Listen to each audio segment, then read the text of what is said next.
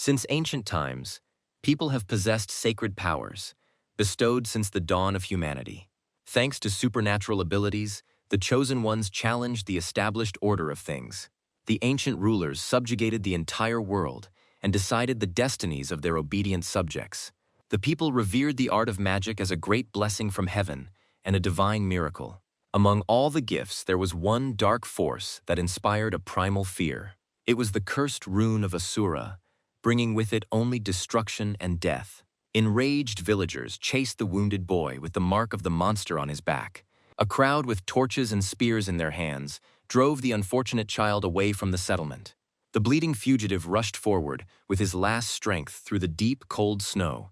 The icy air burned the lungs, and the eyes were frozen in silent horror at the imminent death. A fierce snowstorm raged all around, hiding the snow-capped mountain peaks in gray haze. The exhausted child collapsed on the frozen ground, among snow-covered trees near the cliff. The boy with arrows sticking out of his back stood frozen in a snowdrift, losing the last of his strength. Random travelers with a little girl noticed a bloody body in the snow. The dying boy barely opened his eyes and looked at the people who approached him. The couple immediately used healing magic to stop the dangerous bleeding. Years later, uninvited strangers descended on the peaceful green village in search of a fugitive. The local elders decisively drove away the guests, denying the presence of the bearer of the dark rune. The scarred mercenaries retreated reluctantly under the pressure of the shouting and angry villagers. The warriors reported to the commander about the unsuccessful search for sorcerers in the local area. Suddenly, a mysterious hooded figure gestured to one of the mercenaries. The monster's sharp claws instantly tore the fighter apart before the eyes of his shocked brother. Having decapitated his victim, the merciless monster grinned at the helplessness and blindness of others. A terrifying creature with sharp teeth claimed to be able to unmistakably smell the scent of death. At the same time, in a sunny valley, a man called his loved ones to come out of hiding. Linda, her sister, and the grown-up Van emerged from the old hollow with relief. The foster father, with a kind smile, reassured the young man, who was worried about the arrival of strangers. The young bride gently brushed wood dust from the embarrassed guy's cheek. His older friend, with a soft look, asked him why he always hid in this place. The younger sister cheerfully confirmed that Van has adored this corner since childhood. The young man reminded his family that exactly 7 years ago, he was rescued under this very tree. The rescued boy looked up at the clear sky through the leaves with warmth and gratitude. The man playfully tucked the boy under his arm, causing loud laughter and complaints from the household. The family began talking with smiles about preparations for the upcoming festive wedding. The girls joyfully anticipated the imminent arrival of the happy evening celebration. Twilight fell over the mountain valley, illuminating the forest clearing with a bright golden light. A huge fire flared up in the middle of the clearing, gathering all the villagers around it. The excited groom with a green wreath on his head appeared before the assembled guests. Beautiful Linda looked straight into the eyes of her chosen one with a tender smile. The elders solemnly declared the couple husband and wife to the warm glances of his fellow villagers. The lively Linda loudly promises to make her beloved the happiest man in the world. The embarrassed young man awkwardly asks forgiveness from everyone gathered for past worries and hardships. The boy recalls the dark times when he had to flee from enemies. 7 years ago, villagers saved a bleeding stranger from certain death. The kind villagers then surrounded the fugitive, who had just regained consciousness, with genuine concern and care. Until now, Van had doubted whether the bearer of the Asura rune was worthy of being near them. Tears of sincere gratitude and excitement sparkled in the eyes of the touched groom. The angry bride immediately slaps him and sternly orders him to remain silent at the celebration.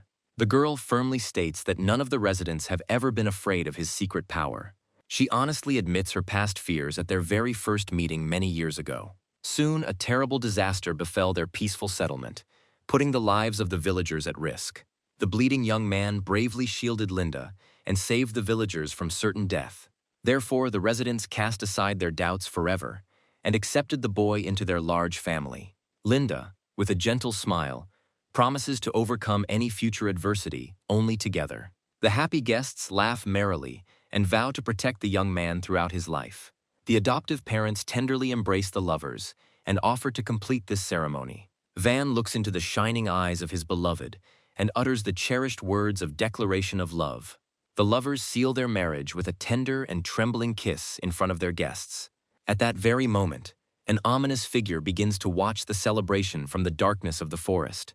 An unknown monster in a robe grins maliciously, with sharp teeth at the couple's feelings. The lights of the festive village still shimmer serenely in the depths of the dense night forest. A powerful pillar of poisonous green magic suddenly falls from the sky and destroys the village. A young man, driven mad by silent horror, freezes in the middle of his destroyed home village. The trembling gaze of the unfortunate youth falls upon the bloody remains among the smoldering grass. A guttural cry of wild despair and pain bursts from the chest of the boy who collapsed to the ground. The unfortunate guy's clouded mind flatly refuses to believe in the death of his loved ones. Right in front of the young man lies the torn and bloody body of his adoptive uncle Partel. Nearby, on the grass, Aunt Kara lies lifeless, her gaze frozen in mortal horror. Overcome with despair, Van clutches his temples and screams heart-rendingly from unbearable mental pain. Bitter tears of helplessness stream down the face of a young man amidst the torn bodies of his loved ones. Suddenly, a toothy monster appears behind him and mockingly whispers taunts in his ear. With a merciless kick, the enemy drives the stunned boy into a deep stone wall. Van falls to his knees among the rubble, coughing up clots of dark blood. The attacker roughly lifts the beaten Linda by her hair and mocks the boy's hidden strength. The helpless girl barely breathes as the cruel executioner slowly walks through the smoke and flames. The broken youth raises his head with great difficulty and hoarsely begs for an explanation of this massacre. He coldly declares that he came here solely to carry out an important assignment. A mysterious villain reveals that a certain person wants the true destruction of the Asura rune. The burning neighboring villages confirm the merciless extermination of all witnesses. A brutal killer drags a girl away in cold blood, carrying out someone else's merciless orders. The sorcerer, with a venomous sneer, advises the prisoner not to accumulate unnecessary hatred in the dungeon. The enemy extends a clawed hand and announces eternal imprisonment in a pocket prison. The terrible enemy twists his toothy mouth and orders you to quietly wait for your moment of freedom. The captive reaches out helplessly towards the silhouette of the enemy as the darkness closes in around him. An image of a wounded Linda, held by her hair, appears before the boy's eyes. The unfortunate girl bows her bloody face, barely holding on to her fading consciousness. The girl slowly opens her cloudy gaze through the drops of blood running down her cheek. The wounded girl's strength finally leaves her, and she powerlessly closes her tear-filled eyes. A dense, magical cocoon twists into a spiral, completely absorbing the silhouette of the young man. Through a crack in the prison shell, a huge green pupil sparkles, shedding bitter tears. The sphere of the spatial trap finally slams shut in the midst of a green glow. The young man finds himself on a split stone disc in the middle of an endless crimson hell. Lying on the cold stone, the hero tries to comprehend the true destructive power of the rune.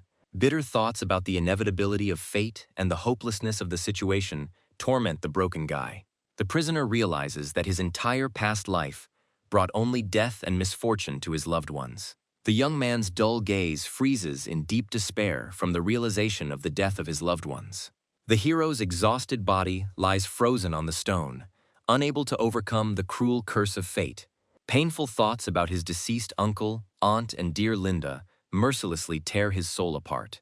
The boy realizes with horror that his naive dreams of a simple life have destroyed his entire family. The ghostly shadows of dead people stretch out their bony hands towards him with silent cries of death. Dead fingers grip the hero's head fiercely as he begs for forgiveness. A lonely young man curls up into a ball on the surface of crimson water under a scarlet, gloomy sky. The mad look turns to higher powers with a silent question about the cause of suffering.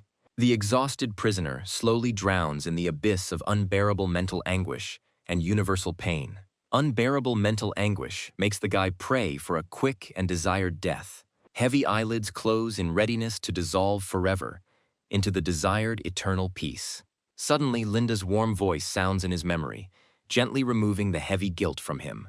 The bloody image of a dying girl with a tender smile once again confesses her love to Van. The young man's eyes widen in unbearable mental shock and a flash of rage.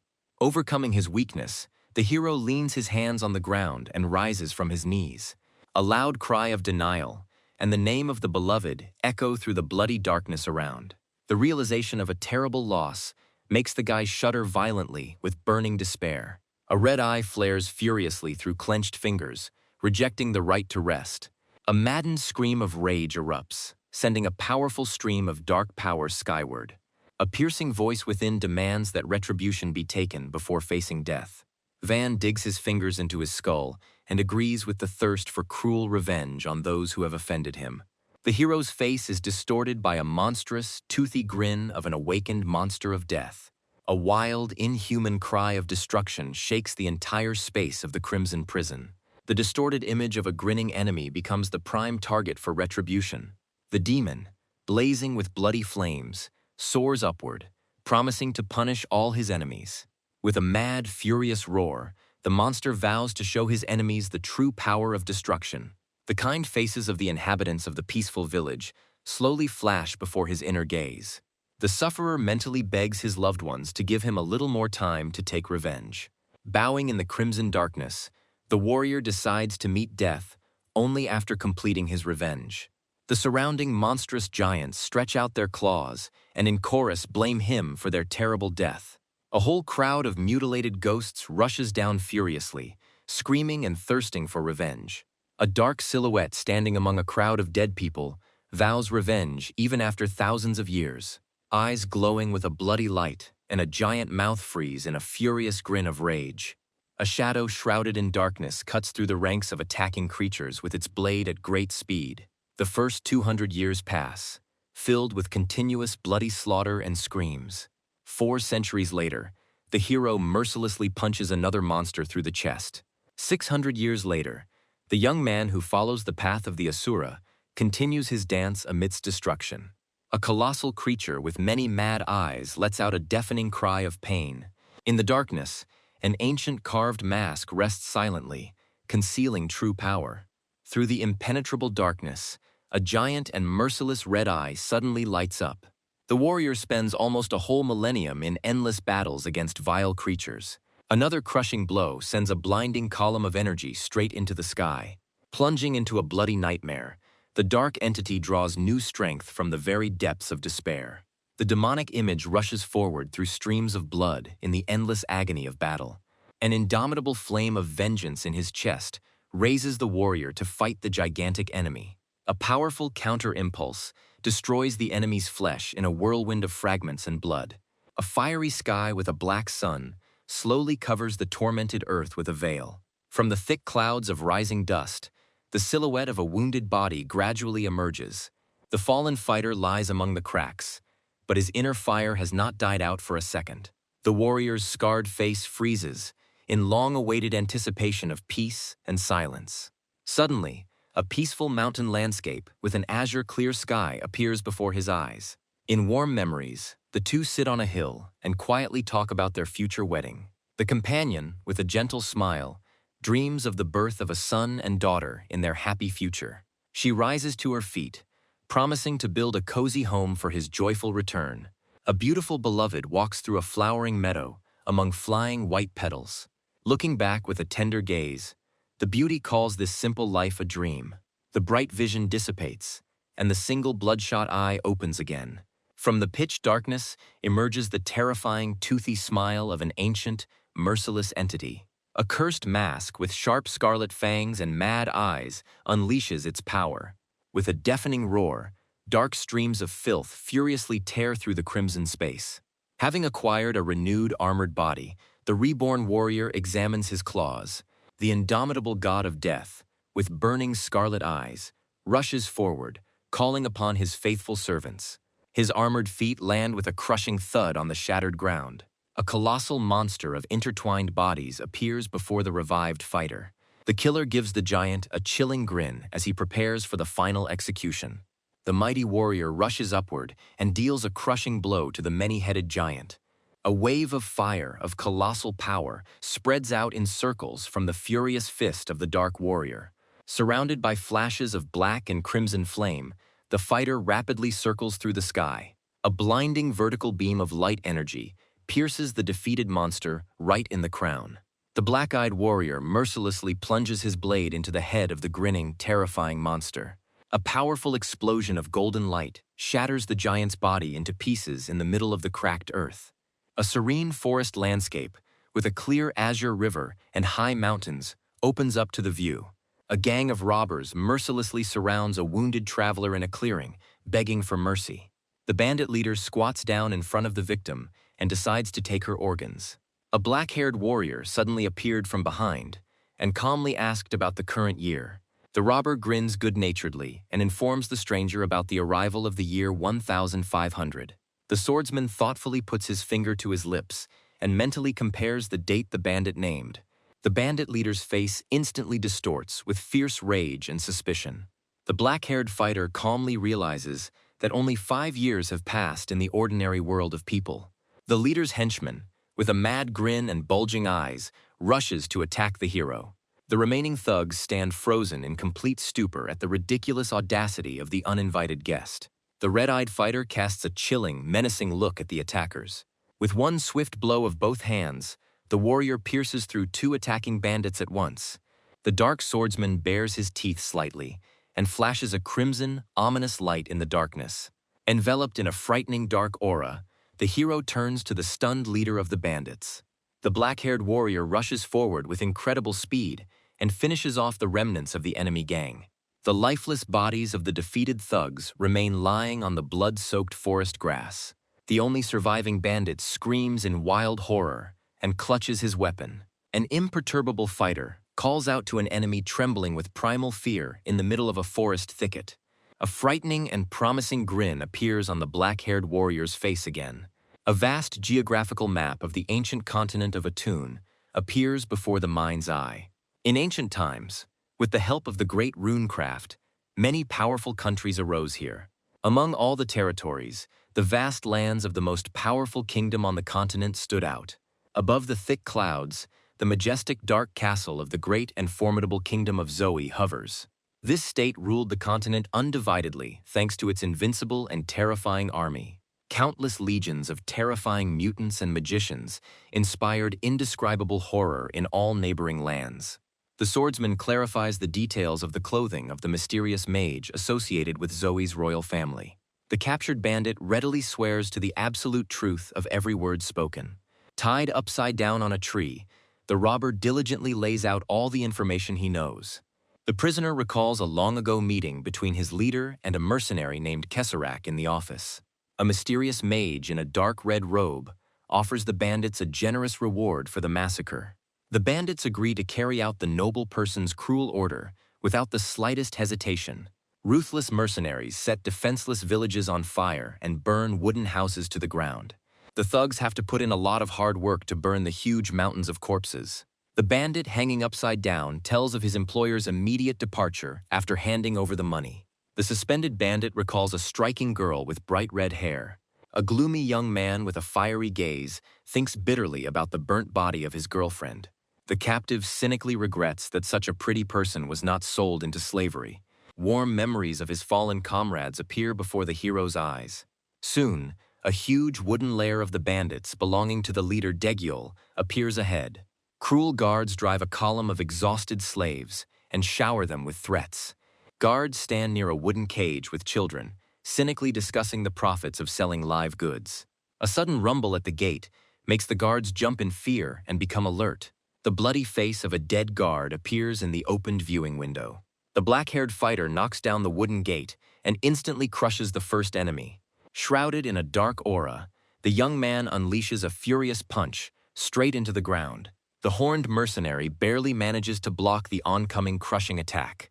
The grinning, masked brute screams hysterically and tries to counterattack. The agile, scarred boy easily dodges the furious swings of enemy blades.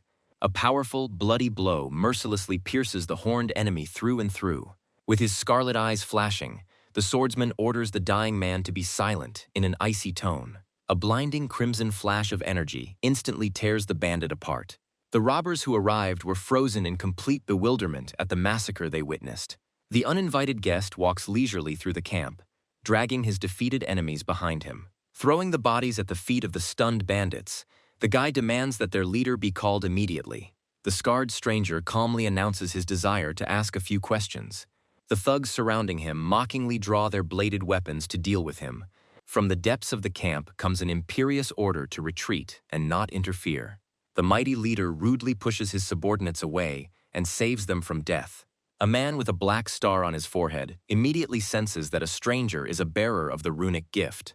The bandit leader, Daegyul, with a sly grin, inquires about the true purpose of the magician's visit.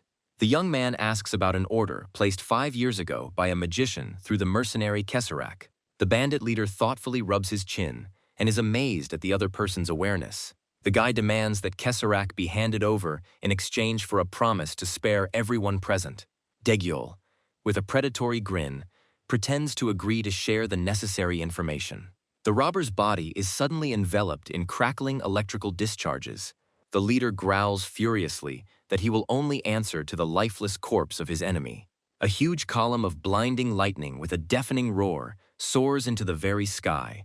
The transformed Daegyul reproaches his opponent for his inability to hide his thirst for murder. A monster covered in white fur with glowing eyes promises to destroy the impudent fellow. The body of the black-haired warrior falls onto the rubble of a destroyed wooden fence. A silhouette shrouded in crimson rage and dark power rises from under the rubble. The beast-like leader rushes forward at top speed in a blaze of lightning. The electric beast falls from above on the magician, who is ready to strike back. At the epicenter of a brutal clash between two monsters, a devastating explosion thunders. The beast-like leader chokes on his own black blood from a crushing counterattack. The black-haired fighter mockingly asks if this is the full extent of the gang's formidable leader's powers. The enraged monster gnashes its sharp teeth and glares at its impudent opponent. With a wild roar, the monster brings down a clawed paw, engulfed in crackling lightning, on the boy. The giant furiously demands the death of the enemy, putting all his animal power into a crushing attack. The beast begins to spin at breakneck speed, turning into a deadly thunderstorm. An endless hail of sharp ice and wind needles falls from above on the black-haired magician. A raging tornado threatens to tear everything to pieces because the monster no longer intends to show mercy. Surrounded by a scarlet glow, the young man calmly walks straight through the furious flurry of flying blades. A dark aura envelops the mage's body, making him completely invulnerable to enemy attacks. The fighter, covered in stitches, confidently steps forward, causing genuine terror in his opponent. The leader watches in complete shock as the boy continues to move calmly under a hail of blows. The black-haired fighter smiles contemptuously and asks not to make him laugh with such weak attacks. The boy walks across the torn earth, considering the storm that has befallen him a mere trifle. A silhouette shrouded in black demonic flame declares that this barrage cannot be called pain.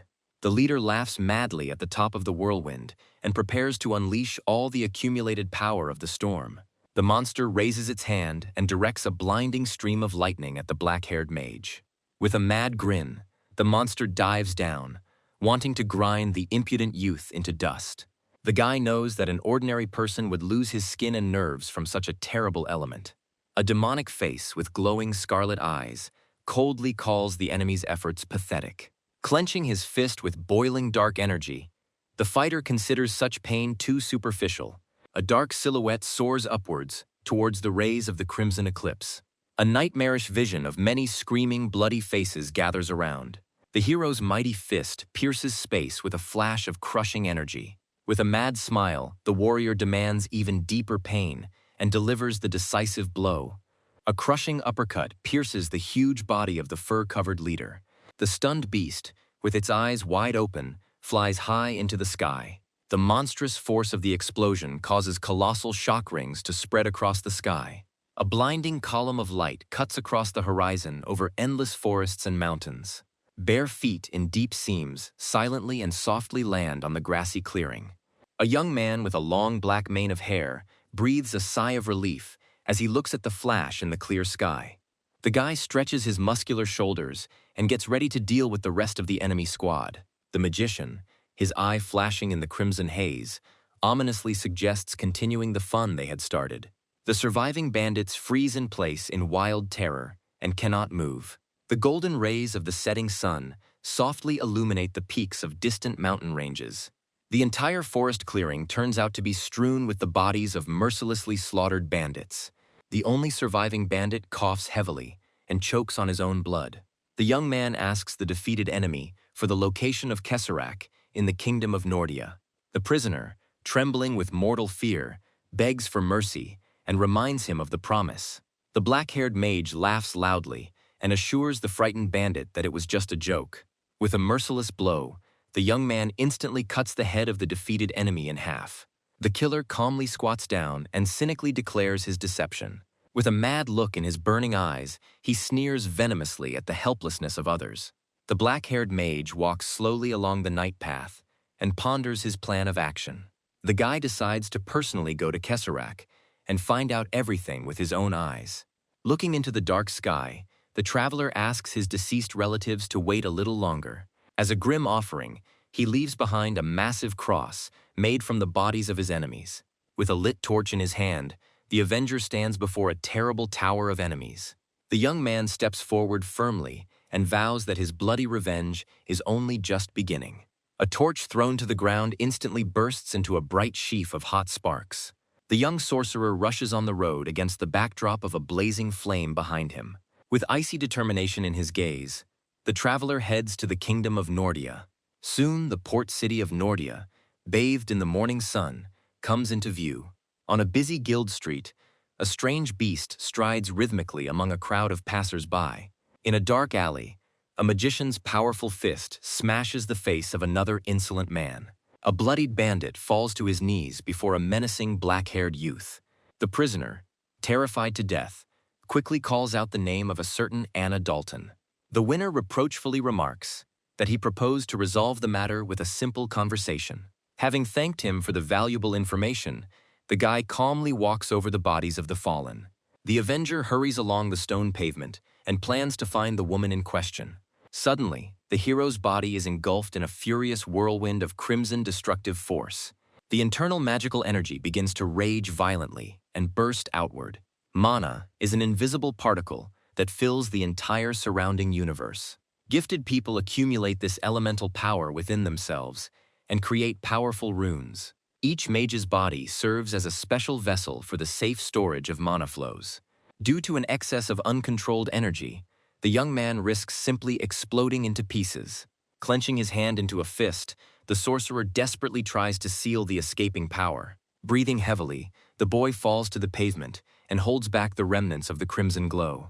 Wiping the blood from his face, the young man realizes with relief that he miraculously escaped death.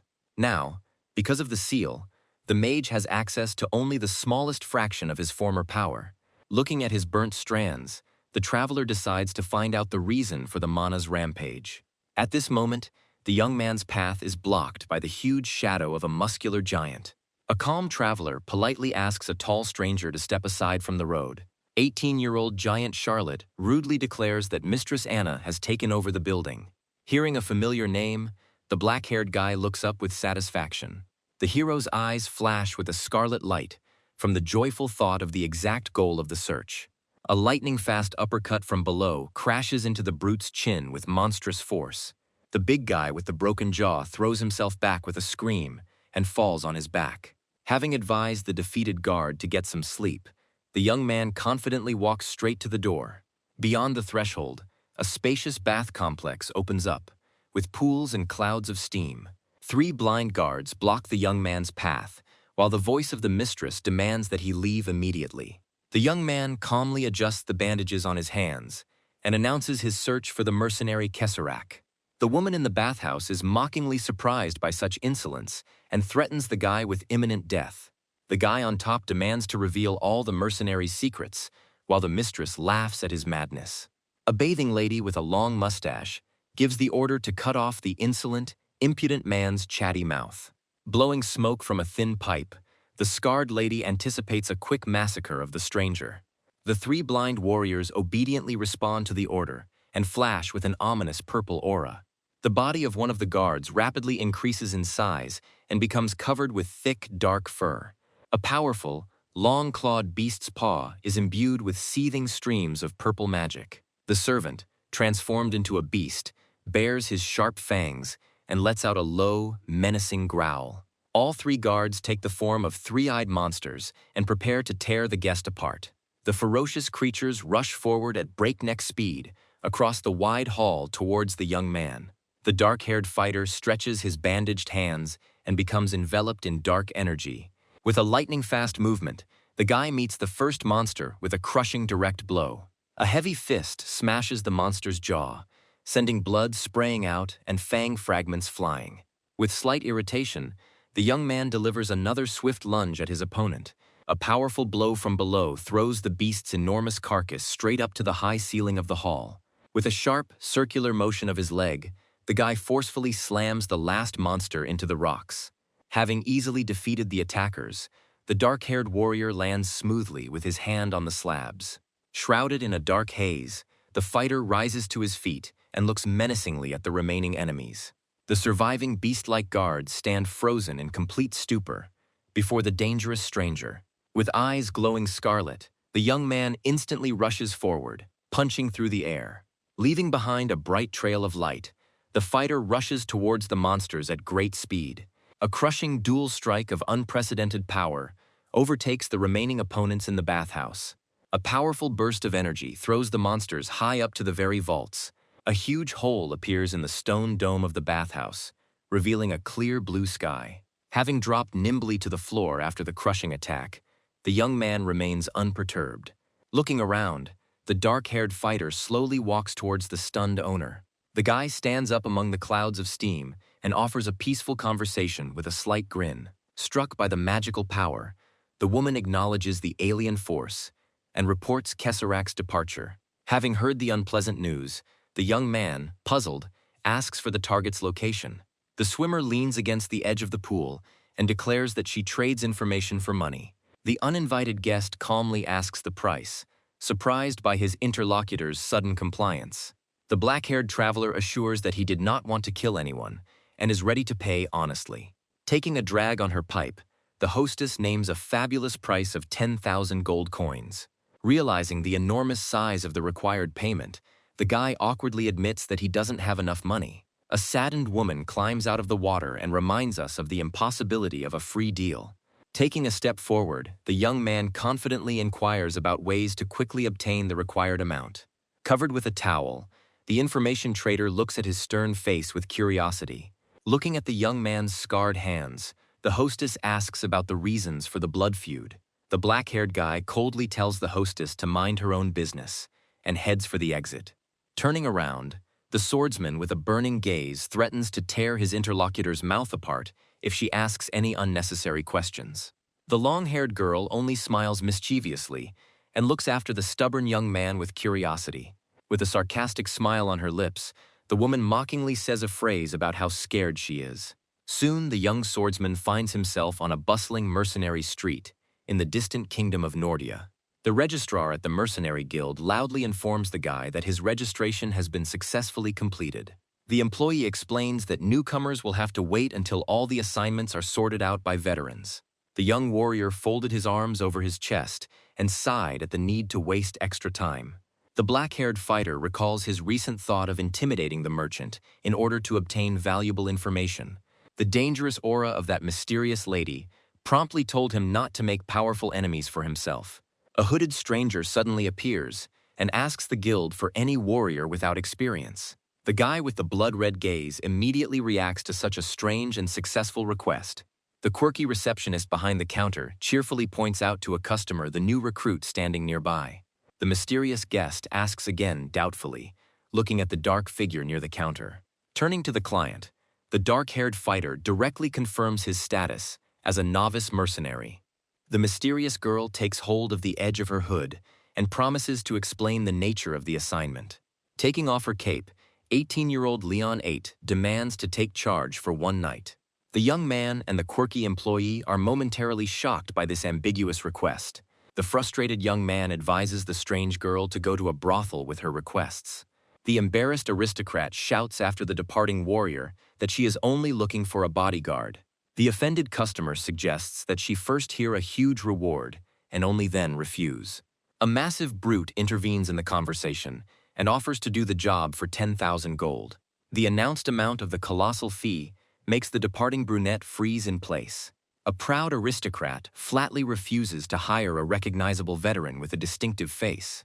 The angry giant grabs the fragile girl by the hand, not wanting to let go of the rich booty. The giant rudely scolds the customer for her insolence, but suddenly hears an icy call from behind.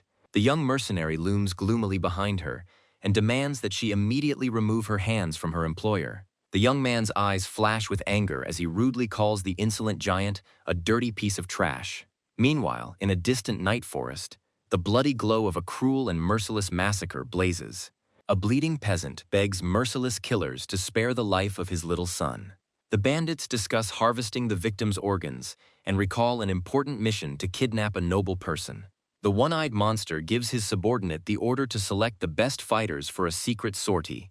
The creepy commander orders the mutilated body to be hung up for display and for them to leave immediately.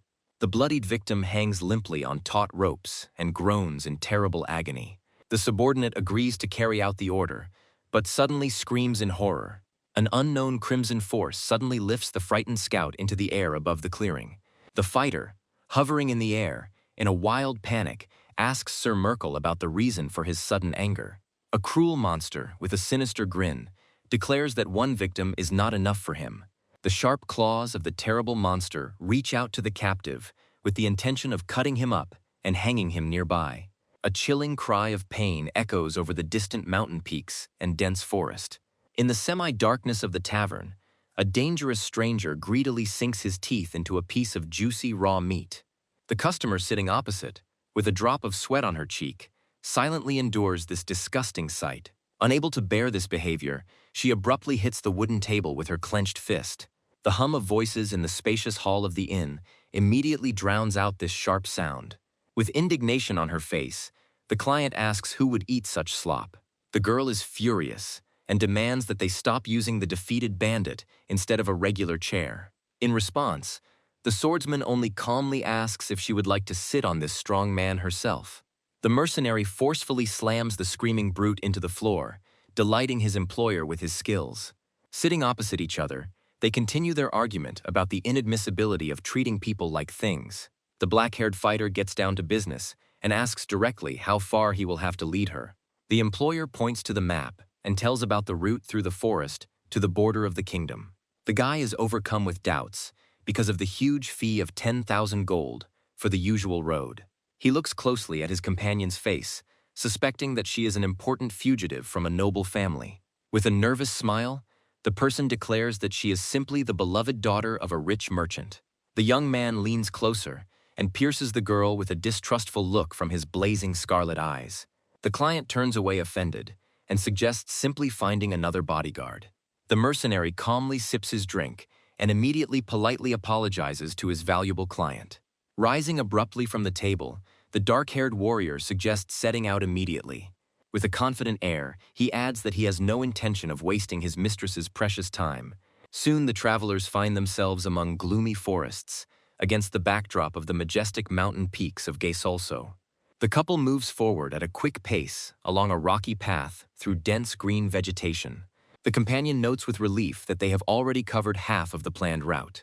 A thought flashes under the hood that a mercenary might not have been hired at all for such a walk. Suddenly, the fighter extends his hand towards his companion and commandingly orders her to stop.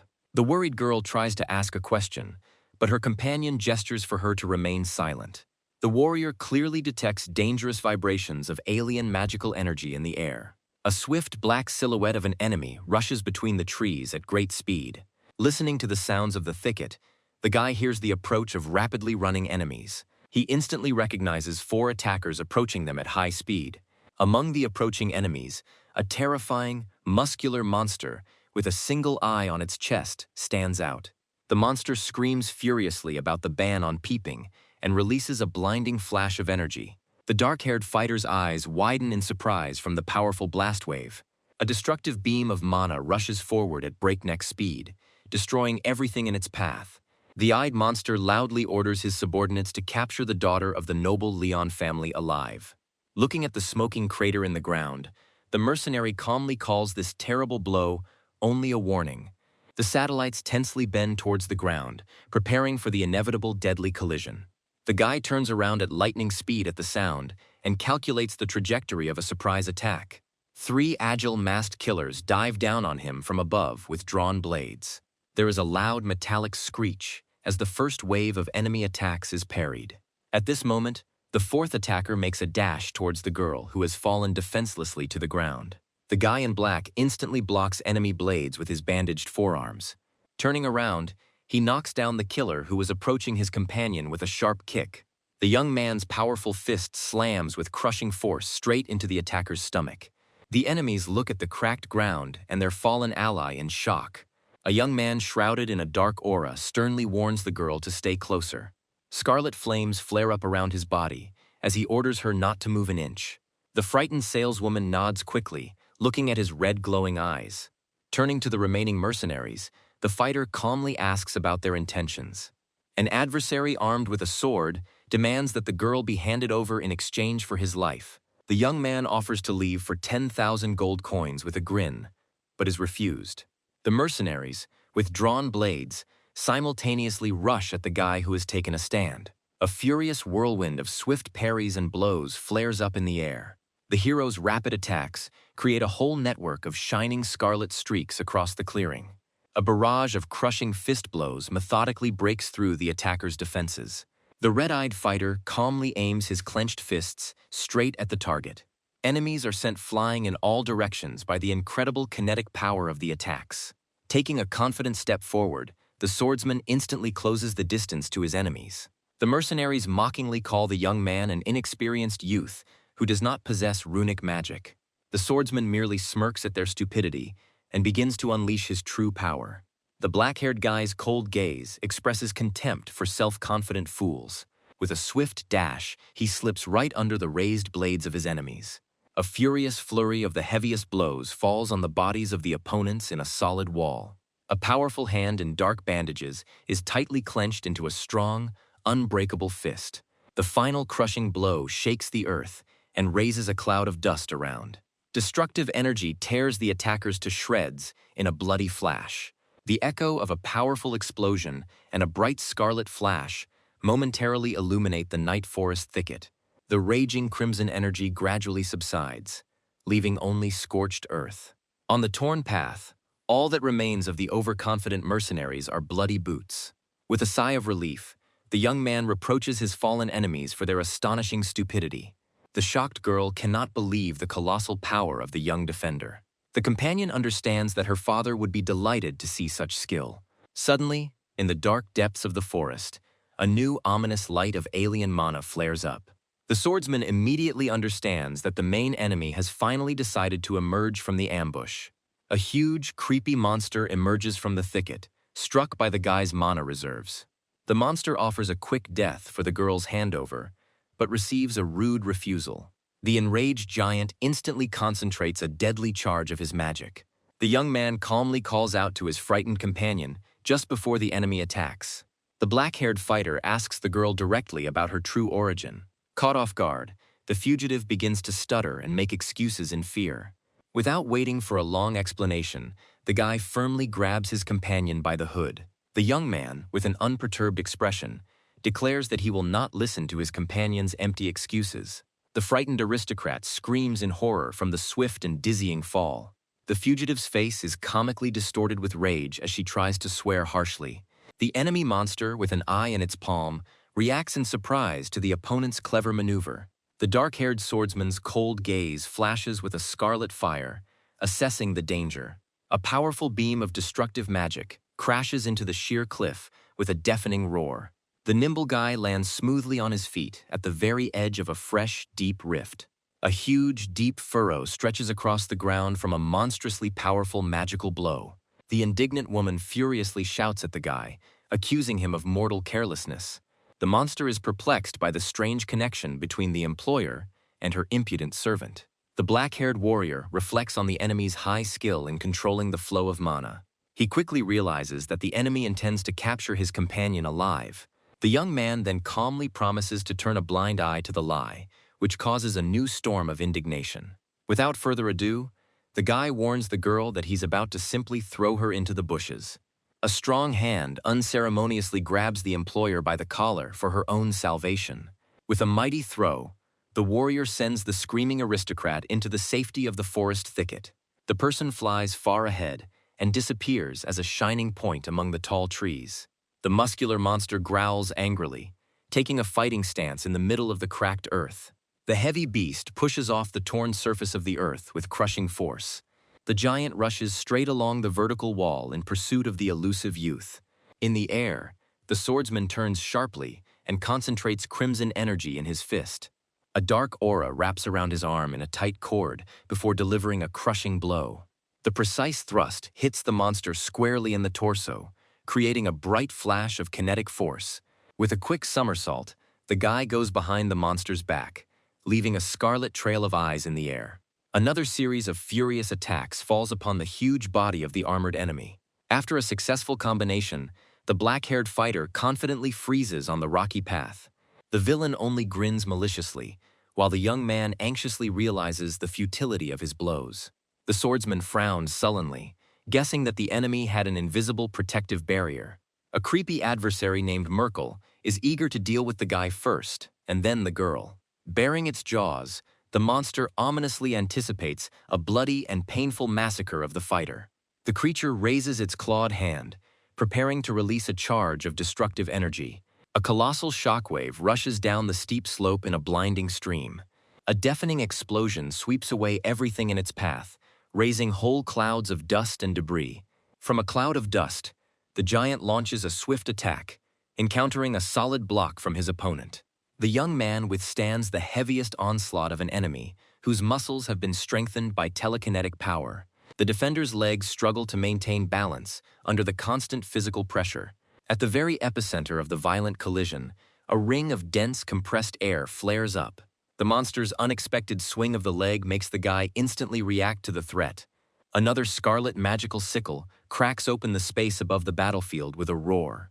Despite the danger, the black-haired swordsman fearlessly rushes forward through the flames. The boy's powerful fist strikes with a roar as it collides with the sharp claws of a huge enemy. Dense telekinetic energy instantly transforms into an indestructible scarlet shield. The one-eyed monster jumps back and assesses the distance to the enemy with surprise. The black-haired warrior straightens up calmly, showing off his muscular arms covered in stitches. The horned giant states that while their mana levels are equal, their runic powers are incomparable. The creature immediately offers the young man to betray his employer and go over to the bandit's side for a fee. The swordsman coolly replies that his reward is 10,000 gold coins. The giant bursts into wild laughter and mocks such a modest sum for such skills. The villain boasts of the wealth he has acquired through contract killings, kidnappings, and robberies. Throwing his hands up to the sky, the monster takes the boy's mocking chuckle as an agreement to the deal. The swordsman abruptly interrupts the dialogue, realizing the futility of a conversation with a merciless monster. A dark rage boils in the fighter's chest at the thought of negotiating with such vile scum. Bloody flames erupt around the boy's figure as he promises to tear the enemy to pieces. The one-eyed giant is enraged by the impudent refusal and rushes into a second attack. A flurry of furious scarlet blows falls straight at the enemy's telekinetic defense. The giant screams in rage that a mortal is unable to penetrate his absolute domain.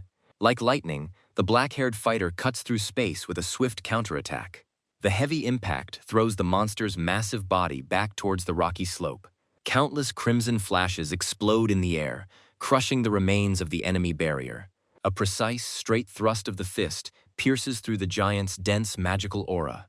Without giving the warrior time to recover, he puts all his destructive power into the next crushing blow. A flash of furious kinetic energy tears apart the space in front of the monster's chest.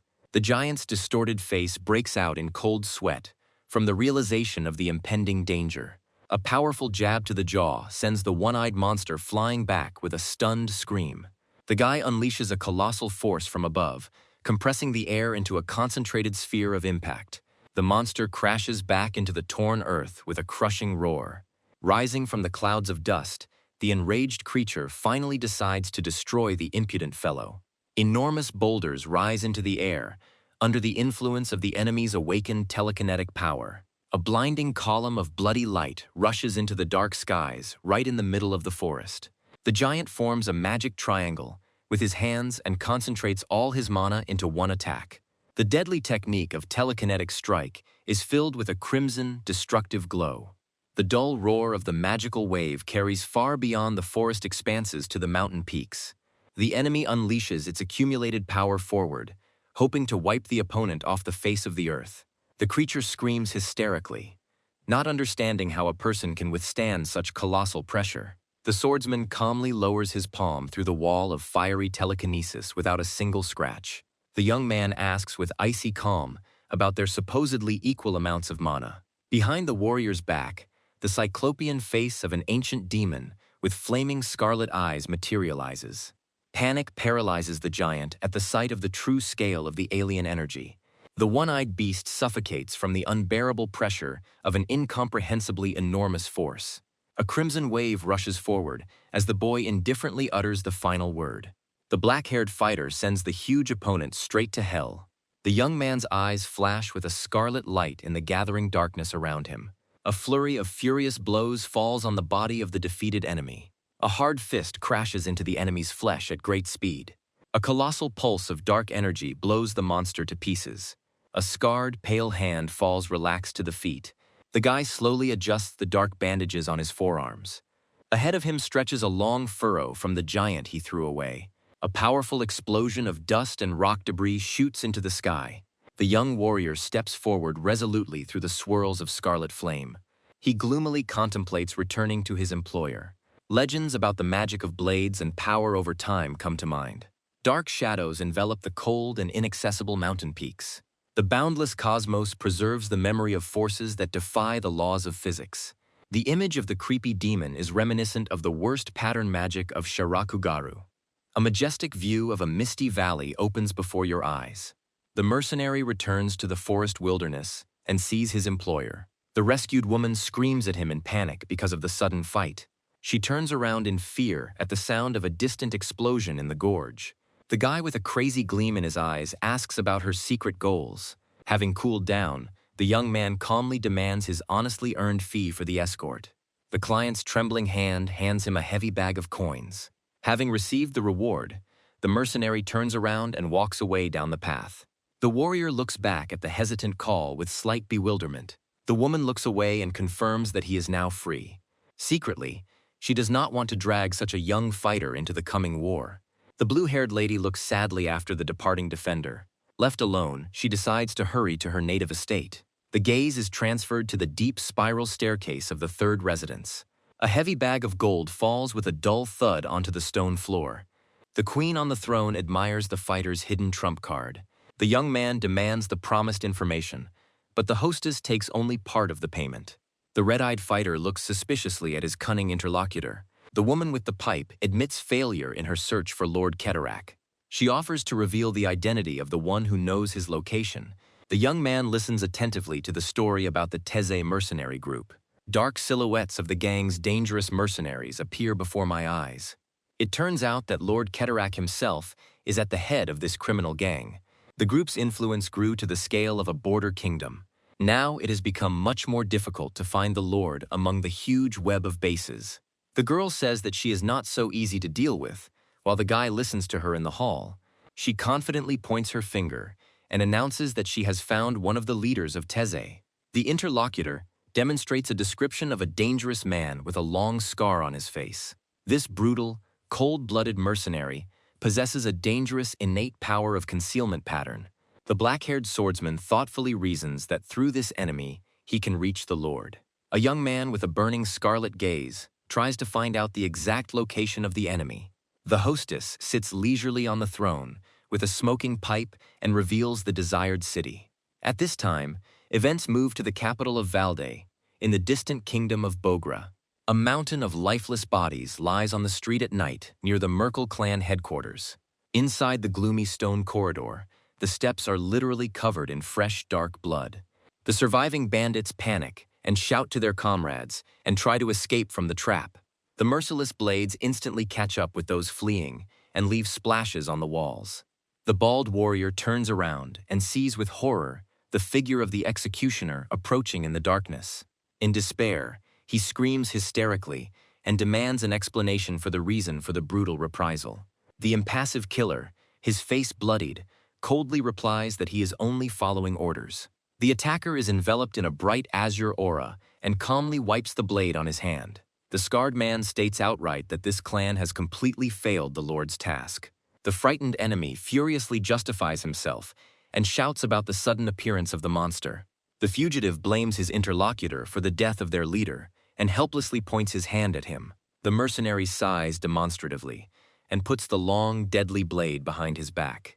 The unfortunate man looks at the corpses of his comrades in rage and is outraged by the scale of the cruelty. The Punisher, with a cold gaze, reminds them that they are both just low-grade killers. The defeated fighter bows his head, digesting the words he heard about the inevitable retribution. The next moment, the old man grins fiercely and hurls a furious insult at the killer. The other accomplices step decisively onto the stone floor slabs with a dull thud. A whole crowd of armed bandits simultaneously attacks a lone swordsman. The bald old man throws his palm forward and activates his magical touch pattern. A giant ghostly hand of glowing energy thunders towards the enemy. Dozens of mercenaries with blades dive down from above onto the defenseless target. The scarred swordsman only offers a timid apology before the inevitable blow. A huge shining palm covers his body right in front of the attacker's eyes. In a bright flash of magical light, a huge fist suddenly clenches in the void. The flying bandits widen their eyes in bewilderment at the sudden disappearance of their target. The old man stares at his empty palm in complete shock and freezes in fear. The swordsman materializes in the air with lightning speed, right behind the stunned enemy. The killer's face lights up with a cold gleam, foreshadowing the instant death of the victim. The old man sees the deadly blade of the sword with horror and lets out a death cry. In the sky, through the translucent clouds, the full moon shines coldly and indifferently. At the walls of the building, the executioner stands calmly among dozens of enemies he has defeated. The mercenary, with an unperturbed look, holds up the collar and offers to check the work. The mysterious guest praises the impeccable work, but the warrior gloomily orders him to leave immediately. The interlocutor in bandages mentions a mercenary with black scars near his eyes and on his dark neck. The scarred swordsman realizes that this mercenary will be his next target for elimination. The mysterious intermediary laughs and bows, mentioning Lord Ketarak's affections. Having warned the master about the report, the uninvited guest disappears into a bright column of light. Left alone, the bloodied killer takes a cigarette in his calloused fingers. Exhaling heavily, the mercenary looks around the clearing, strewn with the bodies of his fallen enemies. Taking a drag on the smoke, the man throws his head back and looks thoughtfully at the night sky. He recalls the words about a mysterious killer with black marks on his face and a pale neck. The warrior decides to travel to the neighboring kingdom of Bogra to find new clues. Meanwhile, a young man with glowing scarlet eyes and dark patterns longs to know the name of the enemy. The white-haired executioner grimly realizes that he will have to shed someone else's blood again. This fierce fighter goes by the name of Hux and is a member of the mercenary organization Teze. The pointed lower part of the coat of arms shimmers coldly with a steel sheen against the dark background. In the bright forest, a frightened girl runs next to her brother and looks for a way to escape. Right in front of the defenseless travelers stands a gigantic, scaly monster with a mouth on its belly. The monster opens its terrifying fanged mouth and flashes its glowing green eyes. Magath panics and apologizes to his sister as a terrible enemy looms over them both. The giant creature rushes down with a terrifying roar, preparing to swallow the fugitives. The monster's massive fist cuts through the air above the children's heads with great speed. A sudden flash of crimson light slams into the body of the giant creature with a powerful blow. The clenched fist of the mysterious protector crushes space with destructive force. A stranger in black clothes deals a crushing blow to the monster in mid-flight. The terrified brother and sister fall to the grass under a hail of debris from the defeated enemy.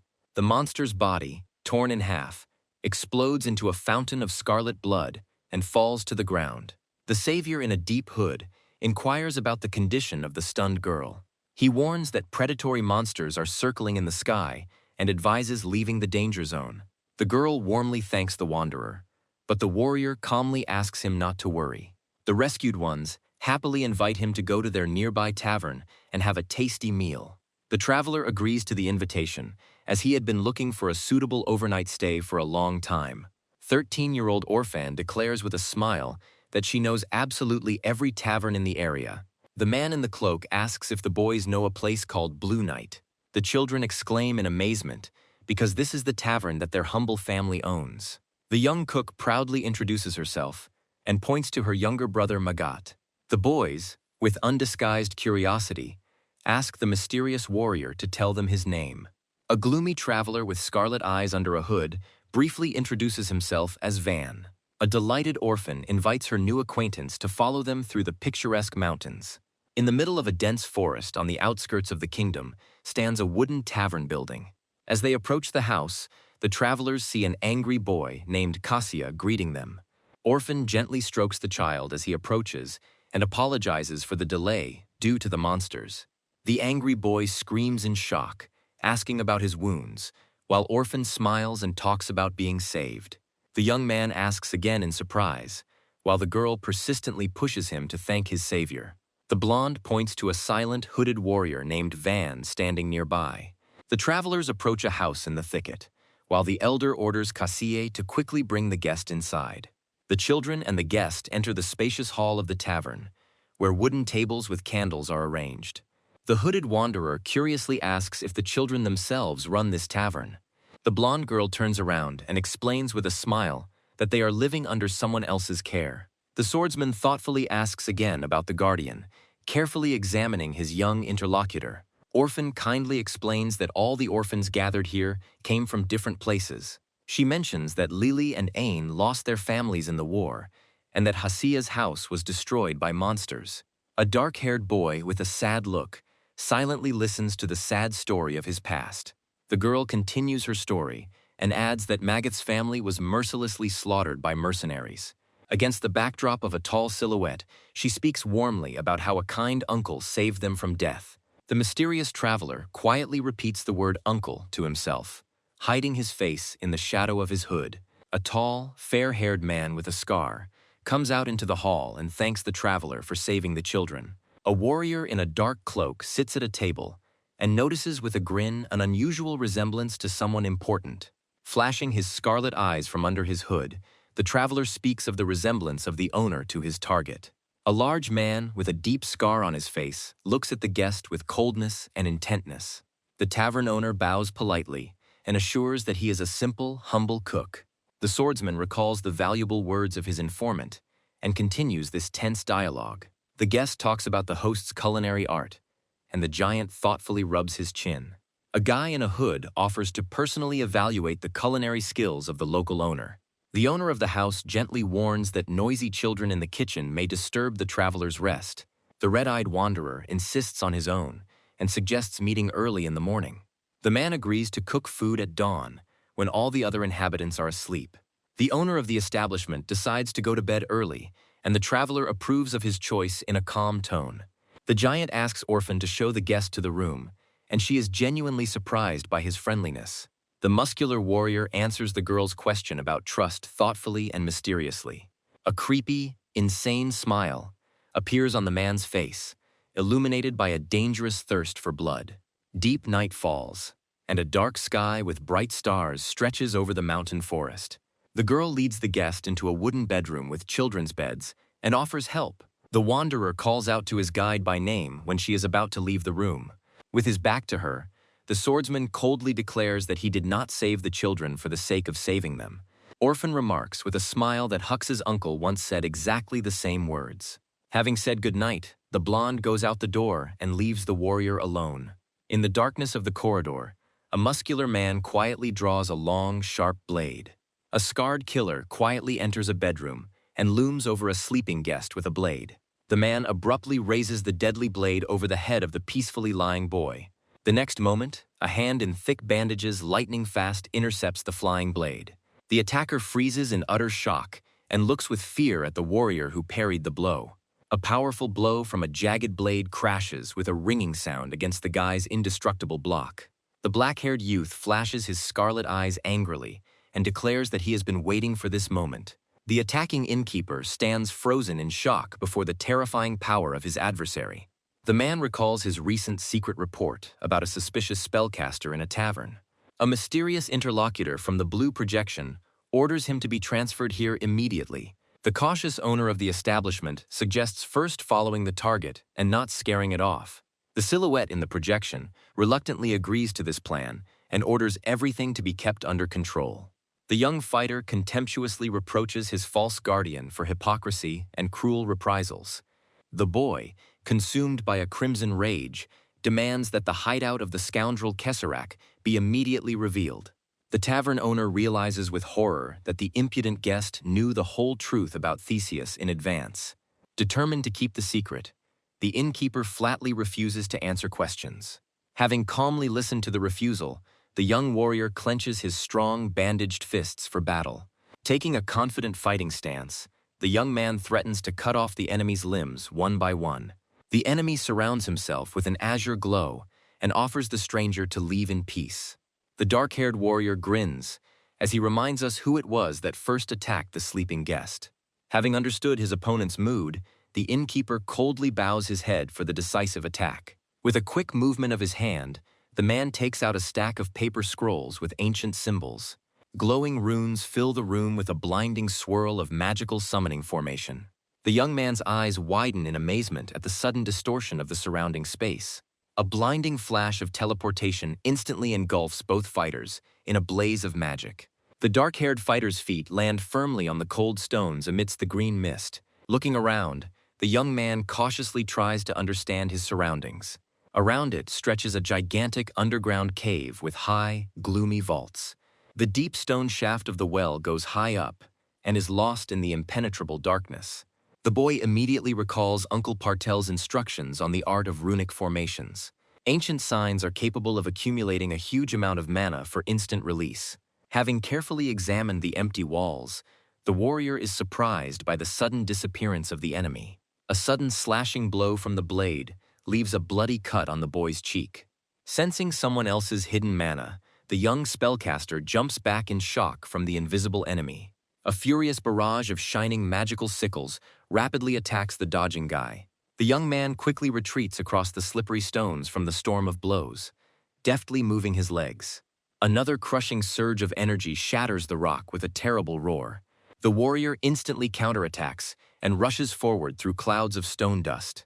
A directed fist with dark energy crashes into a blank wall at full speed. Lowering his smoking fist, the disappointed fighter sees that the enemy has once again vanished into thin air. The insidious enemy appears silently right behind the guy with a raised blade.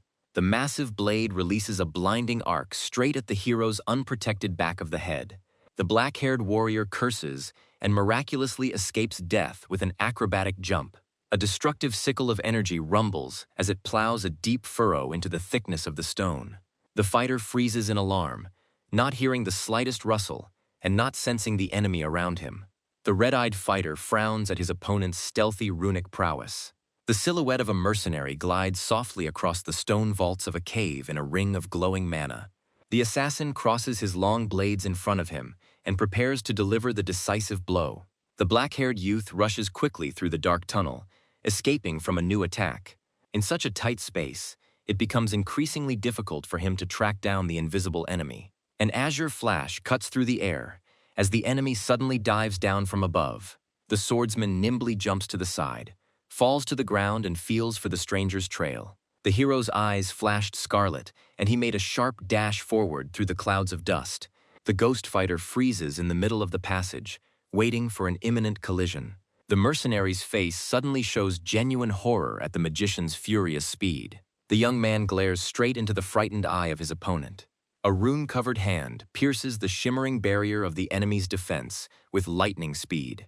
Grabbing the killer by the throat, the black-haired warrior stops his escape with slight contempt. Blazing red eyes easily see the flows of mana in the body of a defeated enemy. The crushing blow sends the mercenary crashing into the stone floor with a deafening roar. The bleeding old man admits that only the second magician in 40 years has found him. The black-haired swordsman demands that Kesserak be handed over, but the enemy only talks about children. Losing patience, the menacing interrogator squeezes his captive's shoulder tightly. With a brutal movement, the young man rips out the killer's hand, causing him to scream wildly. The exhausted mercenary clutches his bloody wound and repents of his past sins. The guy mercilessly threatens to tear off the captive's other hand for empty words. The wounded man whispers that he is obliged to protect the children at any cost before his death. With a grim determination on his face, the old man asks his executioner for forgiveness in advance. With his only surviving hand, the mercenary activates a hidden light seal. The black-haired mage realizes with alarm that another formation has been activated. A giant beast bursts out of the ground with a roar and throws the young man into the air. A powerful blow from the claws throws the guy to the opposite wall of the cave. A new adversary in green claims to have found Merkel's killer. An enraged swordsman in a scarlet aura demands that his important conversation not be disturbed. A destructive sickle of energy soars upward after the flying fighter. Landing on his feet, the wounded boy feels a deep cut on his side. The masked stranger grins smugly and assesses the enemy's strength. The swordsman carefully notices the dark runic scars on the enemy's neck and face. The arriving fighter, together with the huge beast, confidently identifies the young man as the killer. The bleeding old man listens silently to the accusations against his enemy. He warns his partner about the danger and incredible power of this magician. A huge predator and its rider quickly rush forward to attack. Calmly raising his hand, the young man points his finger towards the vaults of the dark cave. The hero calmly asks his new opponent to answer the question honestly. The masked attacker suddenly freezes in confusion at these words. A wounded fighter on the stone floor reports that the intruder was asking about Kesserak. The mysterious stranger grins and begins to slowly pull the thick fabric off his head. The fabric mask whistles to the ground, revealing the true face of a confident enemy. The bald mercenary Bergetten from the Teze Guild maliciously declares that no one will get an answer. The black-haired youth calmly understands that there will be no peace negotiations today. The next moment, a bright crimson flash cuts through the dark space of the cave. The enemy summoner brings forth a giant three-eyed bear beast. A huge dark monster with sharp fangs lets out a deafening, furious roar in the darkness. The allied swordsman blocks the crushing blow of the monster's massive paw with lightning speed. Both brave fighters rush forward at the same time, enveloped in the glow of fighting energy. A sharp silver blade cuts deeply into the shoulder of a giant bear with colossal force. The young mage soars into the air, concentrating crushing dark power in his fist. The hero's powerful blow at great speed lands right in the dark monster's face. The guy with the cold look says that getting in his way was a big mistake. His fist, shrouded in crimson flames, unleashes colossal destructive power. A blinding column of energy literally tears the giant beast in two. The defeated monster screams shrilly into the air, drenching the stone floor with splashes of blood. Landing on his feet, the opponent confidently rises into a stable fighting stance again. The black-haired mage's hand is tightly clenched into a fist and shrouded in a flowing crimson haze. Bergetten acknowledges his young enemy's incredible magical talent with a sly grin. The mercenary squeezes the guy's hand and arrogantly asks how he intends to resist him. A whole flock of ferocious three-eyed predators appears from the bright green magical circles. Numerous terrifying panthers bared their fangs furiously and rushed down towards their target. The sinister sorcerer opens his palm, reminding us of the inexhaustible number of his terrifying invocations. The protagonist resolutely rushes at full speed, straight into the thick of the approaching creatures. The black-haired young man is confidently determined to destroy absolutely all enemies in his path. The gray-haired ally suddenly realizes with alarm that they have been overly careless. The boy screams in surprise as an enemy attack hits him from behind. A blinding flash of light creates a vile tangle of writhing tentacles and creatures. The glowing green eyes of wild monsters form a tight ring around the young man in the dark cave. The enraged monsters fall upon him with all their mass and press the hero tightly to the cold floor. Finding himself in a deadly trap under the paws of the creatures, the young man curses through his teeth in anger. Despite his dire situation, the captive boldly demands answers from his adversary. Bergetten likes this unyielding fighting spirit and invites him to join the ranks of Teze. The villain laughs madly, promising to turn the impudent magician into his slave beforehand. The description of the ancient rune of domination states that it completely erases the personality of the victim. The captive mage realizes with horror that the insidious enemy possesses two rare runes at once. The mercenary, with a sharp throw, grabs the young man by the head with his flaming green hand. The summoner's eyes glow emerald as he anticipates the servant's rebirth. Waking up in the middle of a boundless lake of blood, the hero is confused and tries to figure out his location. A dark hand with long claws plunges into the seething red liquid of the bloody lake. The bald summoner Burgetten was absolutely confident in the invincible power of his rune of subjugation. However, the magician had no idea about the hidden power of the ancient demonic warrior standing before him. A huge monster with twisted horns and a terrible mouth looms over the mental battlefield. In the depths of someone else's consciousness, an endless army of armored ghosts marches. The hovering silhouette of the ancient warrior exudes an overwhelming dark aura and an unwavering will for vengeance. For 1,000 long years, this creature accumulated an unquenchable rage for the coming deadly retribution. Black strands of hair envelop the dark space in an ominous crimson glow of the inner abyss. The little magician in the red robe freezes in panic before the colossal dark giant. A giant monster with exposed ribs towers mercilessly over the helpless summoner. The ancient creature's bared, toothy mouth with a single eye grins ominously into the victim's face. A powerful burst of dark energy, accompanied by the cries of torn souls, sweeps away the sanity of the invading sorcerer. A wall of distorted, screaming faces and tentacles completely consumes the consciousness of the overconfident enemy.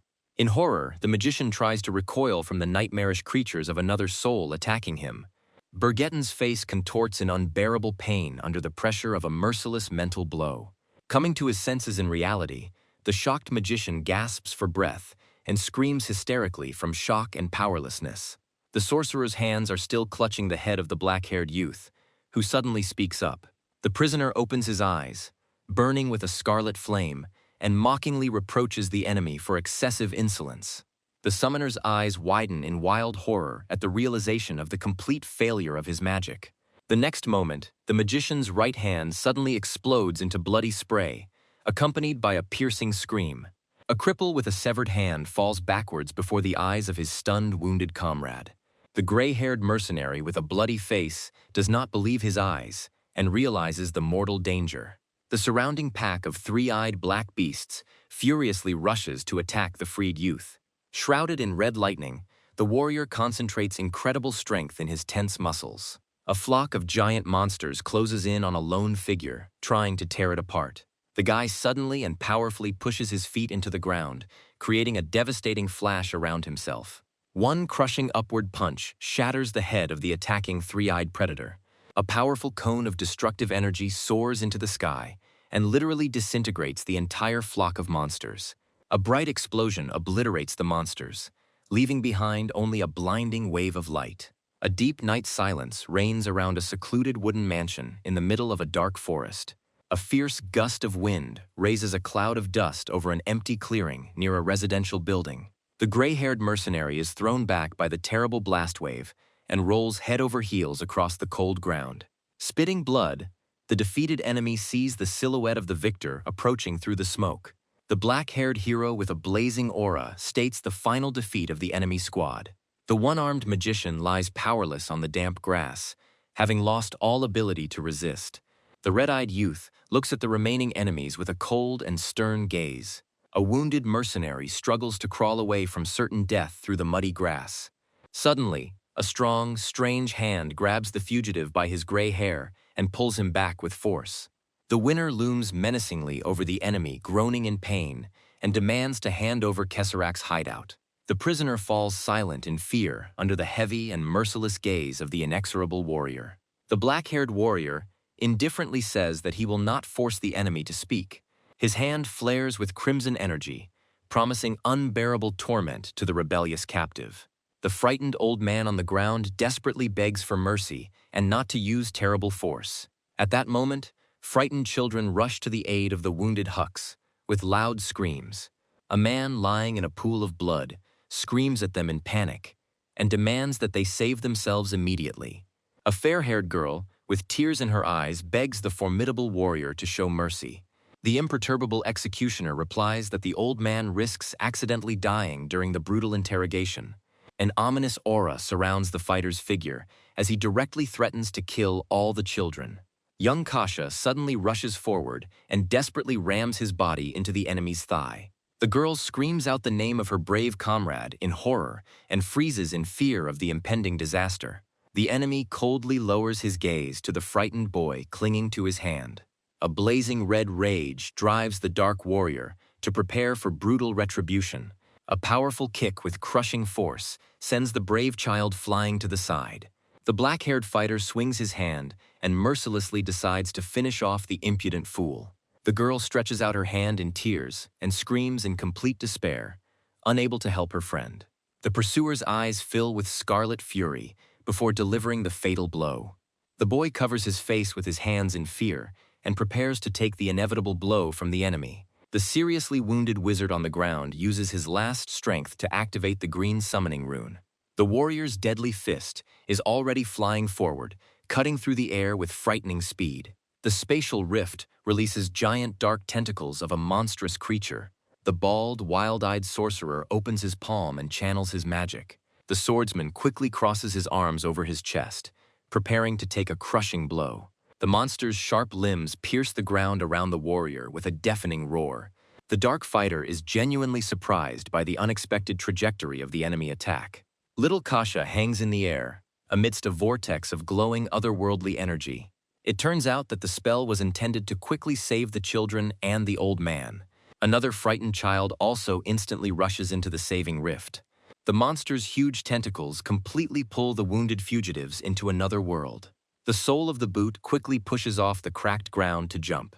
A bright flash tears through the space where the magical passage is closing.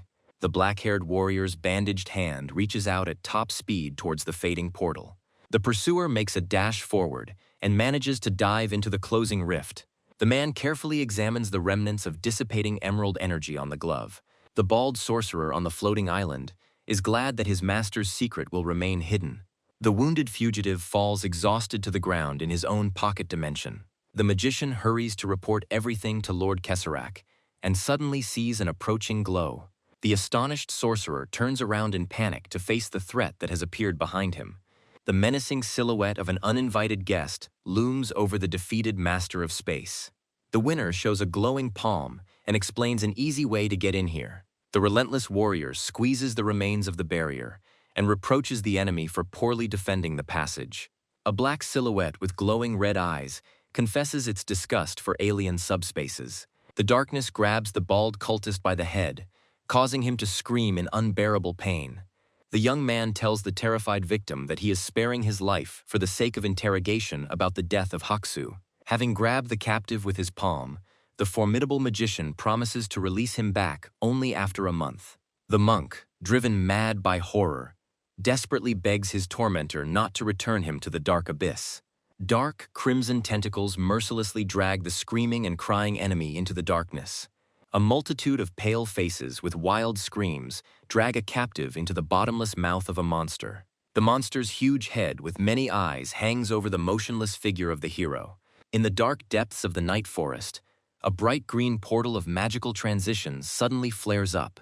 The young magician emerges from the shining circle and notes the colossal expenditure of his own energy. The weakened traveler falls to his knees before the motionless bodies of his dead companions. Breathing heavily from exhaustion, the dark-haired warrior looks over his fallen allies with concern. The swordsman's sad gaze falls on the bodies of the elven family, lying in a pool of fresh blood. A lifeless young man with a glassy gaze and a bloody mouth lies nearby on the grass. Leaning on his bandaged hands, the fighter decides to leave as quickly as possible and restore his mana reserves. From the pile of bodies, a weak and hoarse voice of a still-living elven woman suddenly comes out. The bleeding, fair-haired mother crawls with great difficulty across the cold, damp ground. A woman's face, covered in tears and blood, begs a stranger for help for just 5 minutes. In the depths of the night forest, a lonely wooden building rises among fallen trees. The heavy boots of the enemy pursuers step silently along the rock-strewn path. An experienced scout in a cloak finds traces of a brutal battle and the dead body of a fallen warrior.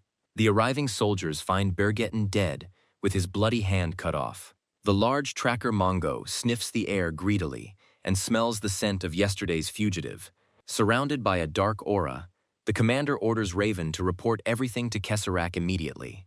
A grim squad in dark hoods and masks bows in unison and accepts the order. The remaining warrior stands over the body of his comrade and thinks with sadness about the meaninglessness of his death. A man with a metal monocle over his eye grins and prepares for a quick chase. Bright rays of the sun illuminate the majestic mountain peaks and green coniferous forest. Inside a semi-dark cave, a fair-haired elf comes to consciousness with a piercing scream. The guy sitting opposite calmly notes her long-awaited awakening from sleep. The captive, trembling with fear, begins to panic and ask about Haksu and her own children. The black-haired mage with a sad look reports the instant death of all her loved ones. Stunned by the terrible news, the elf freezes in place in complete numbness and shock. Bitter tears of helplessness flow down the pale cheeks of a mother who refuses to believe in death. The woman, distraught with grief, falls to the stone floor and screams for her children to be saved. The stern warrior harshly cuts off her cries and informs her of the personal burial of the dead children. The grief-stricken mother helplessly lowers her head to the ground under the cold gaze of the young man.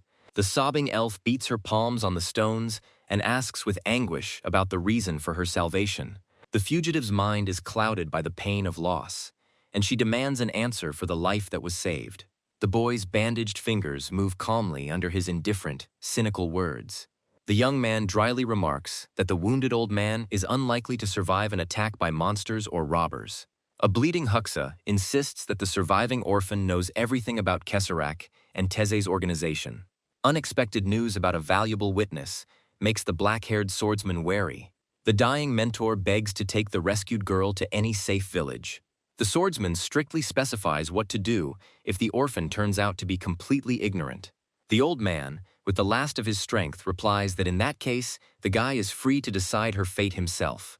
Convinced of the sincerity of the words of the defeated enemy, the swordsman agrees to spare the orphan. Quietly whispering his last wish to save his ward, the old man closes his eyes. In a dimly lit shelter, a frightened elf cowers on the ground in front of a stranger. The warrior's bandaged hand grasps the chin of the trembling captive with authority.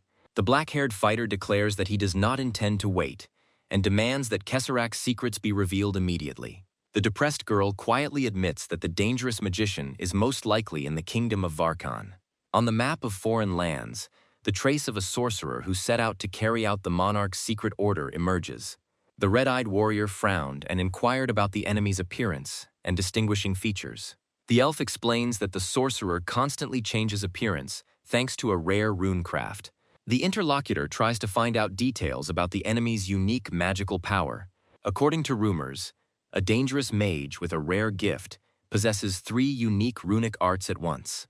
Having learned of the sorcerer's formidable arsenal, the swordsman realizes the scale of the impending threat. Deciding not to waste precious time, the black-haired warrior orders the girl to get up from the floor. In response to a puzzled question, he promises to take his companion to a safe village as a sign of gratitude. At the sound of a familiar name, the unfortunate orphan, with horror and tears in her eyes, realizes the death of her mentor. Not allowing the fugitive to sink into despair, the stern companion urges her to set out on her journey. The travelers leave the gloomy dungeon and head in unison towards the illuminated exit. Ahead, a passage opens up to the outside, bathed in blinding daylight. Having reached the surface, the fair-haired elf covers her tear-stained face from the sun. Her wide-open blue eye slowly adjusts to the unusually bright light. Looking around among the trees, the companions notice something unusual in the middle of the clearing. Directly in front of them rises a giant rock formation, hidden among the dense foliage. The swordsman explains that he buried all the dead children from the orphanage under this huge boulder. A massive boulder was placed on top to protect the unmarked graves from forest predators. The warrior's gaze warms at the thought that innocent orphans deserve eternal peace and respect. The guide generously allows the grieving girl to approach the monument and say goodbye. Staggering with grief, the orphan slowly wanders towards the giant stone in the grass. A lonely figure stands still in front of a gloomy stone monolith in the silence of the forest. With trembling fingers, The elf touches the rough surface of the tombstone and cries bitterly. Tears flow endlessly down her cheeks in memory of her mercilessly murdered friends. The memory of Kesserak's brutal reprisal against Haxa, who reproached her for running away and caring for the children, comes to mind. The bleeding director of the orphanage humbly begged the merciless guest to spare the innocent children. Enveloped in an ominous purple aura, the magician anticipates a quick meeting with his desired goal. A stately, white-haired man slowly climbs the grand staircase of a luxurious palace. A man with white hair and skulls on his belt quietly knocks on the massive door. A servant enters the vast green hall and reports to Lord Kesserak. The dark silhouette of the owner of the estate silently prepares to listen to the arriving subordinate. Kesserak speaks with annoyance about the failure of Merkel's gang, which he himself carefully nurtured. The Lord's eyes, in round glasses, sparkle among the bright flashes of poisonous green flame. The horned servant informs the master that Hashu and Bergeton have also been destroyed. Such news about the death of loyal commanders makes the bishop wary. The messenger adds that brothers Mongo and Tomodo are already on the trail of unknown enemies. The Lord begins to suspect warriors of the ancient order of Ethos in these daring attacks. The Lord finds a scroll in his hands. The style of the recent attack seems unusual to him. The smoldering document in his hand makes him think about the intervention of a third party. The master orders the brothers to be stopped, because 2 of the 10 leaders have died. Right in the middle of the hall, a tall, magical portal of azure light flashes brightly. The subordinate offers his help, but the master forbids him to interfere. The supreme mage entrusts the surfer with minor tasks and decides to go to the kingdom of Barkhan himself. The horned warrior obediently drops to one knee and accepts the will of his lord.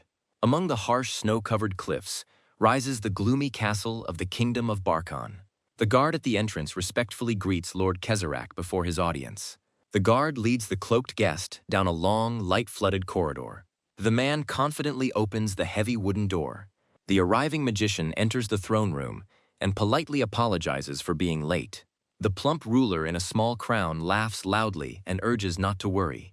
Kesserak reports that all key sorcerers of the hostile Aran have been exterminated. The guest tries to talk about payment, but the monarch unexpectedly interrupts his interlocutor. The king, with a malicious grin, declares that an unexpected problem has arisen. The ruler reminds us of the lack of essential resources and the surrounding harsh mountains. The old map of the lands shows the territories lost in the last difficult war. The magician reminds about the agreement in order to return the lands and avoid new losses. The monarch confirms that Teje's mercenary squad did an excellent job. The fat ruler listens to his interlocutor's calm speech with a sly grin. The mercenary stands imperturbably before the throne and listens to the reasoning of the smug king. The Lord of Barkhan rises from his throne and speaks of the honor and reputation of the state. The ruler's face is distorted with anger at the thought of the shameful rumors about the hiring of cruel killers. The king slowly descends the carpet towards the guest among dozens of armed guards. Kesserak turns his head and asks directly about the intention to get rid of him. The ruler grins insolently and declares that he spent the entire treasury on a luxurious palace. The dark silhouette of a hooded mage suddenly begins to laugh quietly and very ominously. Kesserak's loud, mad laughter echoes throughout the vast throne room. The dumbfounded ruler looks in bewilderment at the guest, laughing in the face of death. The sorcerer covers his face with his hand and mocks the pathetic ruler with an empty treasury.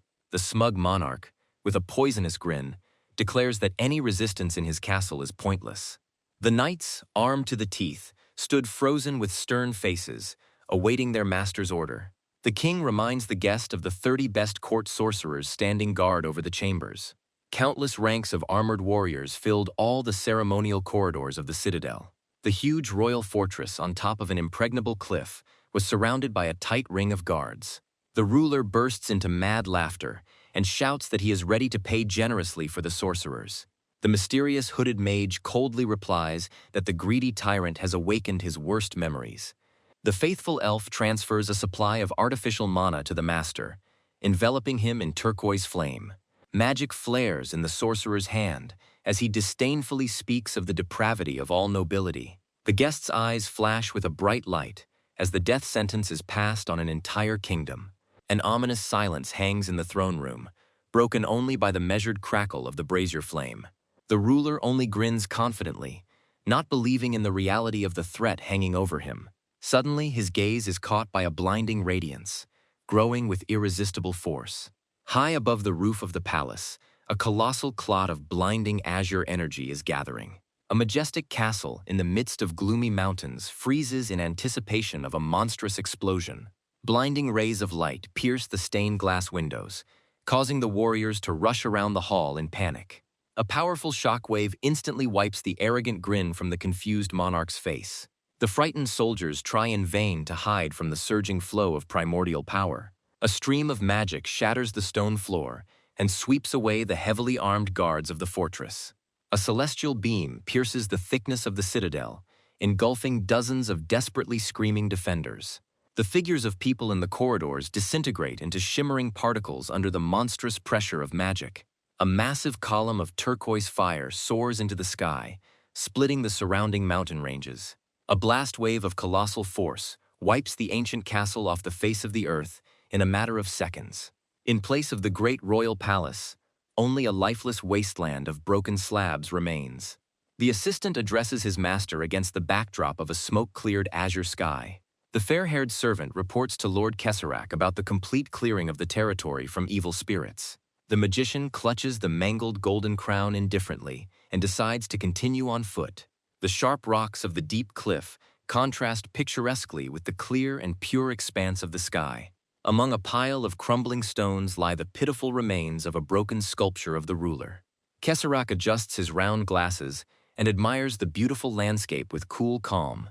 Meanwhile, a dark-haired swordsman walks across a wide forest clearing, being overtaken by the fugitive.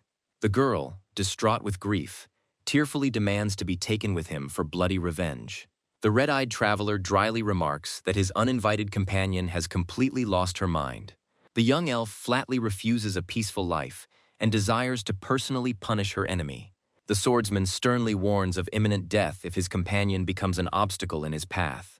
He reports on the expedition to the kingdom of Yarkon and checks his companion's readiness to follow. Having accepted her adamant answer, the black-haired warrior orders them to set out on the road immediately. Deep night falls, enveloping the mountain passes and dense thickets in impenetrable darkness. In the semi-darkness of a forest path, a secretive spy closely watches the departing couple. Two sinister mercenaries decide to defy orders and attack a traveler for the sake of the Lord's praise. A creepy, one-eyed mercenary with a grin offers his partner to repay the master for saving him. A huge brute bows obediently before his comrade, on the edge of a dark forest cliff. Shrouded in a purple haze, the villains decide to track down the travelers and finish them off for sure. Meanwhile, a black-haired swordsman in black robes walks leisurely along a dark forest path. The travelers stop near a giant oak tree and realize that they are walking in circles in the thicket. The companion thoughtfully recalls an ancient legend about the ancient lair of a demonic beast. A pale-haired girl with a worried expression tells about the deadly and frightening forest of Moor. The swordsman simply brushes off her words, considering the dark story to be an ordinary children's horror story. His partner turns around excitedly and warns him about dangerous demonic creatures. At that moment, a huge purple eye suddenly opens on the bark of a huge tree. The black-haired fighter instantly feels the hostile gaze and his red eye flashes. The girl, in panic, covers her mouth with both hands from the unbearable, chilling horror that has washed over her. A gigantic tree monster, with hundreds of sharp fangs, roars and rushes at the travelers. The young man instantly grabs his frightened companion by the clothes with his strong, bandaged hand. A deafening roar comes crashing down on the site of their recent stop. The guy soars high into the air, carrying the girl away from the claws of the terrible monster. Landing nimbly on the ground, the warrior and his frightened companion break in unison on the grass. The warrior furiously concentrates dense clots of dark energy around his fist. A powerful blow from a flaming fist falls straight on the head of the attacking monster. The tree creature screams in pain under the onslaught of a crushing red flash. A merciless slash of bloody energy tears the body of the monstrous spawn to shreds. The severed head of the defeated monster, its eye wide open, falls into the thick grass. Surrounded by a scarlet haze, the guy mockingly tells his companion to hide better in the thicket. Black tree roots begin to creep and writhe ominously from the ground around them. The entire surrounding thicket comes to life, revealing thousands of glowing eyes and toothy mouths on the branches. The guy looks around the living forest and accepts the inevitable fight with a grim grin. A multitude of distorted faces on ancient trunks let out a deafening, mad howl. A lonely full moon shines silently and coldly in the dark night sky above the cursed thicket. The heavy night is gradually replaced by a golden dawn in the vast expanses of the sky. The tired fighter once again clenches his strong fist, surrounded by the last sparks of scarlet aura. A final, powerful burst of energy shatters the last screaming tree monster into pieces. The mangled log of the defeated monster falls powerlessly onto the blood-soaked clearing. The heavily breathing swordsman allows his partner to emerge from her hiding place behind a large boulder. Having emerged into a clearing among the remains of enemies, the girl anxiously inquires about his health. The young warrior looks closely at his palms and notices with alarm the loss of mana. The black-haired youth realizes that the cursed forest is draining all his life force. Before his eyes, reality begins to distort and double in multicolored flashes. The most powerful hallucinations cloud the fighter's mind, distorting the outlines of his own fingers. Clutching his throbbing head, the boy doesn't notice how someone lands behind him. Feeling a sudden danger behind him, the warrior opens his glowing scarlet eyes in shock. The one-eyed opponent, who had fallen to the ground, bared his teeth and called the dark-haired youth a fool. The villain with purple curls grinned maliciously and shouted about the magician's inevitable defeat. Shrouded in a purple haze, the attacker instantly rushed forward towards the shocked youth. The red-eyed swordsman gritted his teeth in intense shock from such a sharp and unexpected attack. In defense, the dark-haired fighter tried to meet the enemy with a quick spinning kick.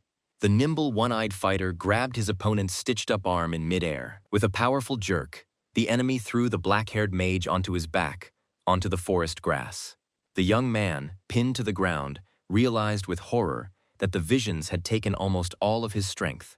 The attacker sat down on top of the defeated enemy and noted with a grin the ease of victory. The winner began to mock how carelessly this inexperienced magician had squandered his mana. Filled with rage, the boy growled angrily at the insolent enemy and gathered the remains of his dark energy. The clenched fist of the demonic prosthesis flared with crimson flames for a crushing blow. A powerful explosion of scarlet energy thundered from below, raising a cloud of stone debris into the air. The cunning enemy smirked contemptuously, considering the prisoner's counterattack too weak. Flying back, the curly-haired bandit shouted that the battle with the wild demons was much more dangerous. The dark-haired fighter, furious and confused, did not understand why his blow did not cause damage. The one-eyed mocker held out his hand in a steel glove in the air and called the magician a weakling. At that moment, a huge bald giant with a flaming eye rushed at the defenseless guy from behind. The ferocious brute, with a wild roar, brought his heavy fist down directly on the defenseless target.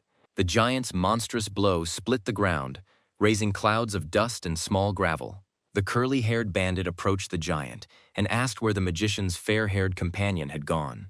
The unconscious blonde lay motionless on the ground near the scene of the brutal fight. The wounded, dark-haired swordsman struggled to stand on all fours in the middle of a deep crater. The boy, his eyes blazing scarlet, bitterly realized his complete lack of energy for a new attack. The one-eyed fighter looked at the resulting crater and remembered the strict order not to attack. The brute named Mongo nodded stupidly, confirming the superiority of their physical strength. The cunning fighter with the bandage smiled bloodthirstily, anticipating quick revenge for his fallen comrades. The black-haired warrior's heavy boot pushed off the ground with force, splitting the gray stones. The guy suddenly rose into the air and delivered a crushing blow right between the two enemies. The curly-haired bandit deftly blocked the mage's furious attack with a bracer with sharp steel blades. The black-haired warrior's scarlet eye widened with immense tension and uncontrollable rage. At that very moment, the giant Mongo, with all his might, thrust his fist straight into the flying mage's stomach. The crushing blow knocked all the air out of the poor guy, and thick saliva sprayed out of his mouth. The wide-eyed brute continued his ferocious onslaught, not even allowing his enemy to come to his senses. The monster's huge fists, clenched into a lock, rushed downwards with a deafening whistle. A powerful wave of kinetic energy threw the dark-haired youth's body far back. The battered swordsman flew head over heels through the thicket and fell among the trees with a dull crash.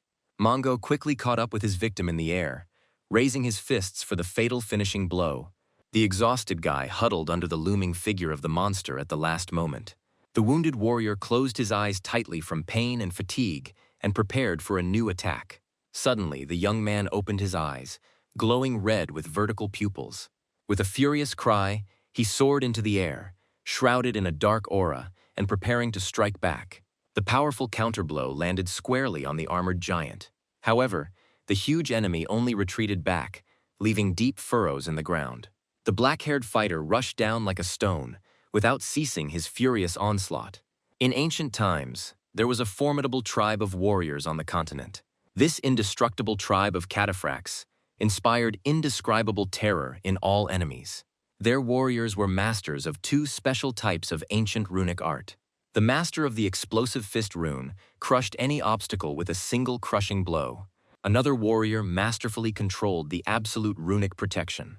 Their unbreakable union resembled a shield and spear, capable of conquering the entire world. The giant quickly counterattacked, swinging his fist towards the flying boy. Another crushing attack sent the young man flying back in a cloud of rising dust. A monstrous wave of destructive energy scattered everything around the clearing. A knight in shining silver armor slowly emerged from the shadows of the forest. He reproached his partner with slight disappointment for being too slow. Two dangerous mercenaries loomed over the fallen enemy with an arrogant look. The knight took a step forward, his polished steel armor plates flashing. His body was protected by a unique armor rune that created an indestructible mana shield. Brute Mongo once again activated the power of the explosive fist rune on his heavy plate gauntlet. The exhausted young man fell on the grass among broken tree trunks. The cursed forest and his own gauntlet of destruction drained almost all of his mana. The boy realized that he would have to resort to the forbidden divine weapon. The warrior's gaze once again flashed with crimson determination and cold calculation. The knight indifferently ordered Mongo to cut off the head of the defeated enemy for the record. The big man silently agreed and moved with heavy steps to carry out the order. Hearing the name Kesarak, the lying fighter suddenly raised his head from the ground. The young man instantly rose to his feet, enveloped in an ominous crimson haze. In an icy tone, he demanded to know all the information about the named gentleman. The armored mercenary contemptuously called his impudent opponent a pathetic insect. The knight charged forward, his fist shrouded in a purple glow. The young warrior coldly noted that it would no longer be possible to reach a peaceful agreement. The armored fighter made a sharp lunge with his palm towards the dark silhouette. A terrifying clot of twisted demonic flesh suddenly erupted from the black abyss. Behind the boy's back, the hilt of a terrifying blade was woven from dark mana. Two nightmarish blades with living red eyes and mouths filled the forest with a scream. The young man smiled darkly, realizing his opponent's reluctance to make concessions. The boy assumed a fighting stance, clutching a carnivorously glowing sickle-shaped blade in his hand. The bloody blade with numerous teeth greedily absorbed the crimson aura of its owner. The demonic blade was fully awakened, ready to tear enemies to pieces. A thick crimson aura of deadly danger instantly filled the entire space around the enemies. The knight in heavy steel armor froze in fear from the sudden surge of ominous energy. The black-haired swordsman confidently clutched strange sickle-shaped blades with scarlet eyes in his hands. Noticing his formidable opponent through the narrow slits of his helmet, the knight prepared for a fierce battle. The agile warrior leaped forward with lightning speed and rushed forward with his blade at the ready. A swift swing of the demonic sickle cut through the air and left a deep, bloody mark on the armor.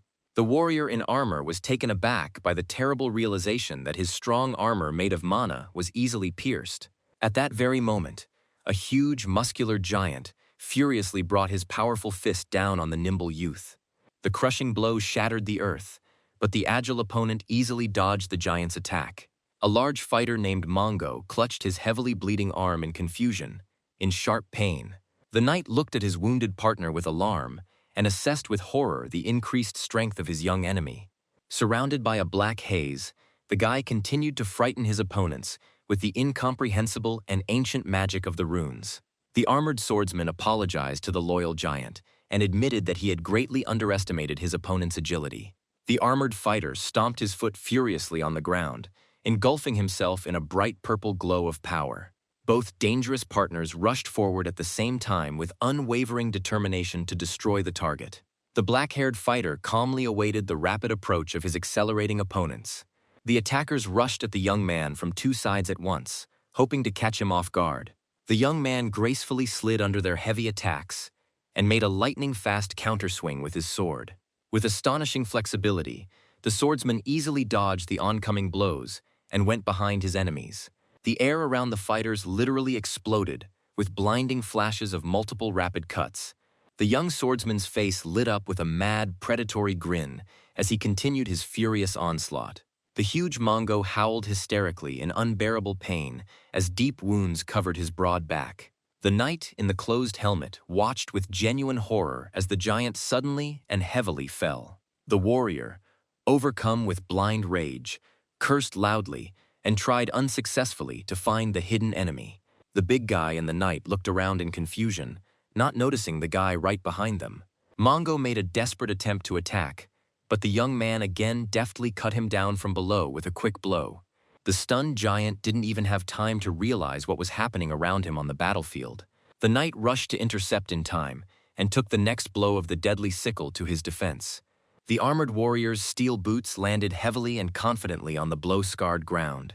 Having completely blocked the enemy's weapon, the swordsman joyfully shouted to his partner to quickly crush the insolent fellow. However, the huge giant did not even move, causing the knight to call out to his comrade in great bewilderment. An exhausted Mongo was already lying motionless on the ground and pitifully calling for his brother before losing consciousness. A sudden, paralyzing weakness took hold of the knight's legs, causing him to stagger in exhaustion. The armored fighter fell helplessly to his knees before the calm and proud winner of the fight. Eerie, ghostly entities with grinning teeth began to break through the armor right before the eyes of the stunned warrior. The completely immobilized warrior screamed in panic, completely unable to understand the origin of these creatures. A multitude of nightmarish, toothy faces greedily opened their mouths in a frightening, bloody, crimson haze. The guy, shrouded in demonic black flames, asked the enemy about his powerlessness with a sly grin.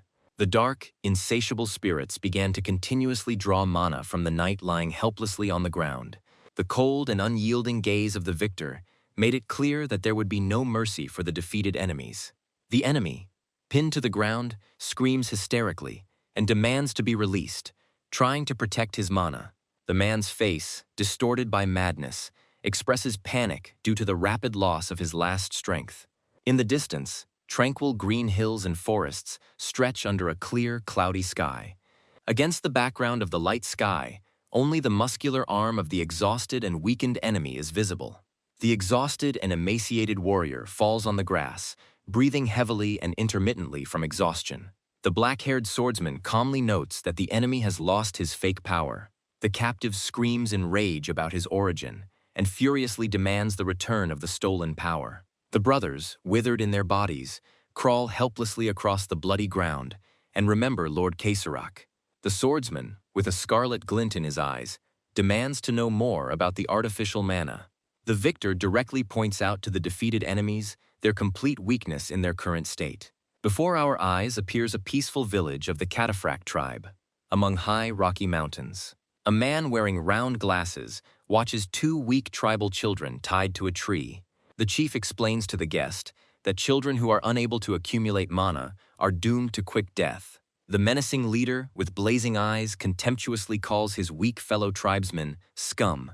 A wanderer in a dark cloak calmly asks permission to take the feeble captives with him. A small, emaciated boy with a collar around his neck looks submissively and sadly at the ground. Pictures of the past flash with memories of burning village houses and a terrible fire. Thick tongues of flame and hot ash rise into the sky above the burning treetops. The entire area is strewn with the bodies of murdered residents right in the middle of a devastating fire. The strengthened brothers carried out a brutal massacre in the settlement and sit among the fallen bodies. Kasarak approaches the brothers and sternly asks about the senselessness of their cruel reprisals. One of the brothers admits that the sight of helpless people constantly reminds him of his childhood. A sinister smile distorts the warrior's face at the thought of his former weakness and childish helplessness. The mentor condemns the brothers' insane rage and calls their slaughter a pathetic self-flagellation. The bespectacled sage urges his charges to learn to restrain their destructive impulses. Black smoke from the burned village rises into the gloomy clouds above the silent valley. In the present tense, the maddened enemy, with a furious cry, rushes into a final attack. Both withered brothers jump at the dark swordsman, trying to reach him with their claws. The black-haired warrior coolly closes his eyes in anticipation of the enemy's attack.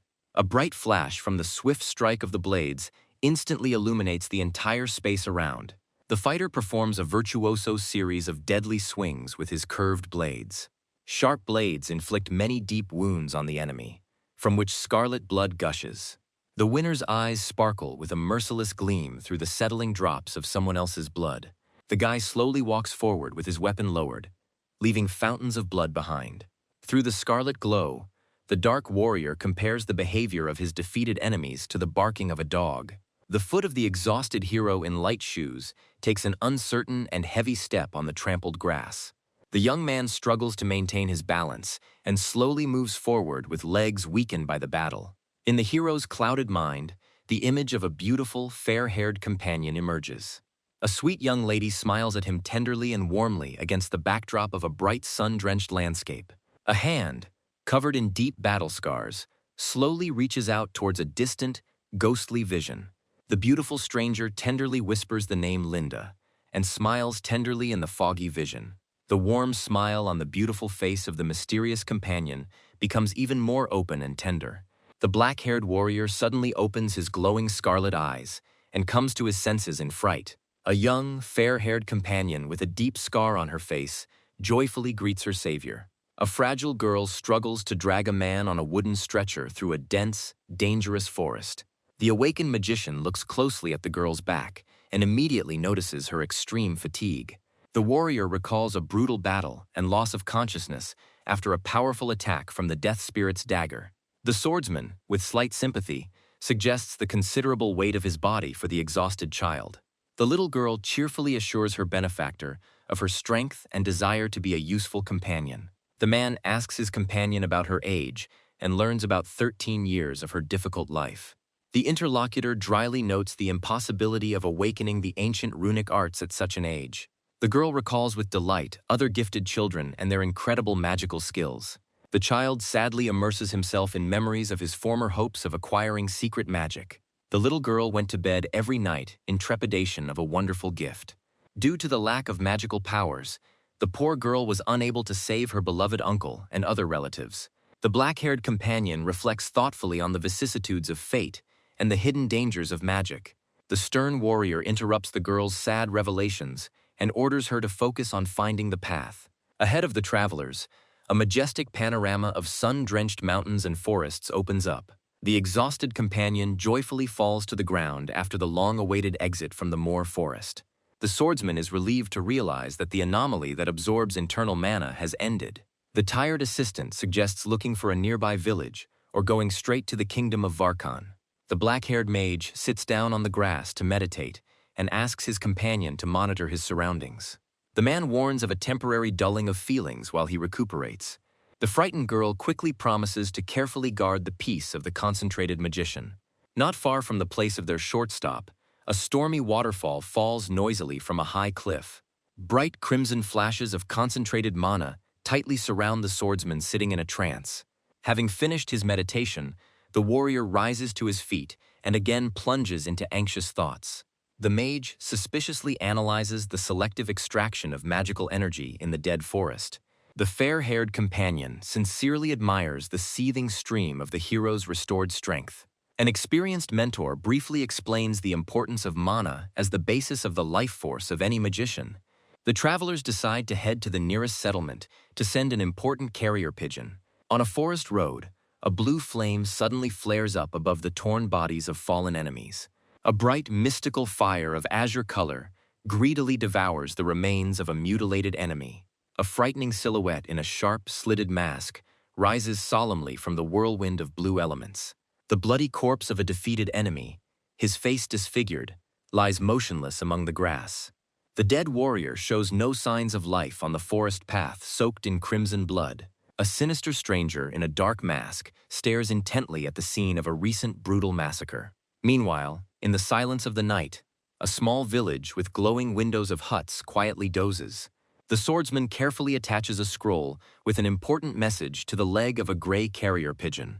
A ringed bird soars into the night sky under the watchful gaze of two companions. The girl asks the warrior about the recipient of the bird, and he replies that he is writing to an informant he knows. The boy mentally imagines a muscular mage, thinking about artificial mana and the runes of Keserak. The dark-haired swordsman notices the danger of an enemy with 3 arts, which greatly surprises his companion. The image of a mad mage in a green glow comes to mind, because even 2 runes are a great rarity. The companion praises the young man for his deep knowledge and suggests noble origin, but he interrupts her. The swordsman coldly reminds the girl about saving her life and asks her to stop empty talk. The elf hurries to apologize, when suddenly someone's loud and astonished cry is heard from the common room of the tavern. The visitors below are excitedly discussing the news of the presence of a mercenary from Teje in the building. The red-eyed warrior immediately looks intently towards the men talking at the table. The fair-haired girl is also frightened and listens warily to other people's conversations. At one of the far tables, friends ask their companion to speak more quietly and not make noise. The long-haired interlocutor dubiously asks the big man about the source of such strange rumors. The man in the fur collar whispers a warning to his friends, not noticing the swordsman approaching from behind. The sudden appearance of a dark-haired young man plunges the entire group of drinkers into genuine fear. The big guy looks at the guy warily and asks if he is really interested in the mercenaries from Deje. Hearing confirmation, the bearded man laughs loudly and pats the stranger on the shoulder in a familiar manner. Leaning close to the young man's ear, the mercenary sternly advises him not to meet the stranger's gaze. The bearded man points furtively at a dark, bespectacled figure sitting at a distance behind the counter. The black-haired swordsman silently heads towards the bar, leaving the puzzled man behind. A customer in a long dark coat sits calmly at the counter with his back to the audience and drinks leisurely. The young warrior approaches the seated man and asks him directly about his connection with Teje's detachment. The boy's scarlet eyes sparkle with unwavering determination as he awaits an answer from his mysterious interlocutor. The bearded mercenary with a scar on his face hesitates slightly and reluctantly admits the truth of these words. The man in round glasses slowly turns his head and coldly inquires about the purpose of the visit. Looking intently at the uninvited guest, the stranger demands a direct explanation of the reason for such treatment. The young swordsman is finally convinced that in front of him is indeed a mercenary from Teze's squad. The bearded man's gaze behind his glasses is filled with hidden wariness and slight surprise. The man's hand on the wooden table trembles slightly from the sudden gesture of his interlocutor. The mercenary turns his whole body sharply, ready to repel a possible attack at any second. The black-haired youth suddenly falls to his knees and bows his head before the dangerous warrior. The boy sincerely and with all determination begs to be accepted into the ranks of the famous Teze squad. Struck by such a bold request, the bearded mercenary in glasses looks at the petitioner in bewilderment. The swordsman mentally assesses the warrior's strength, realizing that he is a master of 3 high-level seals. A map with mountain ranges and the borders of the kingdoms of Aran and Barkhan appears in the young man's mind. Recalling past attempts, the hero realizes the extreme paucity of information obtained up to this point. Informants like the pipe-smoking girl with long hair couldn't tell us anything important. The faces of the enemy mercenaries from whom he could not get a word flashed through the young man's memory. Every enemy he captured was severely wounded in battle, but stubbornly continued to remain silent. The prisoners were gripped by such intense fear and loyalty that they refused to speak of Keserak. Oath-bound warriors went to their deaths in battle without hesitation, leaving only one necessary person alive. It will take at least a month to interrogate this broken prisoner and find answers. Finding himself in a dead end, the young man decides to take extreme and risky measures. Bowing before a bearded man with glasses, the boy declares his innate gift as a magician. The stranger begs to be accepted into the ranks of the renowned Teze mercenary squad for a better life. A man with his hair tied in a bun listens silently and attentively to the guest's passionate speech. An experienced mercenary knows very well that internal mana reflects the true essence of any mage. Fluctuations in magical energy, reveal not only the caster's mood, but also his hidden power. The young man standing nearby exudes a frightening and bloodthirsty aura of unprecedented monstrous power. No fighter in their squad possessed such a ferocious and all-consuming thirst for deadly blood. The entire tavern is filled with an oppressive and ominous flow of the mage's furious dark energy. The seasoned warrior had seen many gifted offspring of noble families from a wide variety of kingdoms. Among this guy's peers, there are hardly a couple of people with such outstanding skill. The story of a commoner from a poor family seems to the mercenary to be an absurd and completely implausible lie. The veteran decides to find out the true motives of a suspicious young man who is trying to deceive his way into the unit. Suddenly, he agrees to allow the strange newcomer to take the entrance exam. The mercenary explains to the astonished boy that in their simple detachment, there are no pompous ceremonies and lengthy checks. Over a drink, the man casually suggests going straight away to talk to Kasarak. The black-haired guy is amazed with bated breath at how easily he manages to reach his target. The bearded man immediately recognizes the deception, since he personally commands the detachment and selects all the recruits. The commander is overcome with curiosity about who is really hiding under this mask. Thoughts of a competitor's spy or hired killer flash through the leader's mind. Suspicion also falls on the knights of the pesky Order of Ethos, who have been following in his footsteps for a long time. No stranger could have reached the head so easily without the knowledge of the vigilant sentries. The squad leader understands that the young man is looking for him, but he has no idea yet about the identity of his interlocutor. The young magician begins to be tormented by doubts, suspecting that the unexpected proposal is a treacherous ambush. The experienced warrior makes his calculated move, leaving the alien no choice but to test. Casting aside unnecessary hesitation, the guy decides not to miss such a great opportunity for a quick meeting. The man straightens his cloak, weighing in his thoughts further options for dealing with the unknown guest. There is a temptation to instantly destroy the dangerous scout right on the spot with a powerful, crushing blow. Bowing his head, the young warrior loudly confirms his complete readiness for any tough tests. The guide dryly orders us to follow him outside, promising to immediately arrange a meeting with the commander. The heavy footsteps of both men echo loudly across the wooden flooring of the dark hall. The fair-haired companion with a scar on her face, sitting at the table, looks anxiously at the departing magician. The girl, with growing anxiety, wonders what dangerous man her comrade has followed. The bearded man's face is illuminated by a faint shimmer, revealing the hidden use of magical perception. A sudden realization makes the swordswoman freeze in shock and open her eyes in silent stupor. She recognizes with horror in this gloomy man with glasses the legendary leader nicknamed the Scientist. Two dark figures emerge into the night clearing in front of a secluded tavern building. In the semi-darkness of the night thicket, they are met by two sinister guards in creepy masks. The bearded leader gestures towards the fighters, who are meeting him, preparing the newcomer for a harsh test of strength. The desperate girl slams her palm on the wooden door with all her might and calls for her benefactor. In great fear, she screams desperately and points at the man in glasses standing below. From the height of the wooden wall comes a cry that the bearded man in glasses is the formidable Kasarak. A figure in a bird mask towers over the fallen guard, looking out over the field with concern. A guard in a bird mask hurries to loudly warn Mr. Kasarak about the threat nearby. The masked man reports in horror that this young man dealt with their scientist in Bergeton. The bearded magician glances sideways through his round glasses at the young man standing next to him with sudden amazement. The black-haired youth gives the magician a chilling look from his blazing crimson eyes. The experienced sorcerer quickly jumps back and directs green magic straight into the ground. A gigantic stone block bursts out of the split soil with a roar, straight towards the enemy. The young warrior, without hesitation, demolishes the stone obstacle with a crushing blow of dark energy. With crimson pupils flashing, the furious fighter swiftly dives towards the retreating mage. Enveloping his fist in swirling black energy, the young man rushes towards his opponent with glee. The attacker's face is distorted with fierce anger from the long-awaited meeting with the hated enemy. A blinding flash of sparks lights up the night air from the powerful clash of their attacks. A swift, powerful thrust leaves a long, bright arc of light in the night air. Another flash rocks the area as a powerful fist slams into the stone defense. Another swift swing leaves a glowing red trail in the dark air. The bearded wizard's feet creaked heavily as they passed over the stone surface of the earth.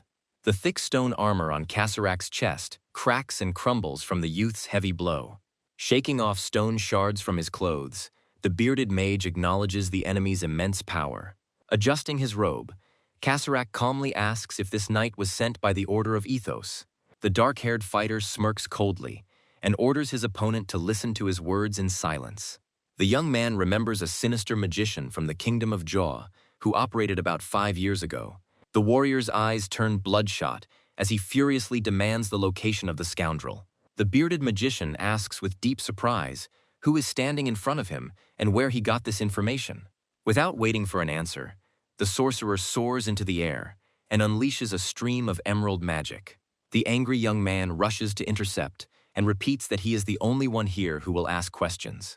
The bearded wizard calmly replies that he has no intention of obeying other people's orders. The young man, with an evil grin, concludes that it is useless to expect peaceful responses from the enemy. The warrior resolutely clenches his bandaged fist, gathering a new portion of dark energy. With a furious cry, he crushes the stone block that has grown in front of him with one powerful blow. The opponent's gazes meet for a split second amidst swirls of hostile energy. Through his glasses, Kasarak involuntarily notes the brave young man's bold gaze. Opening his shining palm, the sorcerer sincerely regrets that such talent has become his enemy. A huge burst of magical azure energy throws the young fighter high into the air. A giant stone fist crashes onto the surface of the clearing with a deafening roar. Kasarak folds his fingers in a magical gesture and warns against being distracted.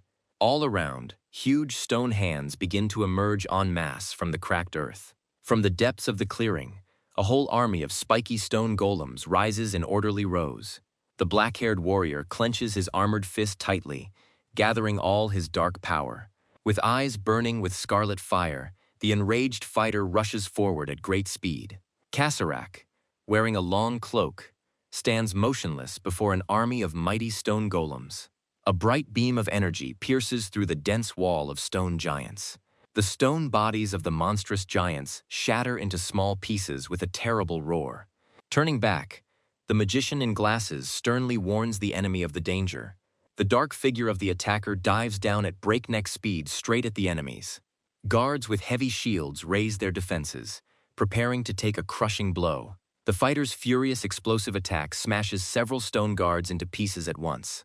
Fragments of shattered stone bodies fly off in all directions with a whistle. The black-haired guy makes a sharp dash and delivers a swift, chopping blow. A palm, bound in durable metal, cuts through the night air with a sharp whistle. Kasarak notices with genuine surprise the tip of the blade right at his chest. The unusual curved blade with open eyes makes the sorcerer wary. The fingers in the strong plated gauntlet suddenly open to carry out a new attack. A sinister demonic blade, with a predatory grin, rushes towards the sorcerer. With a deft movement, the fighter intercepts the deadly blades with both hands for a strike. Frowning, the warrior loudly declares to his opponent the beginning of the real battle. The weapon's blade, surrounded by a black haze, exudes an ominous, pulsating energy. A flash of bright turquoise flame in the magician's hand instantly dispels someone else's spell. A powerful column of pure magical power rises into the air, blinding everything around. Multiple bursts of energy mercilessly attack the wizard from all sides. Grinning with extreme tension, the swordsman unleashes a furious barrage on the enemy. The young man's armored fists continuously deal dozens of crushing blows. A knight in heavy, shining armor represents mastery of runes. Learned men argue fiercely about the undeniable superiority of pure mana volume. Even the most legendary blade is completely useless in the hands of a child. A menacing giant with shining eyes holds a colossal sword without any effort. Kasarak calmly catches the attacker's flying armored fist with his bare hand. Confident in his superiority, the sorcerer holds his opponent and mocks him. Another crushing burst of mana forcefully throws the young man far back. The arriving ally urgently reports to Kasarak about the approach of the Knights of the Ethos Order. The man orders a retreat to Teze and opens a dark spatial portal. Leaning his palm on the ground, the defeated guy looks at his enemy with hatred. Enveloped in dark energy, the fighter rushes after them at incredible speed. A clawed hand in a black aura furiously reaches forward, trying to catch up with the enemy. The wizard suddenly appears right in front of the dumbfounded black-haired fighter. The guy, his eyes burning with rage, raises his fist and angrily shouts at the magician. Kasarak coldly points out that the enemy is only trying to capture him alive. A blinding pillar of magic shoots upward as the sorcerer gives valuable advice. The bearded magician sternly warns that despair will become the most vulnerable point in the face of any enemy. Meanwhile, a bright flash of turquoise flame slowly fades at the bottom of the destroyed crater. A blonde elf lies all alone among cracked stone slabs and darkness. Trembling with helplessness, the young man tries to lean on his bandaged hands and rise from the ground. Finding himself in the crimson space of his own nightmares, he bitterly reproaches himself for the lost enemy. Clutching his head in his hands, the boy tearfully begs for forgiveness for another bitter loss. In complete panic, the young man tearfully asks for another chance to be saved. The elf's mournful cry echoes across the cold, snow-covered mountain peaks. At this time, two mysterious magicians emerge from a dark portal in the middle of the castle's high hall. A man in loose clothing places his bruised and soot-covered palms on his knees. The bespectacled commander immediately orders the fair-haired officer to gather all the squad leaders. The sorcerer recalls a recent violent clash and the outburst of magic during the battle. The sorcerer's burnt palm trembles slightly from the enemy's residual electrical discharges. Adjusting his round glasses, the stern leader demands to gather any information about the young adversary. Waking up, the white-haired traveler looks with alarm at the departed enemy and whispers the name of Kasarak. The face of the monster who killed all his loved ones appears again before his inner gaze. The young man's memory of his deceased mentor appears surrounded by happy, smiling children. The boy's rage surged through him, and he clenched his fingers into a fist so hard that blood appeared on his palm. Suddenly the elf turns around sharply and, with a wild grin, shouts at his dark-haired companion. Without wasting time on empty bickering, the black-haired swordsman knocks him to the ground with a precise blow. The formidable warrior bends over the fallen elf and demands that he immediately pull himself together. Rising from the grass, the fair-haired youth humbly thanks his stern companion for saving his life. The guy then excitedly asks if they finally managed to destroy the dangerous Kasarak. Hearing about the villain's escape, the young elf again plunges into sad thoughts about his weakness. The black-haired warrior sternly declares that he is not going to coddle them and urges them to move on. The swordsman announces his intention to continue the search for the fugitive in the lands of the Barkhan kingdom. The cold gaze of dark eyes reminds the companion that the time for despair has long since come to an end. The boy realizes that the short fight with Kasarak still allowed him to learn something valuable. Lost in thought, the swordsman acknowledges the need to capture the mage in order to get all the answers. Suddenly, a guard's menacing cry comes from behind the trees, demanding an immediate stop.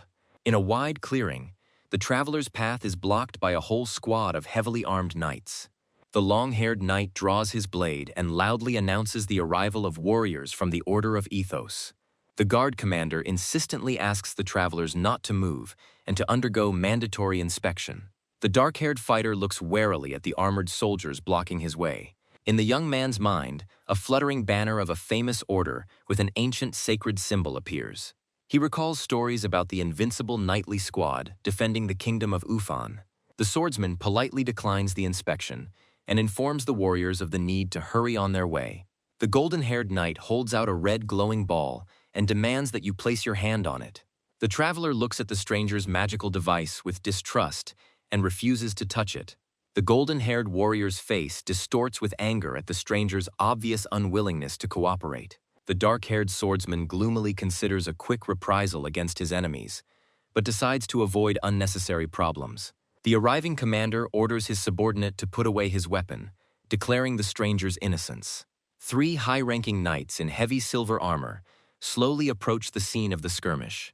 The gray-haired leader with an eye patch smiles kindly and assesses the situation. The long-haired knight reminds his commander of the necessity of mandatory checking of other people's mana. The old captain recalls a recent powerful surge and collision of 2 different energy flows. Evidence of a devastating battle on the ground indicates the presence of another dangerous fugitive here. The officer suggests that Kasarak simply fled, leaving the exhausted youth on the battlefield. The knight looks slyly at the guy, trying to figure out his true intentions and motives. The commander happily reports a report that their main target has already returned to base. A gray-haired warrior with a magical sphere in his hand politely apologizes to the travelers for the confusion that has arisen. The experienced warrior's gaze suddenly catches the stranger's cold and tense face. The one-eyed captain asks the swordsman directly if he wishes to take revenge on their common enemy. The young man silently turns around and prepares to walk away, ignoring the intrusive questions. The captain sees in the boy's eyes the familiar all-consuming fire of merciless revenge and rage. The young man's scarlet eye reflects only a chilling abyss, ready to destroy any enemy. Convinced of their mutual hostility towards Kasarak, the gray-haired knight openly extends his hand for an alliance. The officer suggests joining forces to track down and destroy the fugitive much more quickly. The fair-haired subordinate is outraged by this idea, but the commander reminds him of the value of combat experience. The old man emphasizes that this guy remained the only living witness of the enemy's techniques. The swordsman resolutely rejects the offer, not wanting to trust the unfamiliar knights of the order. The smiling captain reveals his trump card and promises to provide accurate information about the enemy base. Hearing about the valuable information, the dark-haired warrior freezes and asks the knight's words again in surprise. The captain bursts into loud laughter at the boy's reaction, while he looks at the old man with irritation. The young man admits to his companion that the knightly order really does have information that is inaccessible to them. Realizing the hopelessness of his situation, the guy agrees to an unwanted collaboration. Soon the squad arrives at a temporary tent camp of the influential knightly order ethos. On the following evening, the captain sits alone at the table of his tent by candlelight. The warrior's hand clutches an old scrap of a drawing in which a young knight poses with a smile. The old man's memory recalls the dying words of his bleeding grandson. The monstrous image of a desecrated warrior with a severed head in his hands still haunts the captain. The gray-haired old man covers his face with his hand and sadly recalls the lost look of his grandson. The captain is reflecting on the young man's plight when suddenly there is a knock outside. The old warrior instantly hides his sad thoughts and hospitably invites the guest to enter. A dark-haired swordsman calmly enters the tent and asks about the reason for the evening summons. Inside the room there is a stone figure of a dragon, with a large crystal for testing mana. The captain begins to tell the guest about a special system for assessing abilities on their continent. In all neighboring states, there is a single strict procedure for registering gifted magicians. Every wizard must pass a test at the dragon device and receive a personal card. According to their power level, magicians are assigned a rank from the 13th lowest class to the first highest class. The one-eyed knight smiled and suggested first testing the strength of his future ally in battle. The black-haired swordsman mentally agreed to find out his true rank on the continent. The young warrior reached out his hand without hesitation to the glowing crystal on the ancient pedestal. The huge snake eye of the stone statue suddenly opened wide and flared with rage. The dragon statue came to life and let out a deafening roar, illuminating the tent with a bright glow. The young man turned around in surprise and asked the veteran if this device always made such a loud noise. The commander stared at the flaming ball in panic and screamed loudly in indescribable horror. The gray-haired officer could not believe his own eyes, considering such an awakening impossible. The monster's fiery mouth emitted a colossal whirlwind of flame and humming energy. The frightened knight desperately ordered his guest to immediately move away from the stone that was about to explode. The brunette with scarlet eyes looked at his alarmed interlocutor with slight bewilderment. In this system, the 13th Shindan was considered only the first stage of awakening talent. An ordinary swordsman with a heavy pack on his back was just beginning the long path of learning how to wield the blade. Great swordsmen at the pinnacle of their skill were superior to hundreds of experienced warriors. The flames in the air formed the number 10, indicating the youth's astonishingly high rank. The stunned officer repeated the 10th Shindan out loud, refusing to believe the result he saw. The calm youth calmly confirmed that his level was indeed equal to the 10th Shindan. The old man tried to convince himself that such a rare device had simply malfunctioned. The guy realized that the artifact had tried to measure even his sealed hidden mana. The knight gestured to the young man to sit at the table, introduced himself as Hugues Janil, and asked his name. Hearing Wang's short answer, The commander smiled and suggested getting straight to the point.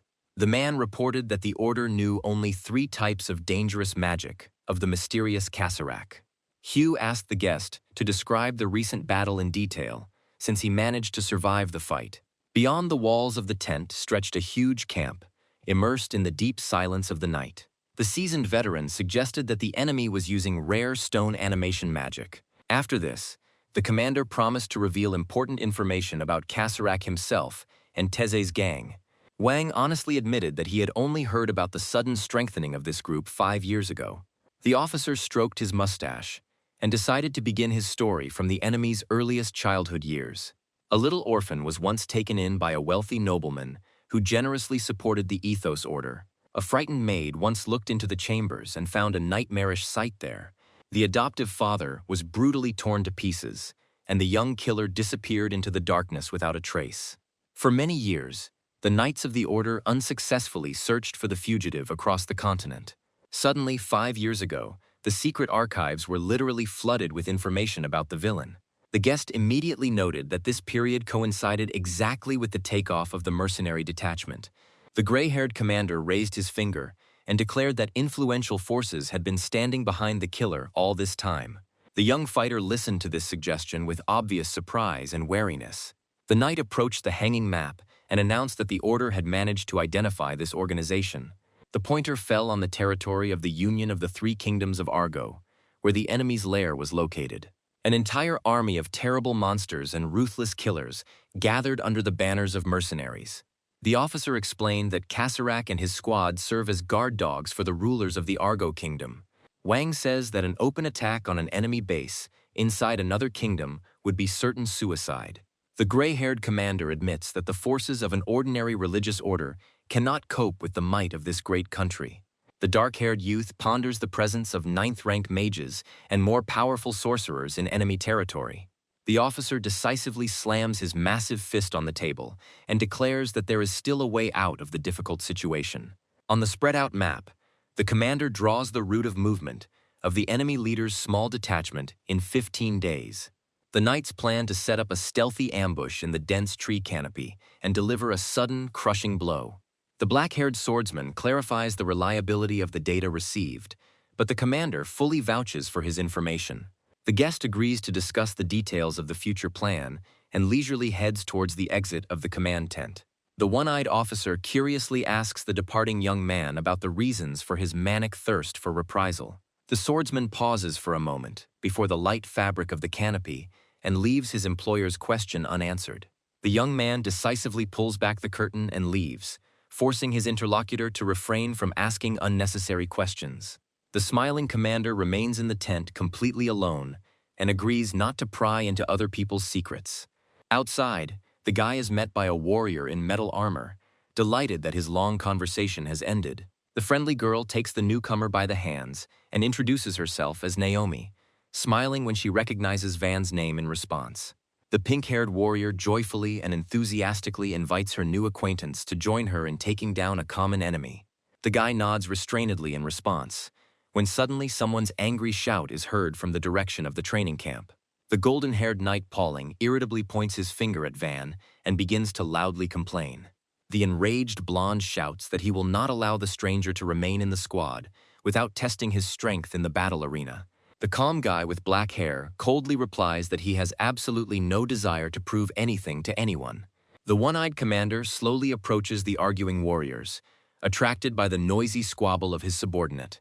Pauling complains to the general about the general mistrust of the newcomer and insists on testing the young man's abilities. The gray-haired officer thoughtfully rubs his mustache with his hand and asks Van's opinion about a possible duel. The young swordsman sighs heavily and agrees to settle all his doubts in an open duel in the ring. Both fighters head towards the forest clearing to resolve the conflict with the force of their weapons. Naomi is perplexed by her comrade's hot temper, but the commander explains it as concern for the squad's safety. The girl in armor asks about the rank of the new fighter, and the commander laughingly names the 10th Shindan of Strength. The pink-haired warrior repeats what she heard in confusion, accompanied by the good-natured laughter of the satisfied general. The true meaning of the rank suddenly dawns on the girl, and she screams out in utter amazement. A huge crowd of armed fighters quickly surrounds the stone arena in anticipation of a spectacular battle. The stern knights of the order watch the duelists closely, wanting to assess the true skill of the stranger. The mercenaries resting on the ground, grinning, prepare to watch the duel between two confident warriors. The manager raises his hand, and the blond man promises to immediately throw out the weakling if he loses. Poling decisively draws his longsword, which is immediately enveloped in a bright yellow aura of fighting energy. The black-haired youth, with a slight half-smile, offers his opponent to accept one small precondition. The golden-haired knight frowned and incredulously asked his opponent to repeat his words about the stated condition. The referee sharply waves his hand downwards and in a loud voice announces the start of the long-awaited training fight. The next moment, Van takes off at incredible speed and attacks the enemy with lightning speed. The blonde barely manages to put his broadsword under the attacker's furious kick right in the air. A powerful shockwave crushes the stonework beneath the knight's feet, who is forced to hold back the onslaught of the guest. The young man lands deftly on the cracked earth as the defending opponent's blade sparks. A bright white explosion erupts in the air, illuminating the battlefield around with a blinding light. A dark silhouette attacks from above and pins the long-haired warrior to the ground with a heavy blade. A blond man with a face distorted with horror screams desperately through the clouds of rising dust. A snow-white shining flash cuts through the space with lightning speed amidst the dark splashes. A dark-haired fighter with glowing red eyes angrily orders his opponent to shut up. The man raises his hand and suggests simply immobilizing the enemy instead of killing him. The black-haired boy looks at his bandaged hands and feels a surge of new mana. The fighter takes a fighting stance on the cracked slab, shrouded in a dark, furious aura. The guy quickly uses Sura's runic seal and deals a crushing blow. The long-haired knight freezes in shock at the incredible power of his young opponent. As night falls, the squad gathers for a rest stop around a brightly burning fire in the camp. The man, with a grin, informs the awakened knight about a short rest on the way to the ambush. The route taken and the location of the future foray are marked on the laid-out map of the area. Poling is shocked to find that he remained unconscious for 2 full days after the fight. The pink-haired companion reminds him with a smile that the winner is only 17 years old. The girl confidently assumes that the young blood mage has a great royal family. The mercenaries surround a confused young man named Wang and compete with each other to offer him treats. A defeated Poling dejectedly admits his complete defeat and slowly walks away. The blond man slowly approaches the fighters sitting on a log in the flickering light of the night fire. The knight in light armor extends his hand and politely introduces himself to the young man again. The swordsman sincerely apologizes for his previous arrogance and acknowledges the sorcerer's power. Wang accepts the apology peacefully, surprised by his opponent's sudden talkativeness. Poling sits down next to him and, with genuine delight, asks the guy about his rank. The mercenaries sitting nearby are making fun of the arrogant and finally taught a lesson knight. The indignant blonde shouts back loudly, denying the accusations of his bragging. His comrades admire Van's endurance and happily pour him a drink. The fighters around the fire continue to argue loudly and remind each other of old fights. The woman sitting next to him laughs loudly and pats the calm young man on the shoulder in a friendly manner. A warrior with a bandage on her forehead explains to Van the reasons for the mercenaries' previous caution. The muscular comrades start a playful squabble, attracting everyone's attention. The girl quietly reminds her interlocutor that each of them has loved ones and family. Other warriors think wistfully about home, where they long to return alive. The black-haired mage smiles softly in response and asks his companions not to worry about him. The laughing warrior pats the young man on the back and promises to introduce him to her daughter. The man asks his companion about her plans for a long-awaited vacation after completing the hike. Soldiers share dreams of a trip to the seaside with their beloved children. A tough mercenary thinks anxiously about the upcoming chores and the purchase of wedding rings. The fighters sitting around the fire ask to stop talking about the future because of bad omens. The bald brute curiously asks Van to tell a true story about himself. Comrades laughingly wonder if the young fighter is the secret heir to the throne. The young man silently places the wooden mug on the ground, interrupting the noisy conversation around the fire. The warrior's dark gaze is directed to the side, while an awkward silence hangs around. The huge mercenary camp around the bright flame is gradually plunged into semi-darkness. The frightened fighters realize their mistake and decide that it is better to remain silent for now. A blindfolded woman hurries to pick up her mug, trying to defuse the situation. Van gets up from his seat and warns the others that he is going to get some air. The big guy asks his silent companion if she should follow the guy. The girl sternly orders both talkative partners to finally shut their mouths. The night sky illuminates the distant mountain peaks with a soft glow of the moon. A lonely young man sits on the very edge of a steep cliff, clutching a sharp branch in his hand. A portrait of a sweet, smiling girl carved by him appears on the stone slab. The red-eyed fighter looks at the drawing left on the stone with inexpressible longing. A trembling, bandaged hand slowly reaches out to the image inscribed on the rock. Suddenly, in the silence of the night, the distinct sound of careful steps on the grass is heard. The young man instantly shudders and turns around at the strange rustling sound behind him. A gray-haired warrior with an eye patch over his left eye slowly emerges from the thicket of the forest. Van's calm reply that everything is fine does not convince the seasoned veteran. The one-eyed man asks bluntly if his heart has been blinded by a blind thirst for revenge. The caring mentor squats down next to the boy on the edge of the stone ledge. The astonished Van abruptly hides his hand and looks at the approaching old man with bewilderment. The elderly warrior quietly says that fierce hatred is like a raging fire in the chest. The gray-haired fighter explains that fire only seems to be a source of strength for a wounded soul. Bright tongues of hot fire shoot up furiously, illuminating the stones lying around. Soon the fire will inevitably die out, leaving behind only a handful of cold ashes. The seasoned veteran admits with a warm smile that he does not wish such a fate on the young man. The young swordsman listens thoughtfully to the profound words of his older comrade. Without looking away, the man pats the boy on the shoulder encouragingly, reminding him of the difficult work ahead. Having said goodbye, the gray-haired fighter waves his hand and slowly walks away towards the forest. Left alone with his thoughts, Van bends over the cold stone again. A bright full moon shines serenely among the dark, translucent clouds above. The warrior's silhouette stood motionless on the edge of a high cliff in the silvery moonlight. The endless panorama of sleeping mountain ranges is shrouded in the deep coolness of the night. Meanwhile, back at the camp, a muscular fighter wanders away from the fire towards the trees. Walking in the darkness, the brute suddenly stumbles upon a strange object near his boots. Crouching down, the warrior looks at the eerie sculpture with genuine surprise. Suddenly, a dark blade bursts out of the mask and pierces the poor man's body. The enemy squad steps over the bloody corpse of the sentry in cold blood. The bearded leader curses the careless knights with a contemptuous grin. Horrifying monsters and stealthy killers silently rush towards the camp. In the distance, the huge Gothic residence of the Theseus mercenary detachment looms gloomy. In a spacious, dark hall, a huge metal statue of a copper bull stands tall. On the floor in front of the monstrous structure stands a crippled prisoner without arms and legs. A tall man in glasses mockingly declares the sweet sound of death cries. Trapped in the belly of the statue, the prisoner screams in horror about the enemy's omnipresent spy network. A satisfied leader on a throne with a glass thanks the victim for the leaked disinformation. The mutilated spy, his eyes wide with horror, realizes the full scale of the trap. The door of the copper bull clangs shut, leaving the traitor inside without any hope. A hot flame flares up from below, instantly engulfing the insides of the metal monster. The unfortunate captive screams and begs for mercy in the raging, deadly fire.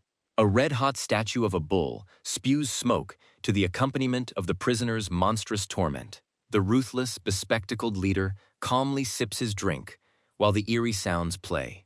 Meanwhile, in the night thicket, a bloodied comrade hobbles towards the patrol knights.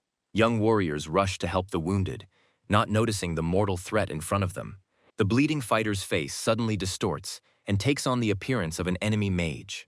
A powerful sudden explosion shakes the forest clearing and scatters the camp's defenders. A killer emerges from clouds of acrid smoke, holding a severed head in his hand, and gives an order. Shrouded in a greenish glow, the executioner coldly demands the destruction of all strangers. A barrage of merciless slashing blows rains down on the stunned guards from above. The mercenaries burst into the line with lightning speed and cut through the confused soldiers of the order. Panic breaks out among the defenders from the unexpected and furious night assault. The gray-haired swordsman cuts through the armor and body of the enemy fighter with one wide swing. A ferocious brute breaks the helmet of another infantryman with a crushing blow. A winged assassin swoops down from the sky as sharp ice chunks pierce the ranks of soldiers. A one-eyed commander with a bushy mustache shouts in rage while listening to a subordinate's report. The old commander is stunned by how cleverly the enemy has exposed their exact hiding place. The fair-haired knight begs for retreat, but the commander realizes the hopelessness. The stern veteran grins grimly, understanding the true purpose of the trap that had been set. An experienced leader explains to the panicking youth that the entire sector is tightly surrounded. The gray-haired officer orders his best messengers to break through to the south with a report. The commander himself decides to divert the main attack to the north and win precious minutes. Knight Poling desperately objects, not wanting to abandon his mentor to certain death. The courageous commander turns to the fiery glow and insistently asks to leave. The golden-haired warrior, helplessly, extends his hand after his unyielding leader. The young fighter clenches his armored fist in bitter anger and the inevitability of choice. With a heavy heart, the young man turns around, obeying his commander's final order. Two messengers rush to run through the dark thicket, saving the order's vital information. The remaining warlord turns to his purple-haired comrade with a sad smile. A dedicated fighter with a scar on his forehead confidently declares his readiness to fight to the end. The veteran confidently draws his long sword towards certain death. The veteran's gaze, blazing with determination, turns into the approaching darkness of battle. The commander furiously shouts an order to the entire squad of knights to immediately stand in formation. He loudly announces the transition of the entire army to the battle order of Kos. The warriors, with determined smiles on their faces, raise their sharp blades in unison. A long line of armored swordsmen begins to move forward at a rapid pace. Knights with shining blades rush into a single breach to break the enemy ring. The soldiers shout furiously that none of their comrades are allowed to die. The fighters, with clenched fists and furious faces, give a common oath to return home alive. Raising his shining blade to the heavens, the leader confidently leads his entire squad into the enemy ranks. The feet of one of the running warriors suddenly take a sharp braking step across the dark ground. Right in front of the stunned knights, a crushing enemy blow falls with a deafening roar. The golden-haired warrior and his companion are alarmed to realize the accuracy of the enemy's ominous prediction. From the black fog before them, a terrifying, toothy monster emerges next to its commander. A tall enemy leader, with an unusual hairstyle, looks coldly at the confused people. A disfigured monster with stitches all over its body grins ominously with its entire mouth. The defenders are horrified to recognize the commanders Parkle and Monshi, but they boldly decide to accept the unequal battle. A creepy creature with giant teeth mockingly asks about the whispers of its opponents. The monster soars upward with incredible speed and falls upon the long-haired warrior. The wounded knight is thrown head over heels by the monstrous force of the enemy's sudden blow. The powerful attack of the terrible monster raises a cloud of dust and forcefully throws the defender into the distance. The lilac-haired warrior freezes in panic, seeing the enemy's double silhouette behind her. The girl looks back in chilling horror at the rapidly approaching mortal threat. The enemy commander grips twin sickle-shaped blades with spikes tightly in both hands. The warrior, with a cry of despair, parries the enemy's semicircular blades flying at her with her sword. The girl's foot slides back hard on the dusty ground from the heavy pressure of the blades. The panic-stricken knight screams loudly in defeat before the enemy's superior might. A cruel opponent, with a mad grin, swings his sickle to deliver a fatal blow. A spiked, curved blade whistles through the air right in front of the girl's frightened face. A bandaged hand suddenly appeared and grabbed the enemy blade right at her neck. The faces of the girl and the attacking commander simultaneously distort, with a feeling of deep shock. A black-haired youth named Wang easily holds both enemy sickles with one hand. The young fighter's eyes flash with an ominous scarlet flame before striking back. Van's bandaged palm grips tightly and blocks the sharp steel blade. The stunned commander does not have time to realize how a powerful fist strikes his chest. Dark energy in the form of an armored limb slams into the enemy's body with furious force. A horned demon with mad eyes watches greedily as the bloody carnage unfolds. A blood-red flash with devastating force and splashes cuts through the air on the battlefield. Another heavy blow of monstrous power mercilessly falls upon the enemy's dark armor. The rescued warrior screams in complete stupor and deep shock at the sight she sees. The wounded enemy commander screams hysterically from the wild pain and the destructive force of the counterattack. A dark-haired warrior with glowing scarlet eyes asks gloomily about what is happening around him. A dangerous enemy mage uses his dexterous fingers to draw a thin, glowing thread of mana from his chest. With this energy, he instantly creates a double of himself with a sickle-shaped blade. The created copies rush forward with a wild roar and furiously insult their opponents. A nimble, dark-haired warrior flies up to his ally and decides to borrow her longsword for a while. The fighter grips the long blade tightly and swings it around with great fury. A heavy, sharp blade slams into the attacker's spiked weapon at great speed. The young defender suddenly plunges his sword into the ground, blocking the attack and stunning the enemies. Leaning on the handle of the blade with both hands, the fighter sharply rises upward for a precise strike. In the air, the warrior smoothly spins into an arc and delivers a crushing circular kick. A powerful blast wave from the hero's foot literally shatters the illusory clones. The real commander screams in rage from shock, not believing in such an easy death of his copies. From the swirling dark haze comes the deafening roar of a terrible mouth with sharp teeth. A giant monster, stitched together from many alien limbs, rises on the battlefield. The magical stone tablet describes a fusion seal that steals parts of living beings. The mutilated, stitched-up monster lets out a deafening roar and raises its giant paw forward. The colossal fist falls down with a crash, but the agile guy manages to jump back. The monster crushes the stone surface with all its force, raising huge clouds of fragments. The black-haired boy soars into the air and with a deft movement blocks the enemy's next attack. Violent blasts of dark energy shake the space and crumble the ground beneath our feet. The distorted head of a monster with a burning scarlet eye rushes forward at breakneck speed. The dark warrior resolutely puts his hands forward, blocking another heavy attack from the creature. Surrounded by a dark crimson aura, the hero furiously gathers his strength for a powerful counterattack. In the very center of the furious clash, a bright vertical column of magic rises up. Overcoming the oncoming flow of magic, the young man deftly slips between the giant's paws. Both opponents land on the cracked ground at the same time, and with a dull thud. The next moment, a powerful, blinding flash of light brightly illuminates the field of brutal battle. The black-haired warrior moves in with lightning speed and delivers a heavy blow straight into the creature's body. Having measured his opponent with an icy gaze, the guy orders the vile pervert to get away. An endless barrage of sharp, glowing blows literally pierces the creature's flesh. Dark blood and shreds of torn flesh spray in all directions from the hero's attacks. The mutilated creature screams in pain, unable to withstand the hero's onslaught. A group of identical copies of the enemy suddenly dives down on the hero, with weapons at the ready from above. An observant fighter quickly notices that one of the enemies is very high in mana. The hero's blazing scarlet eye accurately and unmistakably identifies the true enemy among the spears. The ancient scroll reveals the power of Jinan's magical eyes, which see the subtlest flows of mana. Standing on one hand, the agile fighter delivers a crushing kick straight into the boss's chest. The stricken commander falls to the ground with a crash, and his clone desperately rushes into the attack. The black-haired fighter quickly groups himself close to the ground, waiting for the right moment to strike. The guy deftly grabs the opponent's leg with his tenacious iron grip. A swift, low sweep easily knocks the enemy off his feet, completely throwing him off balance. The black-haired youth sharply twists the horned giant's leg, causing him to scream in pain. The astonished enemy demands to be released, but Van, with a chilling grin, promises to make him crutches.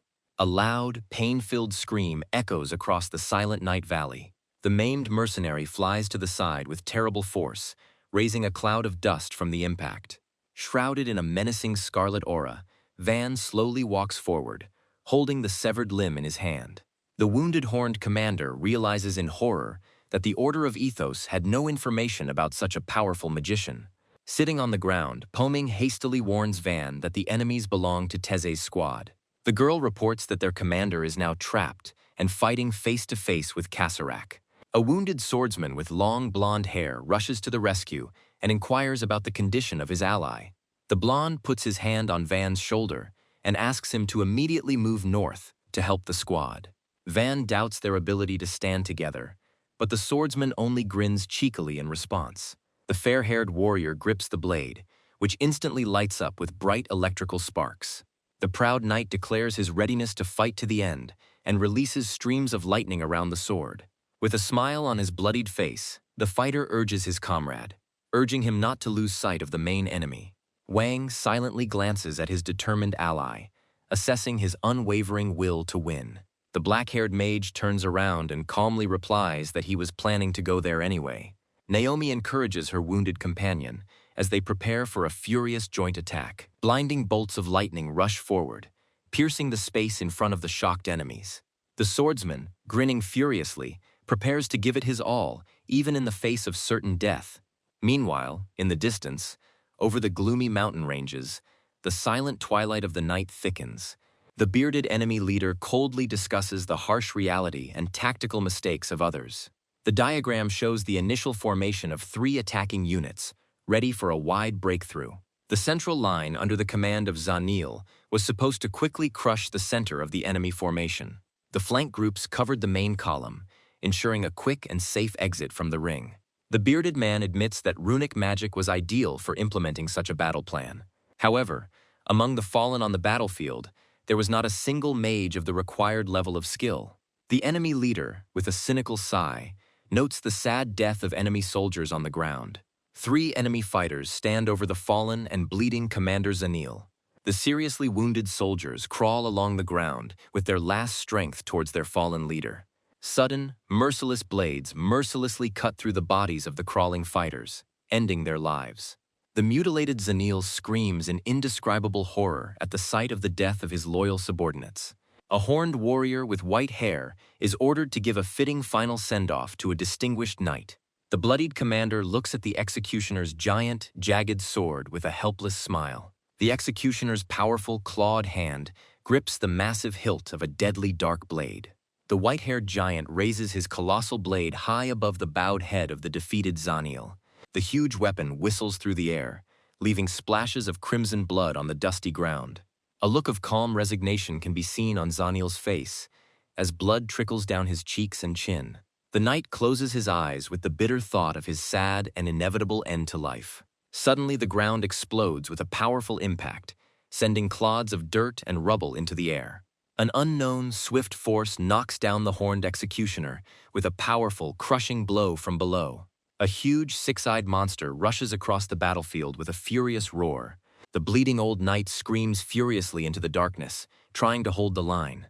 The bearded warrior in round glasses turns warily towards the emerging source of noise. The wheel-like body of the strange creature slows to a stop on the ground, raising clouds of gray dust. Wang sits on top of the demonic beast, calling his opponent his life mentor. Not long before this, the boy touched the ground with his palm and felt a distant trace of someone else's magic.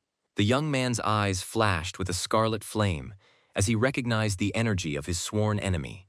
Due to the enormous distance, the mage decided to summon a fast and noisy demonic beast. The creature that appeared was glad to get some fresh air after such a long absence. The chatty monster joyfully greeted the owner and offered to shave the stranger's head. The black-haired rider only coldly ordered his strange companion to be silent. The guy looked decisively into the distance and gave a clear order to move out immediately. The beast began to scrape the ground again, and the young man anticipated the imminent, inevitable meeting.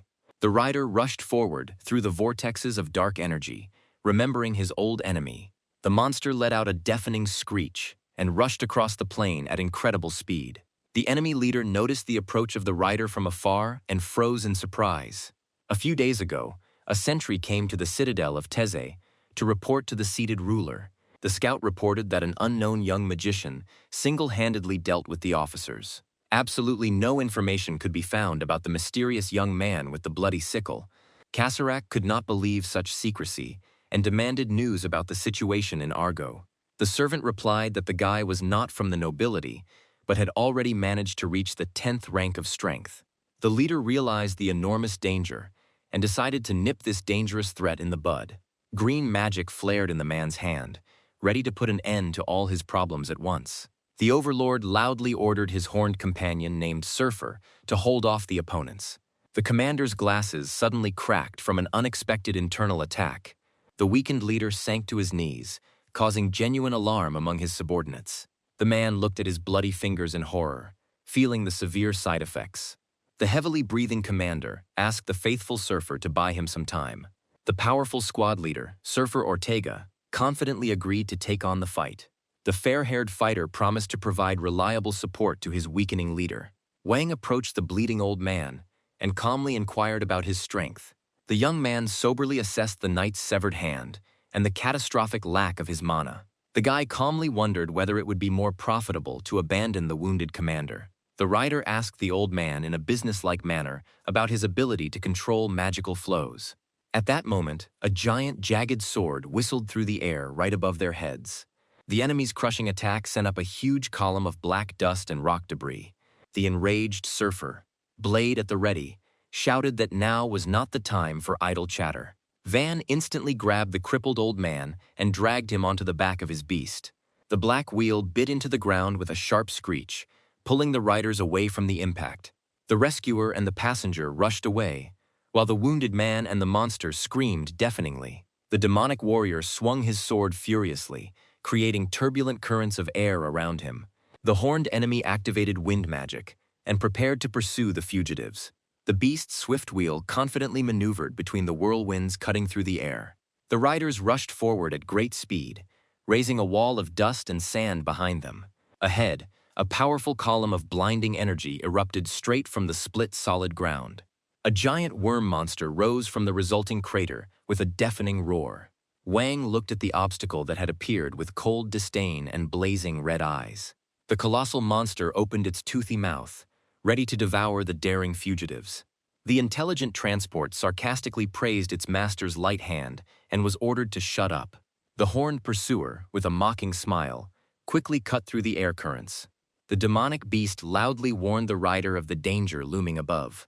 A sharp turn at great speed allowed them to miss the devastating attack. The young man realized with alarm that his meager mana reserves would not last long. The thought of changing weapons and stopping the summoning of Heckwrench flashed through his mind. Suddenly, the wounded old man firmly placed his shining hand on the shoulder of his savior. Wang jerked violently as a sudden surge of pure energy entered his body. A life-giving stream of mana quickly filled his hand through the thick bandages. The elderly warrior smiled joyfully and decided to share the rest of his strength for the decisive battle. The mark on the elder's forehead flared brightly, revealing the true nature of his manipulation magic. The old man transferred his last crumbs of energy, to which the young man confidently shouted that they were sufficient. Van's gaze was once again filled with fierce determination and a thirst for a quick victory.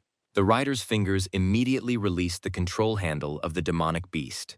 A huge snake-like monster rushed with fury straight at the speeding vehicle. The black-haired boy, with a powerful push, soared high into the air directly above the monster's head. His palm finally came away from the smooth bone armor of the faithful beast. The young man, hovering in the sky, performed a spectacular somersault towards the approaching enemy. Turning over in flight, he commanded Heckwrench to mercilessly devour the blue opponent. A dark figure rushed down through the dust swirls at incredible speed.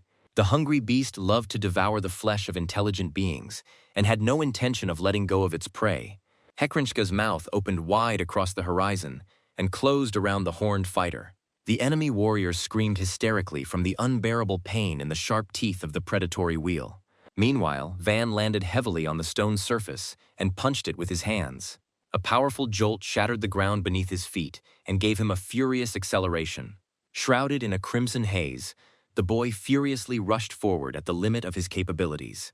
Ahead appeared the motionless figure of a bearded enemy, wearing round glasses. The young fighter raised his flaming fist and vowed not to miss this time. The tall, bearded man merely watched imperturbably as the furious attack approached. A barely perceptible hint of mockery flitted across his lips at the attacker's arrogance. Van suddenly felt something was wrong, and his eyes widened in surprise. The surviving swordsman suddenly swooped down on him from above, catching the young man off guard. A long-standing territorial conflict between the Kingdom of Balcony and the Dokart tribe flared up among the forest valleys. The peace-loving tribe desperately tried to reach an agreement and asked the foreign ruler to stop the invasion. However, the cruel king mercilessly ordered his guard to pierce the unarmed messenger with a spear. The treacherous aggression of a foreign kingdom led to a bloody war that lasted for 10 years. In the endless brutal battles, parents and brothers died, taking with them the hope for peace. Following them, loyal comrades in arms fell under a hail of enemy arrows, staining the ground with blood. Even beloved women died on the battlefield, leaving only unbearable grief and emptiness in the soul. Amidst the countless mountains of corpses and the deafening clang of weapons, a mysterious warrior in a dark cloak appeared. Only one powerful group of brave mercenaries was able to stop the merciless massacre. The mercenary leader announced to the wounded horned warrior the fall of the enemy kingdom and the freedom of his tribe. The savior looked at him carefully and invited the surfer to join his squad. The man extended an open palm, acknowledging the wounded warrior's outstanding fighting talent. It was at that fateful moment that the defeated fighter made a firm and irrevocable decision. Standing among huge totems and fallen enemies, he vowed to follow his new master. The surfer made an unbreakable vow to give his own life in the name of the Savior and his great purpose. The mutilated, multi-eyed monster froze in bewilderment at the sudden change in its enemy's aura. From the impenetrable darkness, the bright blue animal eyes of a ruthless enemy flashed menacingly. A powerful whirlwind blow split the monster's flesh with a cracking sound, spraying black blood around. The giant beast howled hysterically in pain, not understanding the reasons for its crushing defeat. The surfer dug his claws into the ground furiously, remembering his unpaid debt to Kasserlak. In his strong hands, two giant jagged scythe blades flared with chilling energy. The horned warrior rose into the air and brought down a crushing blow on the stone floor beneath his feet. The powerful landing caused the stone surface of the arena to shatter into thousands of pieces with a roar. With a furious cry, he rushed towards his black-haired opponent, cutting the air with his blades. However, the agile fighter instantly jumped to the side, causing genuine bewilderment in the attacker. Sliding along the wooden flooring, the young man easily dodged another deadly wave of blades. The enraged surfer, his muscles tensed, continued to swing his giant, jagged scythes. Soaring high above the arena, the ferocious fighter delivered a furious blow from above with both blades. The guy enveloped his fists in crimson energy and quickly rushed through the curtain of other people's blows. With a powerful cry, the dark-haired fighter delivered a crushing blow with both feet to the opponent's chest. The attacker, thrown back, tried to maintain his balance by leaning on the handle of his weapon. The fierce, horned warrior realized with obvious annoyance the unrivaled strength of his agile opponent. Furious streams of blinding white energy instantly surged around his massive body. The black-haired youth concentrated and prepared to give it his all in this fight. A sinister smile appeared on the young fighter's face at the mention of the mysterious blood of his ancestors.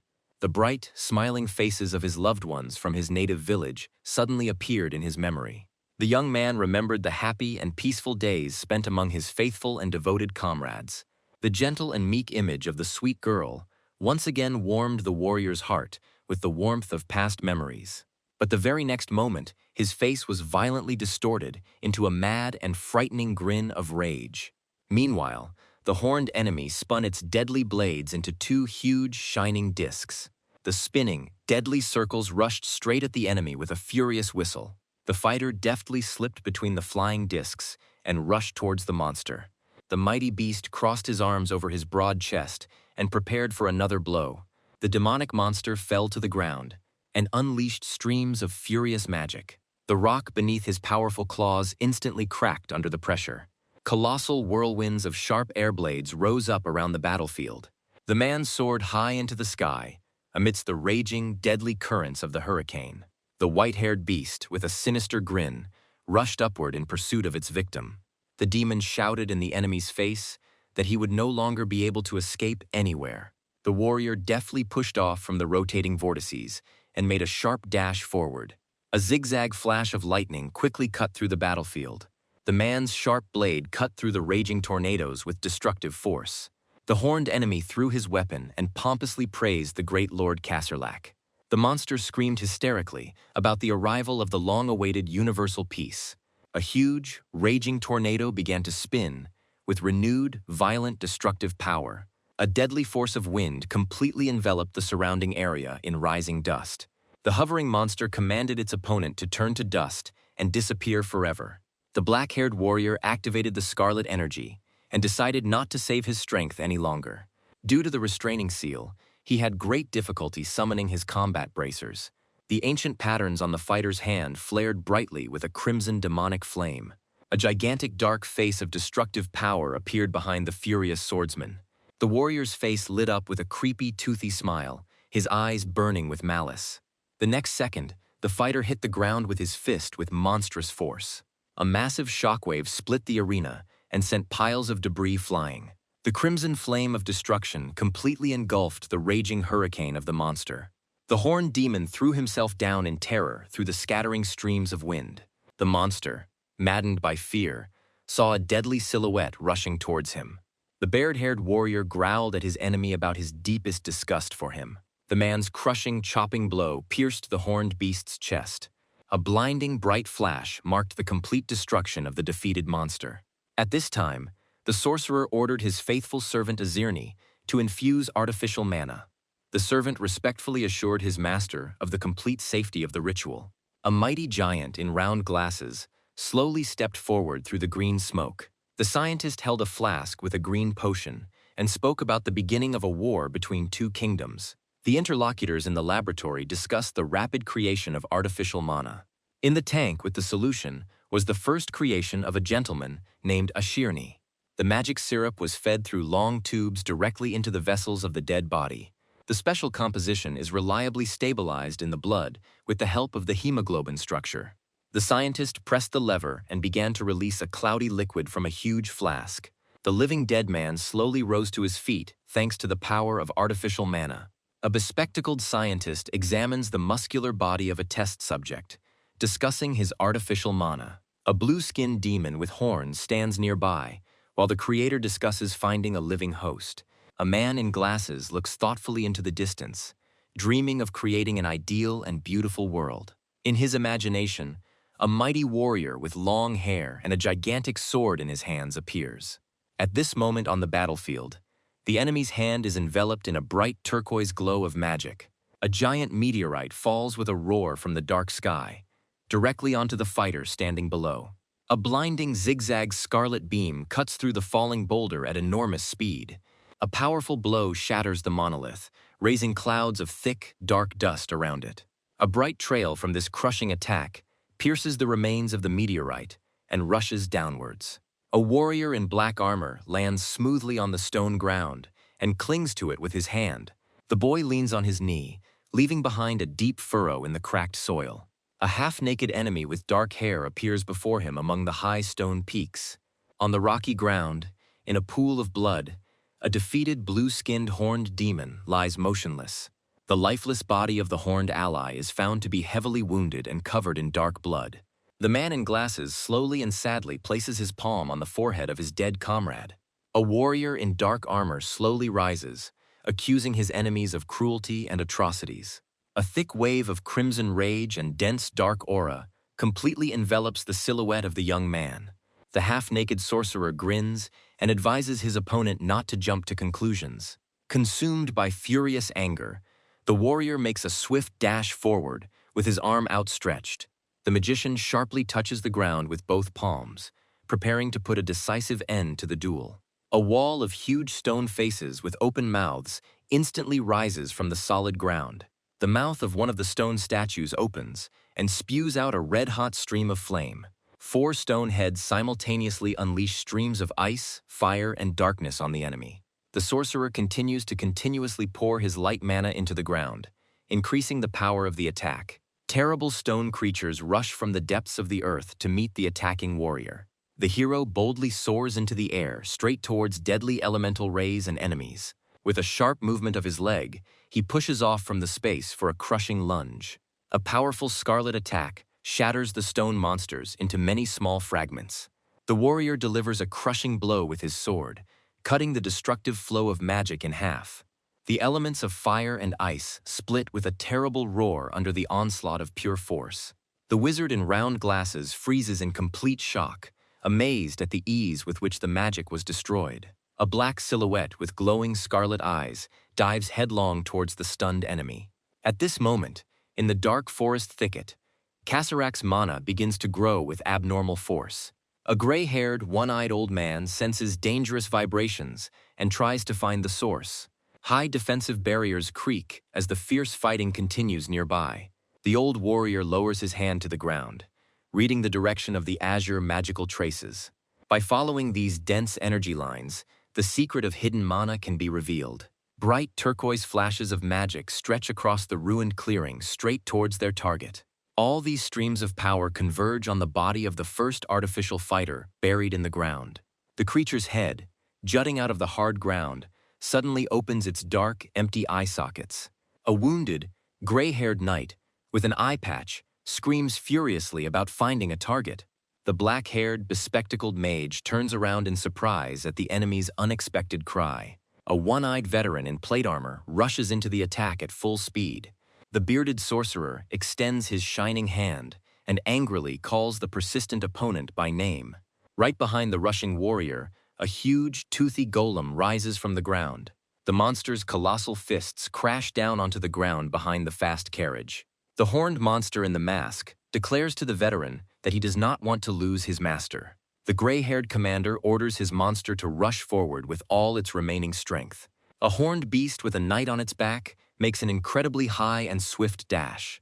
A powerful blow shatters the stone barrier into small fragments and raises thick dust. A blonde enemy fighter runs forward quickly, while a steel hand reaches out from behind him. A wave of fire mixed with bright sparks destroys everything in its path right above the fighter.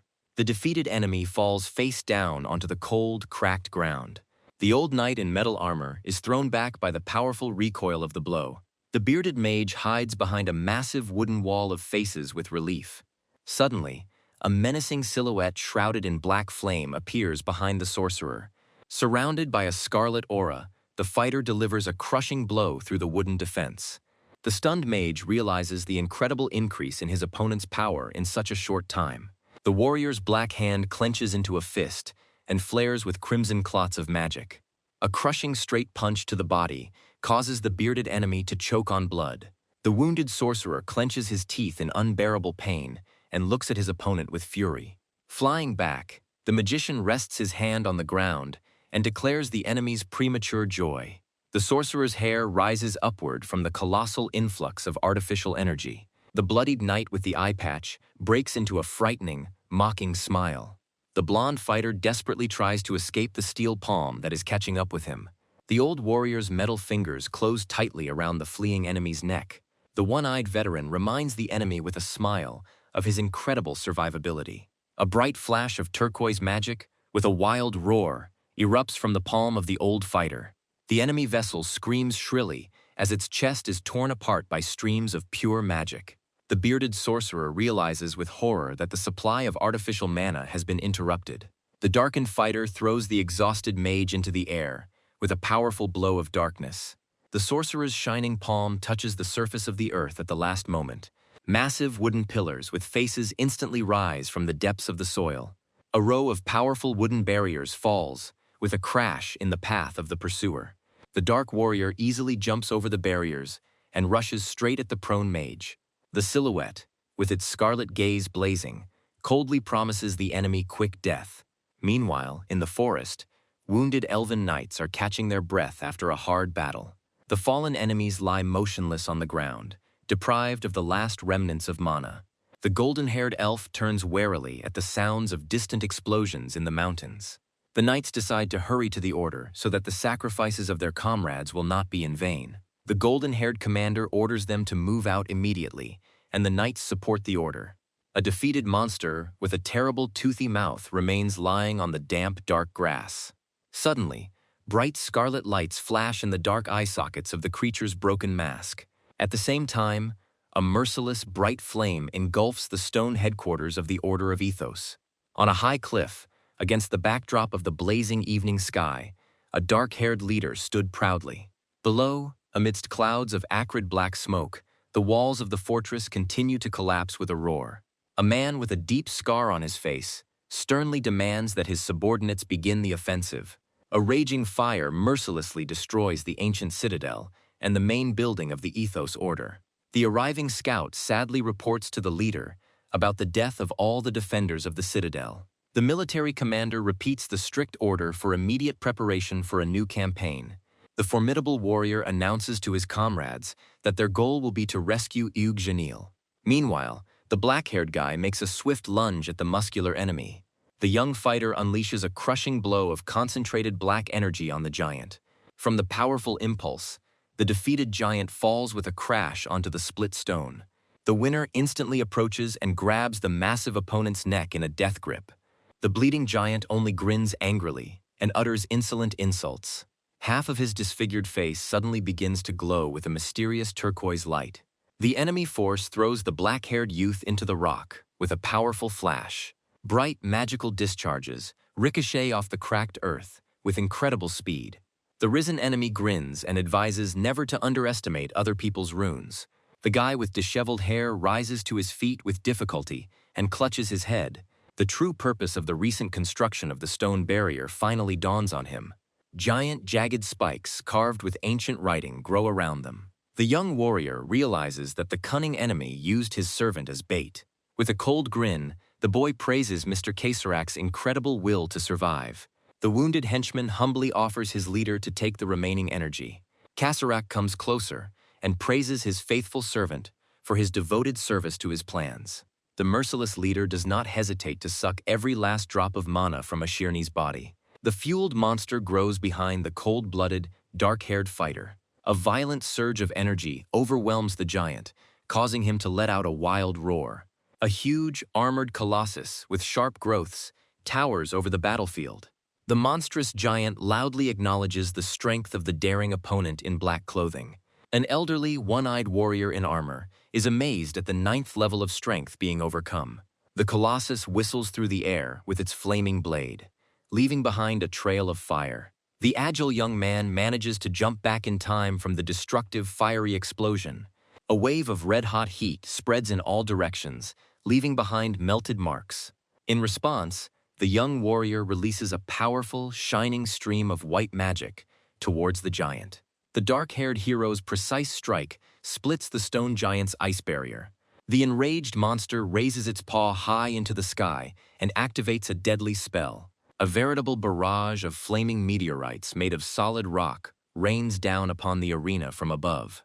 Huge, burning boulders crash into the rocky ground with a roar and shatter into pieces. The warrior in black robes quickly jumps away from the site of the devastating blow. The giant's powerful legs in stone armor tread heavily on the smoking debris. The stone golem raises its flaming fist for a crushing attack on the youth. The enemy swings his hand furiously and sends a wave of bright flame forward.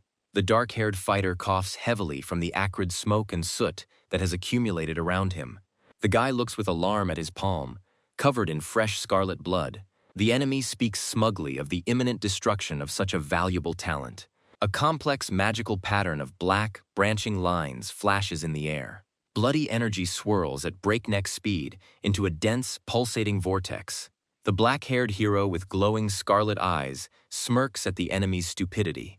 In the flashback, he dodges the combined attacks of dangerous monsters while riding a beast. The rider nimbly rushes forward and directs a stream of dark blood straight at the monster. Wang smears his pet's tail with blood and prepares a special summoning in advance. Drops of scarlet moisture hiss as they settle on the ground among dust and dark fragments. The entire battlefield is strewn with the fallen bodies of warriors in steel armor. The young fighter extends his hand, covered in marks, with an ominous skull on the palm. A powerful dark aura envelops the warrior's muscular body and raises his hair. The stone giant freezes in amazement from the unexpected surge of alien power. Streams of thick blood rush upward with a roar and fill the space with darkness. The armored giant is alarmed by the appearance of an unknown ancient rune. The stone monster's strong armor is covered with deep cracks. A powerful, destructive explosion shatters the giant's massive armor into tiny pieces. A naked, bearded opponent flies out of his armor and falls into a bloody mess. A man screams in panic about the sudden and complete disappearance of all artificial mana. A dark-haired young man slowly walks barefoot across the swaying scarlet sea. The Sura rune completely transforms the hero's body with black patterns and a belt of skulls. The deadly warrior proudly proclaims his complete control over mana. The stunned bearded man tries to comprehend the enemy's insane strength with genuine horror. From the depths of the bloody waters, the disfigured faces of the dead people slowly rise. The frightened man opens his mouth in wild shock and screams in growing horror. Suddenly, pale, dead hands grab the fugitive by the legs and pull him down furiously. The warrior's muscular arm strains to deliver the decisive blow to the victim. Horrible mutilated faces with bloody eyes and predatory grins surround the enemy. A terrifying ghost with glowing pupils and an open mouth looms over a man. The bearded man, driven mad by fear, despairingly recalls the great order of Ethos. A huge column of compressed, screaming bodies and bones rises towards the sky. The panicked enemy flounders helplessly among the seething waves of the Crimson Lake. Dark spirits with mad laughter close in on the trembling bearded man. The long arms of the dead reach out to the enemy screaming in helplessness and devour him. Black ghostly silhouettes grab the frightened warrior and drag him into the abyss. A multitude of bony hands close around a man's face, distorted with horror. A powerful flash of crimson-black energy shoots upward from the monster's sharp claws. A young man with bandaged hands brings down a swift blow with his claws from above. The black-haired fighter with a glowing red eye advises to leave him alone. The attacker in the scarlet cloak plunges his claws straight into the center of the enemy whirlwind. A bright vertical trace from a powerful cut splits the dark space. A triple blade of dark magic pierces the bearded warrior's body with a roar. The remains of the ghostly hands finally dissolve in the seething crimson liquid. A black whirlwind thickens on the stone ground and gradually collapses into a point. The clot of dark energy slowly dissipates, leaving a trace on the scorched earth. The defeated man feels his strength and blood rapidly fading. A weakened warrior with a thick beard looks heavily at the gray sky in front of him.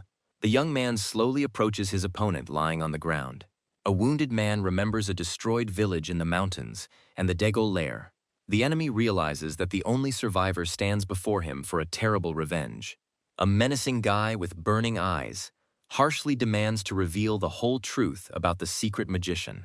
A dying fighter argues that talk of the futility of revenge is false. The bearded man declares that the revenge that has been accomplished brings real catharsis. Tears well up in his eyes as he thinks about the overwhelming feeling of freedom. The interlocutor warns that after triumph, a person will inevitably face emptiness. The enemy lying on the ground asks defiantly about life after the revenge is accomplished.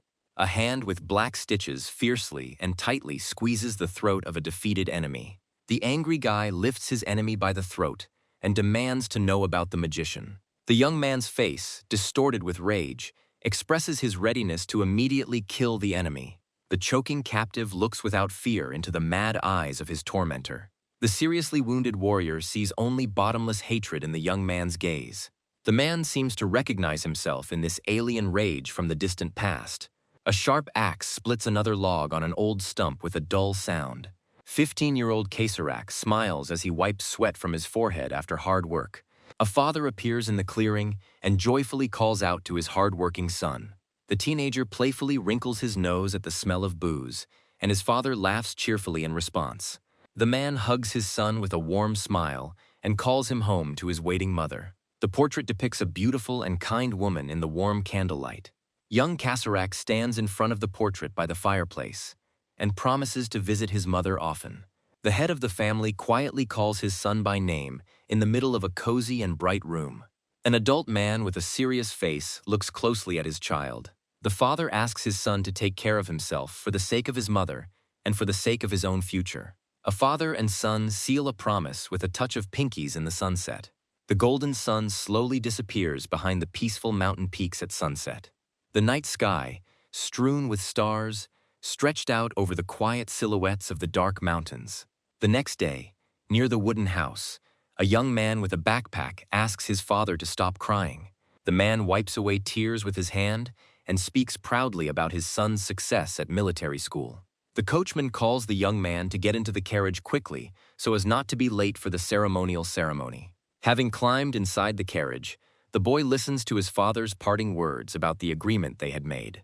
The young man with shining eyes smiles happily in response and wishes his parent good health. The wheels of the heavy carriage start to move and roll along the dusty road with a dull creak. The father waves his hand after the departing carriage and loudly promises to wait for his great glory. Left alone, the man wipes away his tears and suddenly notices a strange figure nearby. A huge stranger in dark iron armor and a long cloak looms menacingly before him. Upon arrival, the young man looks in bewilderment at the huge Gothic castle that replaces the school. Entering the luxurious mansion, he hears the joyful voice of the owner on the red carpet. The archbishop grabs the guy by the hands and asks about his ability to change his appearance with runes. The evil nobleman grins creepily and announces that the enrollment has been cancelled in favor of new slavery. The mad gentleman admits to a lack of inspiration and declares the young man his new muse. The stunned boy, with horror in his wide eyes, tries to understand the meaning of the words he heard. The owner of the estate smirks haughtily and orders the servants to bring something immediately. Suddenly, the young man shudders and steps back in silent horror at the sight of the body thrown on the floor. His father lies bloodied and bound, helpless on the red carpet, hoarsely calling for his son. The guards forcefully grab the boy, while the archbishop offers him a deal for 10 years of service.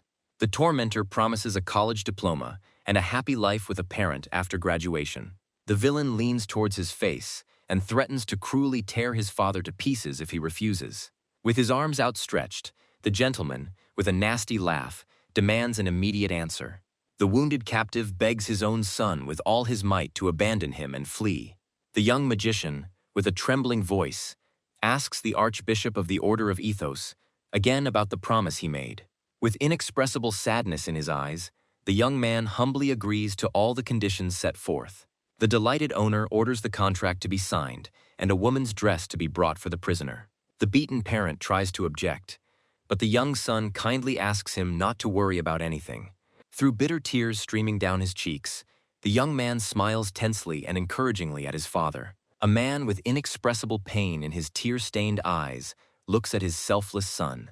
The snowy winter begins, and cold flakes slowly cover the gloomy castle building. The maids in the corridor whisper to each other about the master's endless bullying of his new muse. An emaciated young man in heavy iron shackles slowly walks past rich mirrors.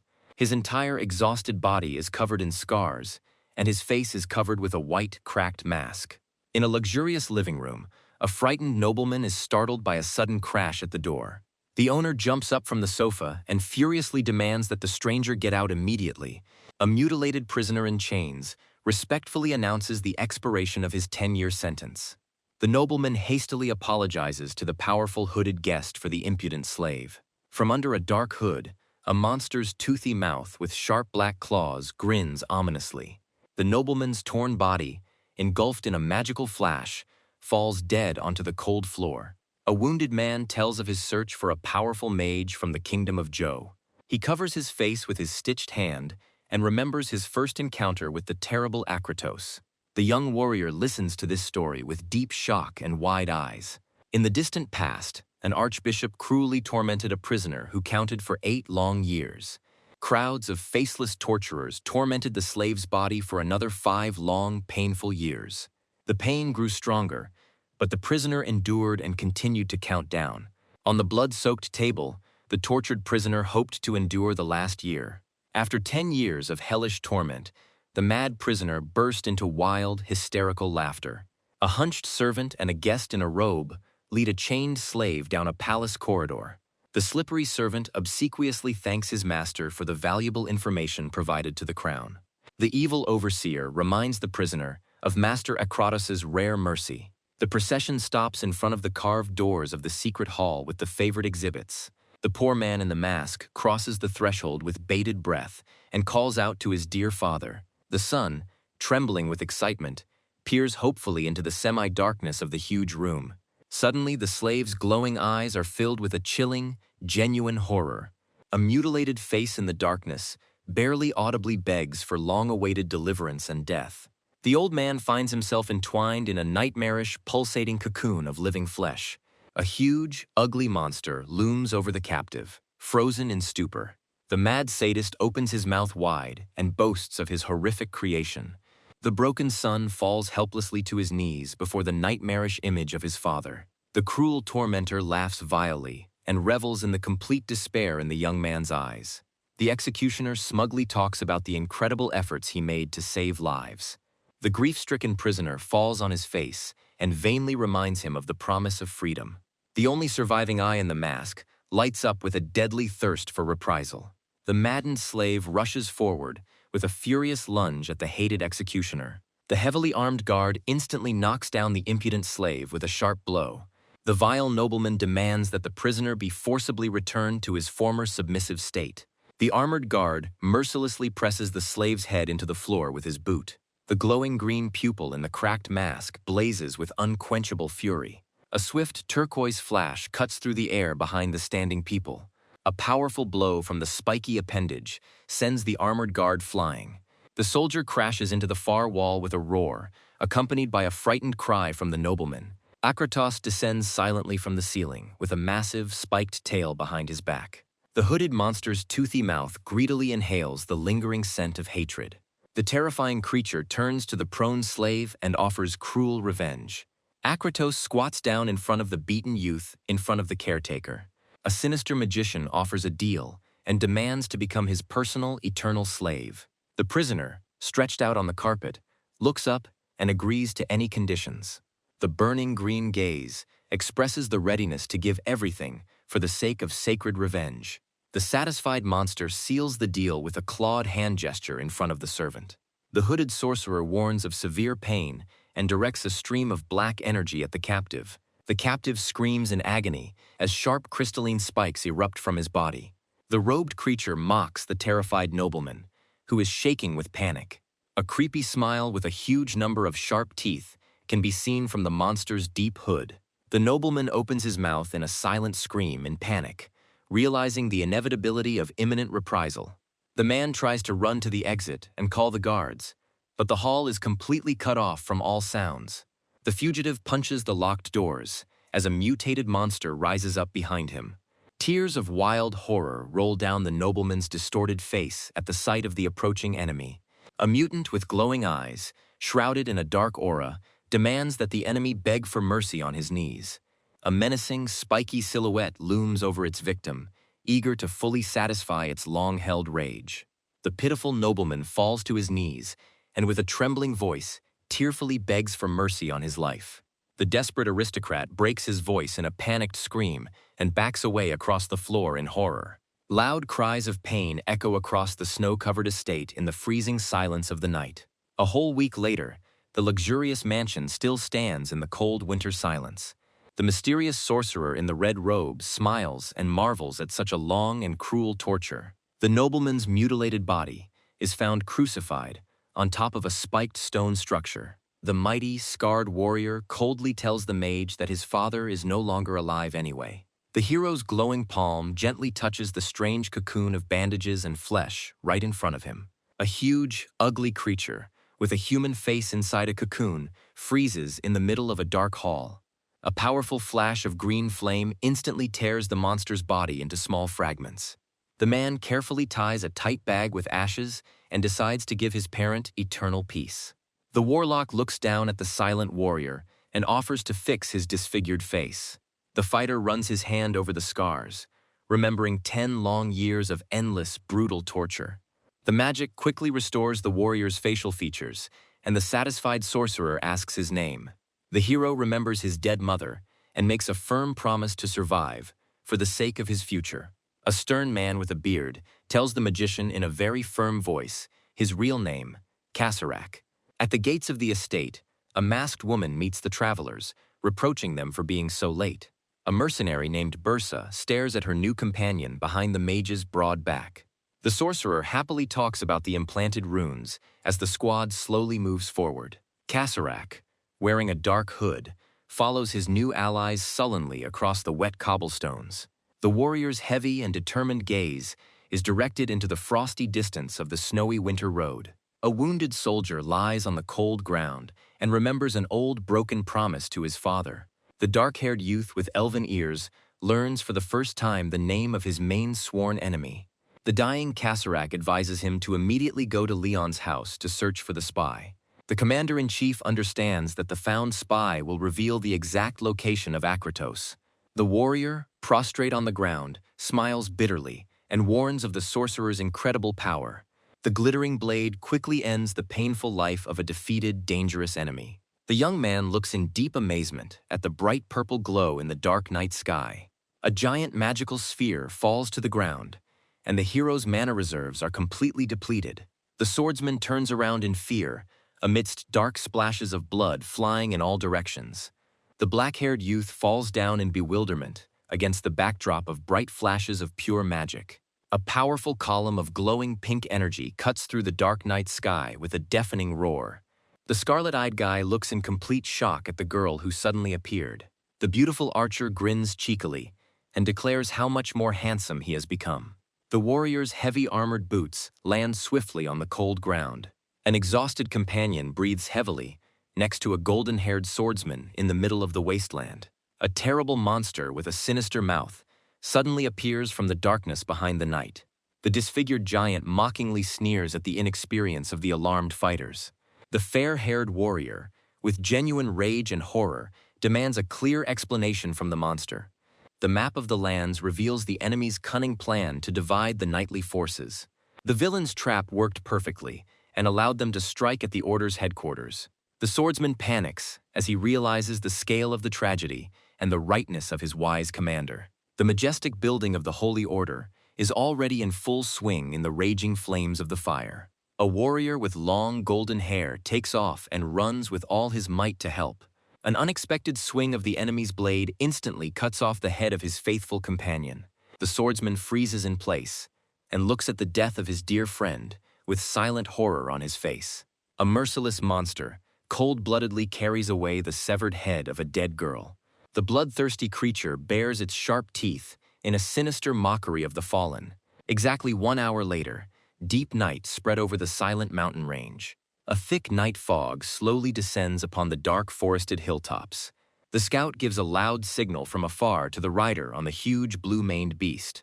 The arriving squad of knights finds the dark and bloody remains of a recent brutal massacre. An experienced commander with a beard notices a barely alive blonde swordsman in a pool of blood. The squad leader loudly orders the healers to save the fighter and continues searching the area. At the same time, the black-haired youth is still flying backwards from the unexpected powerful attack. The archer fires a blinding magic projectile directly at the enemy. The guy finally recognizes his old acquaintance and freezes in shock. The green-eyed huntress repeats her playful words about the long-awaited meeting with a smile. An unknown figure in a dark hood watches the heroes closely from the forest thicket. A mysterious mage in a bird mask clutches a terrifying weapon with a huge living eye. A muscular, scarred giant silently approaches his cloaked partner. The sorcerer calmly announces his imminent return to his native kingdom of Argo. The man in the plague doctor mask senses the enemy's mana rapidly approaching. The large monster mournfully laments the inevitable grumbling of his stern companion. The girl with the bow peers warily into the thick night darkness between the trees. The red-haired mercenary notices with relief the quiet retreat of her dangerous pursuers. The black-haired young man is puzzled and asks the real reason for her unexpected appearance. The angry archer furiously pokes the guy in the cheek with her finger for ruining an important meeting. The young warrior guiltily recalls the recent events in the tavern and the sudden appearance of the messenger. The guy timidly justifies his hasty escape to his disgruntled and noisy companion. Feeling relieved, the girl throws up the heavy bag and promises to double the reward. Clutching the gold to herself, the companion is amazed to feel the seething power in the guy's body. While tightening the bandages on his hands, the warrior calmly listens to the discussion about the restrictions that have been lifted. Soon the ally points to Ophan lying nearby and praises him for saving her. The wounded comrade lies unconscious on the cold ground, but his life is not in danger. A wounded knight emerges from the darkness towards them, sincerely rejoicing at the rescue of his comrades. The giant in shattered armor cannot believe that the formidable enemy was defeated alone. The black-haired swordsman calmly explains that the monster summoned by the runes has dispersed.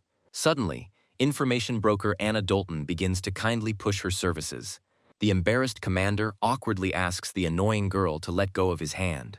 The sudden appearance of a powerful alien presence puts the warrior on guard. The heroes turn towards the approaching figure, trying to spot the stranger. A stranger with a menacing aura and glowing eyes demands to know his intentions. The heavy steps of a mighty warrior shake the earth and raise whirlwinds of radiant energy. Behind the approaching leader, the gigantic silhouette of a roaring lion flashes. Feeling the monstrous pressure of this mana, Anna freezes in horror next to her ally. The one-eyed commander reverently recognizes the arriving ruler and shouts with joy. The knight explains to his comrades that the head of the Grand Ducal House stands before them. A stern lord with a scar on his face surveys the field of a recent battle with cold calm. On his battle banner, an ancient sign depicting a menacing lion's face proudly shines. Images of the valiant knights of the legendary ducal family emerge in the warrior's memory. The young warrior recalls with surprise the enemy's recent words about the great house of Leon. Sir Janil bows humbly before his master and reports on the fallen soldiers. The officer emphasizes that he survived only thanks to the incredible valor of the young swordsman. The highborn lord looks into the young man's face with deep interest and respect. The black-haired hero meets the ruler's heavy gaze calmly and imperturbably. The duke gratefully touches the boy's shoulder and acknowledges his services to the entire family. As a token of gratitude, the lord politely offers the wounded warrior shelter and rest. Flattered by the honor, the swordsman accepts the sincere invitation to the palace. The ruler loudly orders the army to advance and take care of the dear guests. The orderly ranks of knights set out on their journey, maintaining utmost vigilance as they march. The body of the defeated enemy mage begins to rapidly crumble into black dust. The villain's petrified flesh becomes deeply cracked and turns to ash. The cold night wind quickly scatters the remains of the dangerous sorcerer over the ground. Meanwhile, the action moves to the gloomy towers of the enemy kingdom of Argo. The majestic Gothic castle rises in the darkness under the light of crimson windows. In the dark corridors, ugly minions discuss the imminent arrival of the warlords. An armored hand knocks loudly on the massive doors of the royal throne room. The heralds enter and humbly report to the monarch the return of the High Lords. In the depths of the luxurious hall, darkness reigns, hiding the ruler seated on the throne. Bowing deeply, Rabin reports to the ruler about the destruction of the mercenary detachment. The grim ruler silently clutches the armrest of the throne, surrounded by hissing dark snakes. The formidable ruler angrily reminds his servants of the failure of the original plan of operation. A heavy aura of overwhelming power fills the entire luxurious hall, causing the warriors to tremble. Magical energy flares poisonously in the monarch's hand at the thought of the surviving Hugh Janel. The ruler's gaze, blazing with an unkind light, promises harsh reprisals to all those guilty of the mistake. Olga, standing nearby, smirks haughtily, reproaching her comrades for their inability to kill the magician. The woman coldly declares that such a shameful failure is beyond any forgiveness. Her allies gleefully agree, boasting of their own defeat of the Order of Knights in Ufan. In response, Rabin begins to justify himself and immediately shifts all the blame onto the other squad.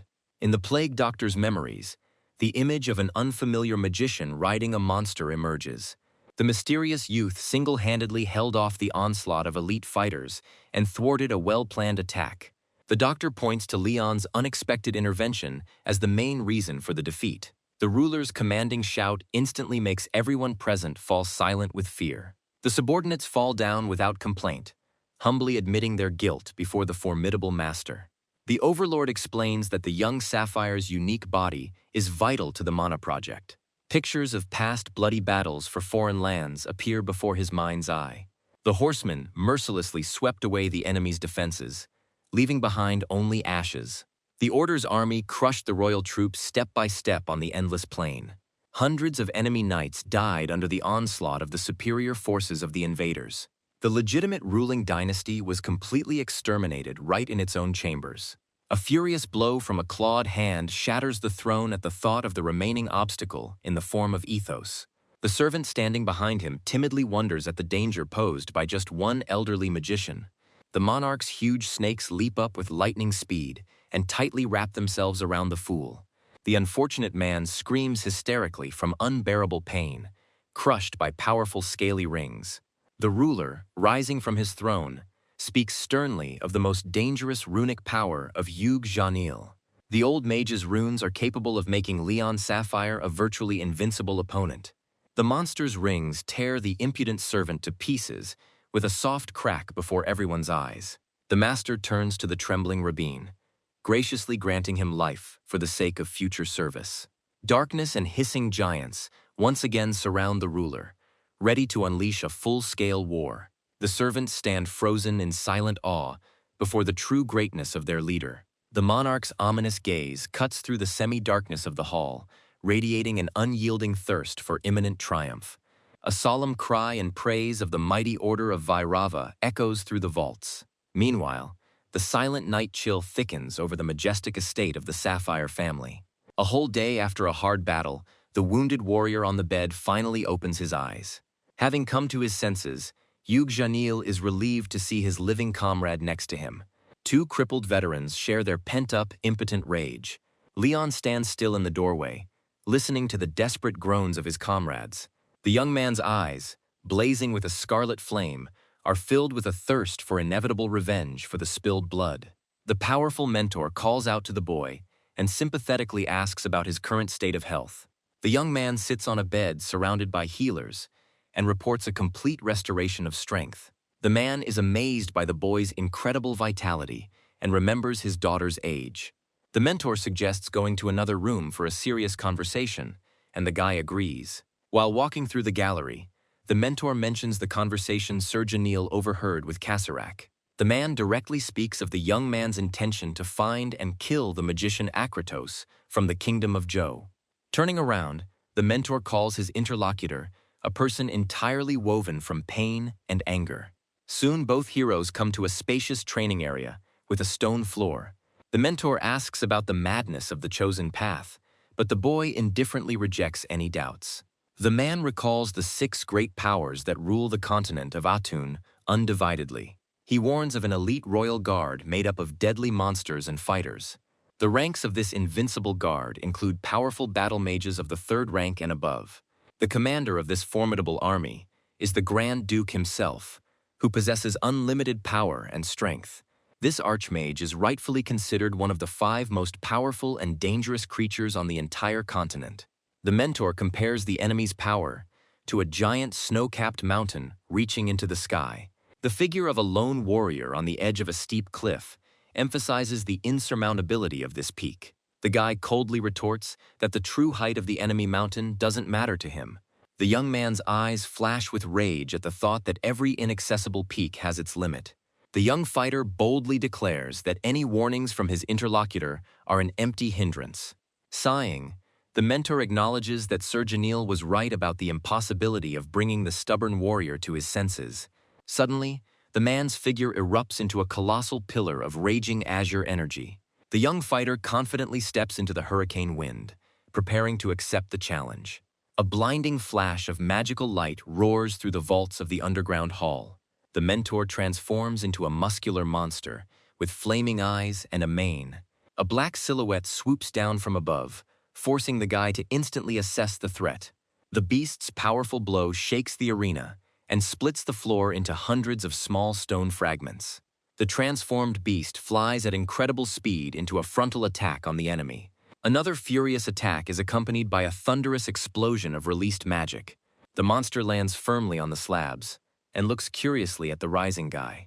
The youth's body glows with an ominous scarlet aura as he menacingly questions the purpose of this attack. The beast with flaming hair apologizes in advance for its unintentional intervention. Grinning madly, the black-haired warrior makes a lightning-fast dash forward. A guy with a raised fist approaches a motionless monster with a long tail. The fighter, burning with rage, shouts out words about how outside interference was unnecessary. A fist shrouded in crimson flame rushes straight at the head of the formidable mentor. A powerful blow cuts through space with a sharp sound, shaking the air around the fighters. The monster remarks with a grin that in old age it is difficult to refrain from moralizing. The beast's glittering azure counterattack falls upon the boy's body with crushing force. The mentor rises into the air along the wall, unleashing a devastating barrage of attacks on the opponent. A powerful explosion of energy generates a new flash, scattering stones in all directions. The huge beast clenches his clawed fists and admits with excitement that he got a little carried away. The stonework of the high wall is covered with deep cracks and crumbling.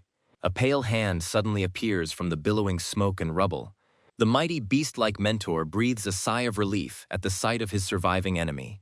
The young man rises, pressing his bandaged leg into the ground and releasing dark energy. The guy grips the handle of a trident blade and promises to show him the true technique. An ominous crimson flame of destructive power flares up around the figure of the swordsman. At the same time, a deceptive silence reigns over the luxurious nocturnal estate. A young lady in a rich outfit hears a distant rumble from the training yard. A small fluffy dog named Popo happily yapped in response to his owner's words. The girl sits in a carved chair and tenderly holds her beloved pet on her lap. With a soft smile, she invites her faithful four-legged friend to come with her. Meanwhile, in the arena, the blade fills with seething, concentrated mana. The warrior activates the Sura rune and confidently walks towards the enemy. Flashing a scarlet eye, the young man decides to spare his opponent and limit himself to using only his left hand. The beast tenses his muscular shoulder and hopes for quick help from the staff healers.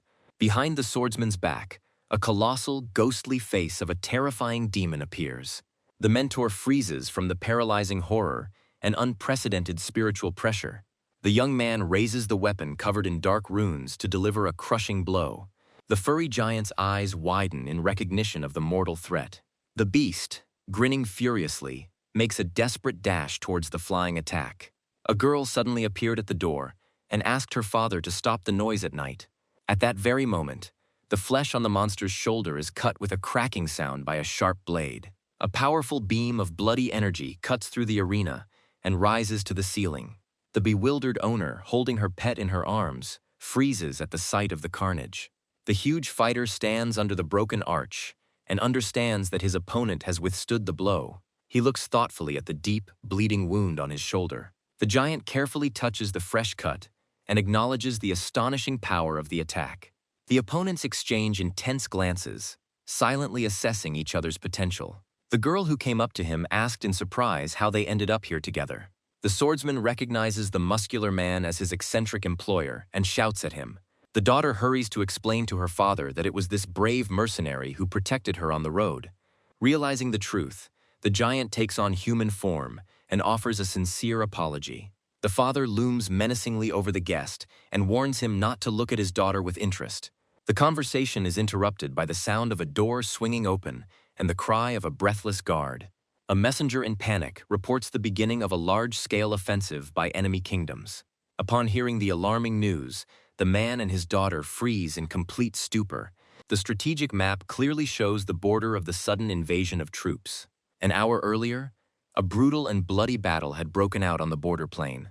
A lone, bloodied blade remained sticking out among hundreds of fallen defenders. A dark fog slowly descends upon the lifeless field, strewn with the bodies of warriors. In the military camp of the Yuhuana Kingdom, the commanders are outraged by the long and grueling war with Argo. Inside a spacious tent, officers discuss the plight of the vassal kingdom of Bogra. The golden-haired warrior notes with displeasure that the allies are mercilessly throwing absolutely all their forces into the battle. The red-haired swordswoman sensibly replies that for a weak state, this is the only chance to survive. The blindfolded fighter interrupts their argument and declares a strange premonition about the enemy. The blind swordsman explains with alarm that there has been a suspicious silence on the front line for several days now. He reminds his comrades of the death of the Ethos Order and the strange inaction of the enemy army after such a blow. The swordswoman suggests a calm before the storm, while the blonde comrade makes fun of them. Suddenly, a messenger runs into the tent with alarming news of a large-scale joint attack by the enemies. The officer with horns on his head sighs wearily and asks the messenger for the exact number of troops. A frightened soldier in a deaf helmet reports in a trembling voice about the advance of the entire enemy army. The fair-haired commander froze in genuine shock and silent horror upon hearing the news. The red-haired warrior's eyes widen in fear, realizing the scale of the impending disaster. The bandaged strategist becomes completely gloomy, instantly calculating all the mortal risks. The blind warrior furiously orders the girl named Charles to retreat immediately back to the safety of the capital.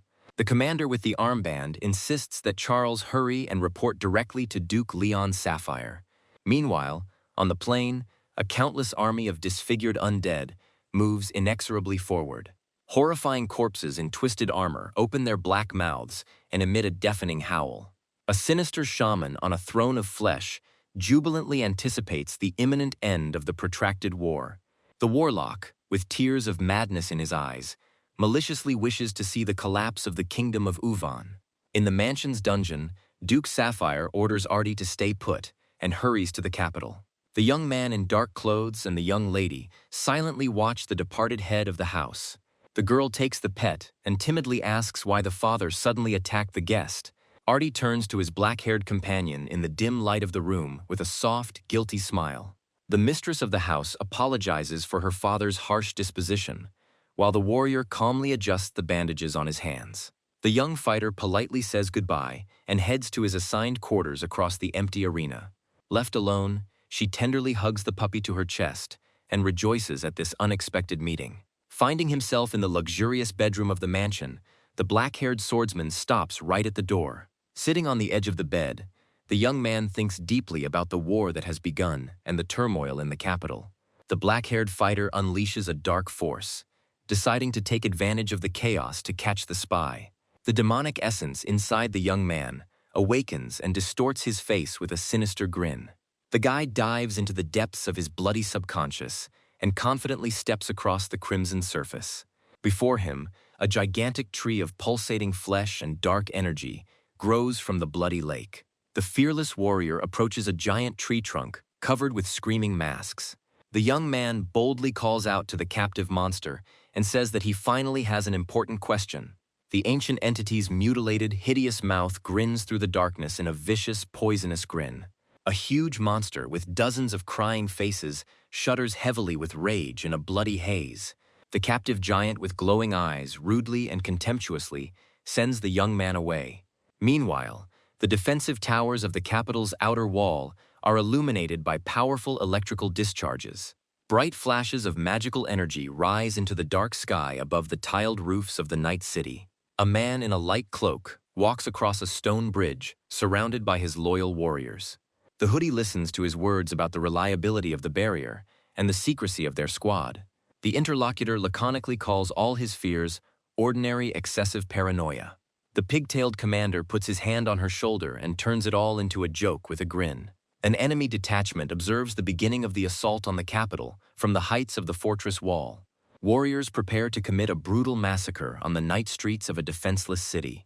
A muscular giant complains to a woman about the commander's character and receives a harsh response. The maddened leader, grinning, orders his subordinates to tear everyone to pieces. A mutilated prisoner in a crimson dungeon looks with hatred at his tormentor. The black-haired warrior mockingly notes the changed appearance of the defeated enemy. A young man with glowing scarlet eyes demands to reveal the identity of an enemy spy. The prisoner is amazed at his awareness and learns of the death of his master Kassarak. The demonic monster, drooling, cannot believe his mentor is dead. The guy offers to let the enemy go free in exchange for the information he needs. The demon does not believe the promises of mercy and only confirms the presence of a secret spy. The dark-haired fighter decides to hand over the right of interrogation to the one who needs it most. Bare female feet step carefully across the stone floor, bathed in crimson light. A fair-haired elf in a simple, worn dress appears next to the warrior. The crippled prisoner, in indescribable horror, recognizes a familiar girl who has approached him. The young man explains to his companion that he saved the life of this monster for the sake of her personal revenge. The red-eyed fighter points his hand at the living enemy and calls him valuable prey. The girl asks doubtfully about the fate of their common sworn enemy. The swordsman admits that he specially pulled this monster from the other world for her sake. The dark-haired warrior's face shows a grim determination to see the matter through to the end. He points the blonde to a nearby table with a set of terrible torture instruments. The chained monster roars furiously, realizing the monstrous fate awaiting him. The trembling elf looks with fear at the sharp blades and spikes laid out before her. A black-haired boy, with a dark shadow hanging over his face, pushes her into action.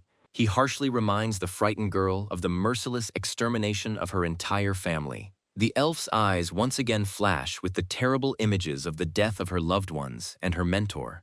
Memories of the recent tragedy fill her eyes with tears of helplessness and pain. Overwhelmed by unbearable grief, the girl clutches her head with her hands and screams. She screams in a frenzy that she will never forget the atrocities committed by the villains. The warrior sits down next to him and insistently encourages him to release all his pent-up rage. Leaning close to his friend's ear, he convinces her to cast aside any doubts. Realizing the indecision of his young companion, the fighter decides to personally teach her her first lesson. A magical force suddenly lifts and crucifies the mutilated captive in the air. The body of the defeated enemy is lowered onto the rack with a crash and is tightly bound with chains. A young man with a terrifying weapon in his hand slowly approaches the victim crucified on the table. The merciless executioner promises the monster rare respites between endless rounds of torment. The bound captive moans pitifully through his gag and begs to hear his confession. At this time, the merciless executioner methodically chops vegetables and pours them onto the burned body. Donning a chef's hat and a pink apron, the young man continues cooking with an unperturbed look. The prisoner, driven mad by wild torment, screams hysterically and tries to reach his tormentor. The brunette watches with lazy interest, the prisoner's gaze burning with fierce rage. The young man slowly tastes the dish while his tortured opponent writhes in agony. After 6 hours of hard work, the exhausted girl finishes cleaning the hall with relief. The maid reports with a smile to the savior sitting on the throne about the instruments washed to a shine. The Dark Lord warns the monster crucified on the rack of his imminent and painful death. Walking slowly away, the hero laments the lack of trust in his ostentatious kindness and mercy. The tortured spy finally surrenders and begs for a quick death in exchange for valuable information. The exhausted and bleeding spy begins to reveal the name of the treacherous traitor. Meanwhile, alarming news about a spy who has infiltrated the majestic castle spreads. The military leaders bend over the map and realize the sudden collapse of the capital's protective barriers.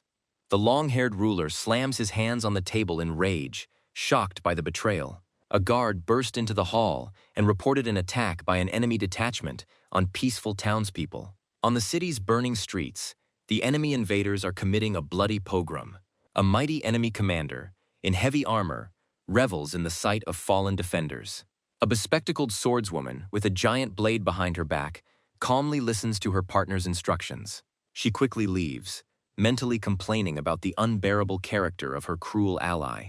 The arrogant commander Jourdain answers his subordinate's question with a smug grin.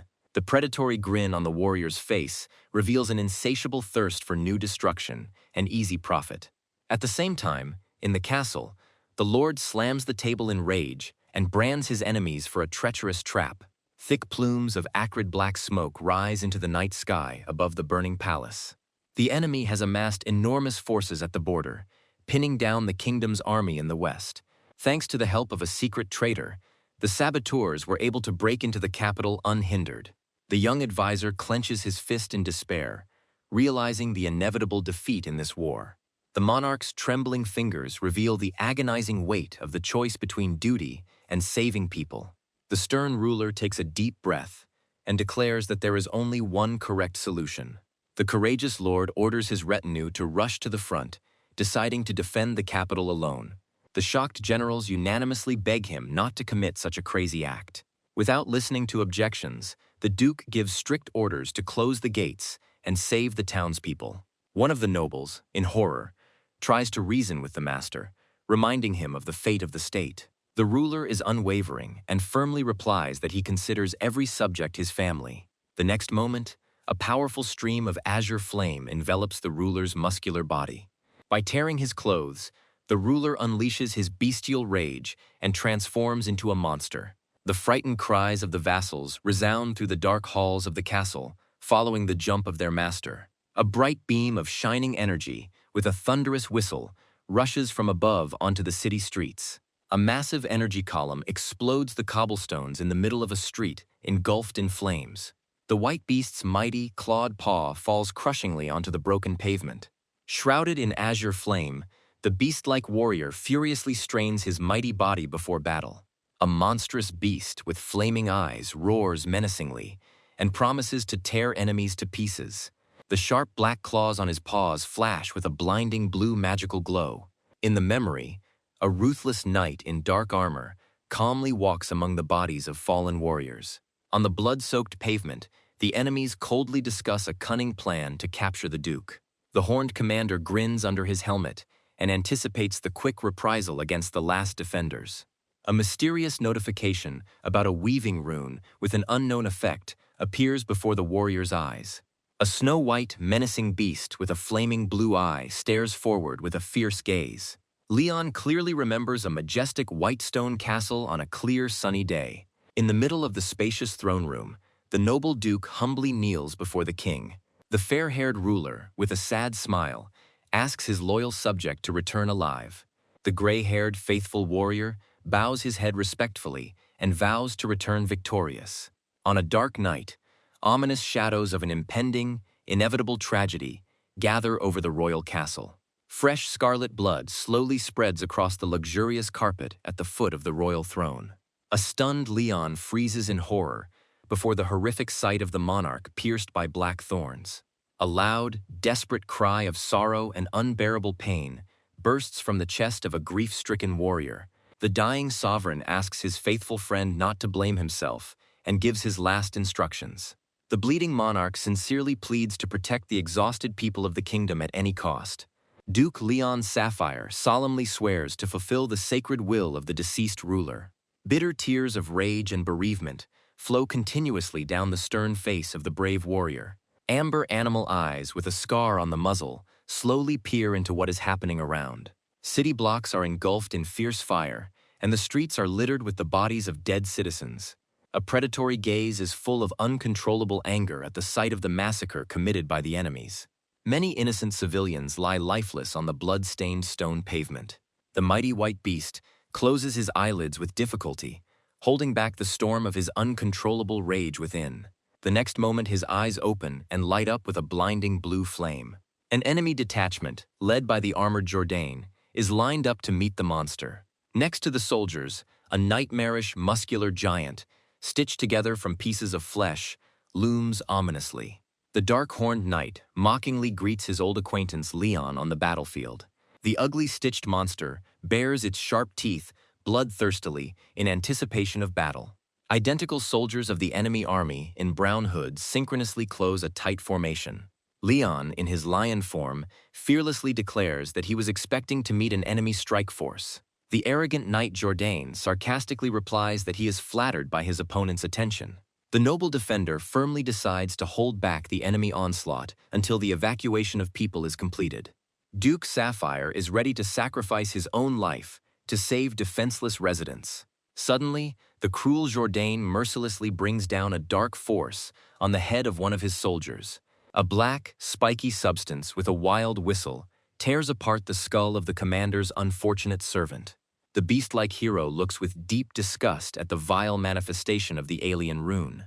The armored villain mockingly proclaims his vulnerable soul and drags a spiked mace.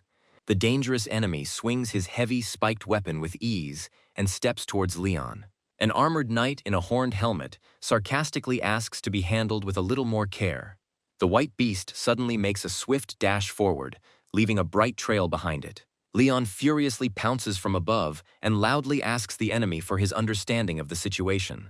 The horned warrior deftly dodges the swift and dangerous attack of the enraged lion. A crushing swing of the paw cuts through space and leaves a wide mark on the ground. The mighty lion's claws glide smoothly across the cobblestones cracked by the violent collision. At that moment, a muscular giant covered in scars attacks the hero from behind. The attacking monster's heavy fist crashes into Leon's head at high speed. From the powerful impact, fragments of broken rocks fly in all directions with a deafening roar. The giant, with his face sewn up, continues his furious attack and raises his hand for another blow. The defender's white-clawed paw hits the cracked earth with a dull thud. The beast is focused on the safety of people and is waiting for the city to be evacuated.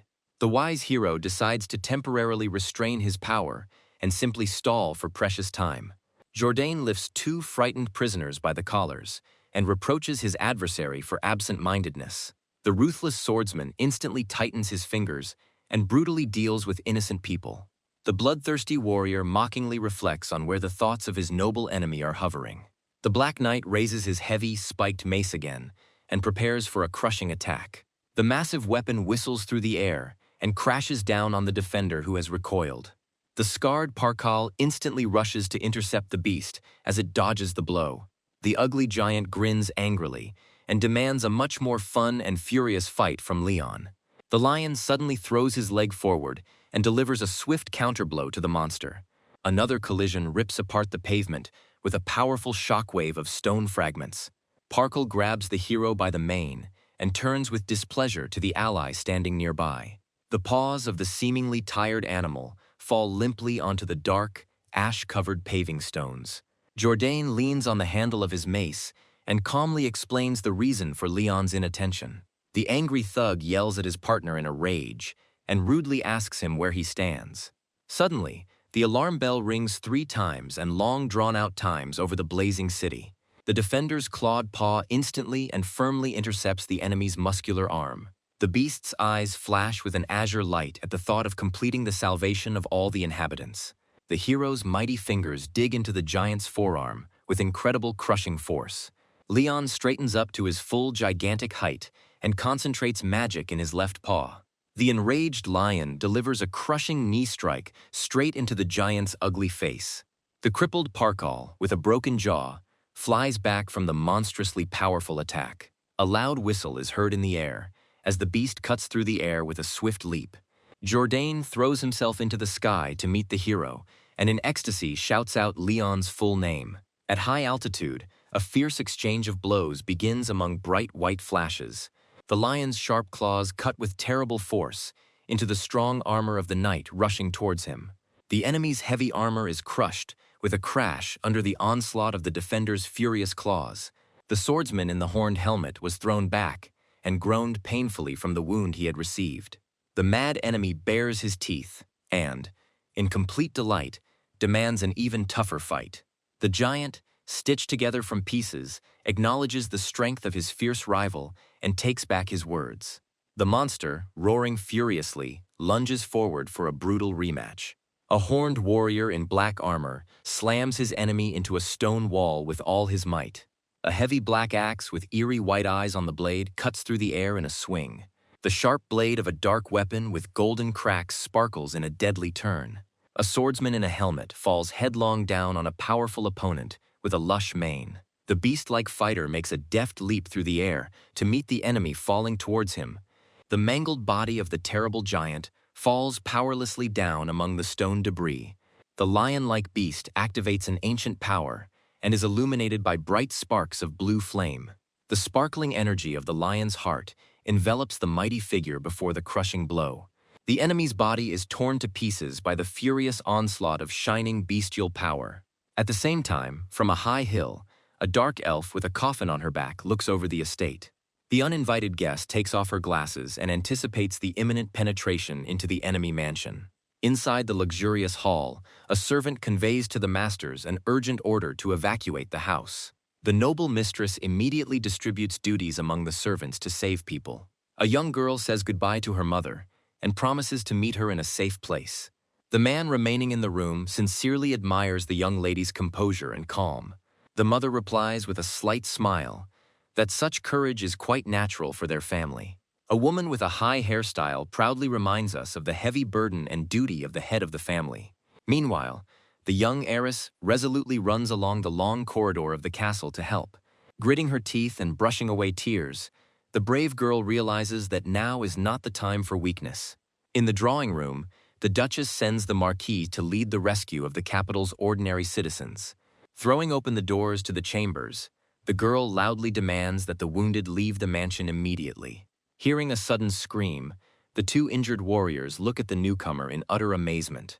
The guest hastily explains that enemy troops have already approached the walls of the capital city. A bandaged, golden-haired knight tries to rise to go into battle himself. Looking back at the wooden crutch, the warrior realizes the hopelessness of his situation. The wounded defender's pale face reflects deep shock and bitter disappointment. The girl sternly orders the warriors to go to shelter and informs them about her friends on the upper floor. Having ordered one lord to take care of another, the brave lady is about to follow the rest. The maid's hurried steps echo loudly through the empty corridors of the rich mansion. Lifting the hem of her long dress, Ati hurries up the wide staircase.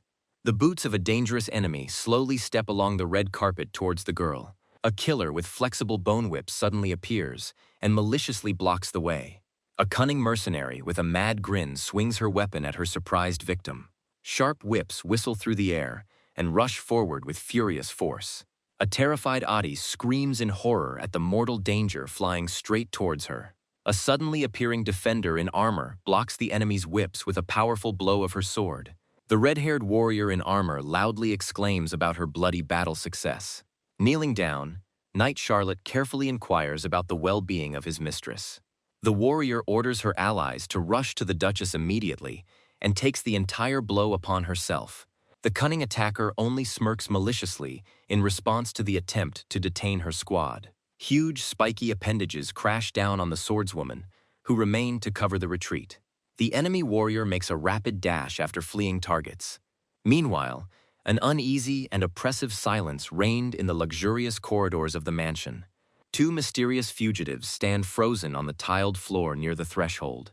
The fair-haired girl sternly asks her companion not to kill the prisoner prematurely. A bizarre dog with a human face screams hysterically and expresses outrage at the bullying. The owner sharply pulls the dog Bergadin and orders him to sit down immediately and shut up. At this moment, in the passage, Charlotte desperately chops with her sword at the approaching bone claws. A powerful explosion knocks out the walls of the estate and throws the combatants into the courtyard. The black-haired boy slides across the stone slabs and turns to the dog, who has spoken with surprise. Duchess Leonati shouts to the arriving fugitives to immediately leave the dangerous house. The landed assassin with bone whips smirks and praises the knight's amazing reaction. The villainess grins madly and openly declares her intention to fight at full strength. A whole fan of sharp growths grows out of the attacker's back with a terrifying grinding sound. The red-haired swordswoman watches in complete daze as the monster's power increases. Deadly tentacles rush forward with lightning speed for a decisive, crushing blow. The armored defender is determined to block all enemy attacks for the sake of her mistress. The warrior's eye flashes with a scarlet glow, and a runic pattern spreads across the skin of her face. The blade's dazzling arcs create an impenetrable protective barrier around Charlotte. The swordswoman parries countless attacks from the writhing mandibles with incredible dexterity. The opponent bursts into poisonous laughter and sharply increases the speed of her blows. Charlotte grits her teeth in despair at the thought of not being able to repel the entire barrage. The cruel bone spikes finally break through the defense and pierce straight into the defender's body. Drenched in scarlet blood from deep wounds, the wounded warrior furiously curses the enemy. Leonati calls her loyal subject in horror, but she has difficulty assuring her of her steadfastness. Suddenly, the knight's pupil dilates with the realization of the terrible disaster that has come. Lowering her weakened hand, the warrior realized in shock that her mana was completely blocked. The mocking rival slowly approaches and asks about the missing flow of power. Licking her lips with the thrill of victory, the villainess reveals the secret of the severed energy paths. Usually, the energy accumulated by a magician is stably stored in the bone marrow and is associated with the blood. From the heart, mana circulates throughout the body, using the nervous system as a conductor. At the key nodes of this extensive network, there are special points of accumulation of the flow of force. The enemy's precise strikes severed these key nodes and deprived the defender of the ability to fight. Grabbing the defeated Charlotte by the hair, the cruel killer finally brings her to her knees. A sinister figure with a blazing gaze turns its attention to the defenseless Leonati. The Duchess, in agonizing impotence, reproaches herself for her weak command of the saving runes. The noble lady clenches her fists in rage and the inability to change her terrible fate. The triumphant attacker takes a confident step forward to deal with the mistress. A sinister woman in purple robes looms over a fallen knight on the pavement. The bleeding defender begs her mistress with all her might to run away quickly. The attacker grins madly and anticipates the quick reprisal against the defenseless victim. The villainess raises her bone tentacles and threatens to deprive the knight of her mana forever. At this moment, a brazen voice of a black-haired young man with an insult sounds from behind. The enraged opponent jerks her menacing limbs behind her back. She slowly turns towards the intruder and raises the sharp bone strands. A crazy woman with glowing green eyes asks again what was said. The young swordsman calmly demands that the vile old woman leave immediately. The offended witch bursts into furious laughter at the young man's unheard-of impudence. Deadly, jointed legs instantly rush forward for a crushing blow. Dozens of spiky appendages fall from above, straight down onto the unperturbed guy. The young man instantly intercepts the massive blade and surrounds himself with a dark aura. With a powerful movement, he swings his flaming sword towards the flying spikes. Crimson energy blades cut through space with incredible force. The defender easily repels the entire barrage of bone attacks right in front of the wounded girls. The guy's devastating blows crumble enemy tentacles into tiny fragments. The red-haired warrior looks in complete amazement at the strength of the young swordsman.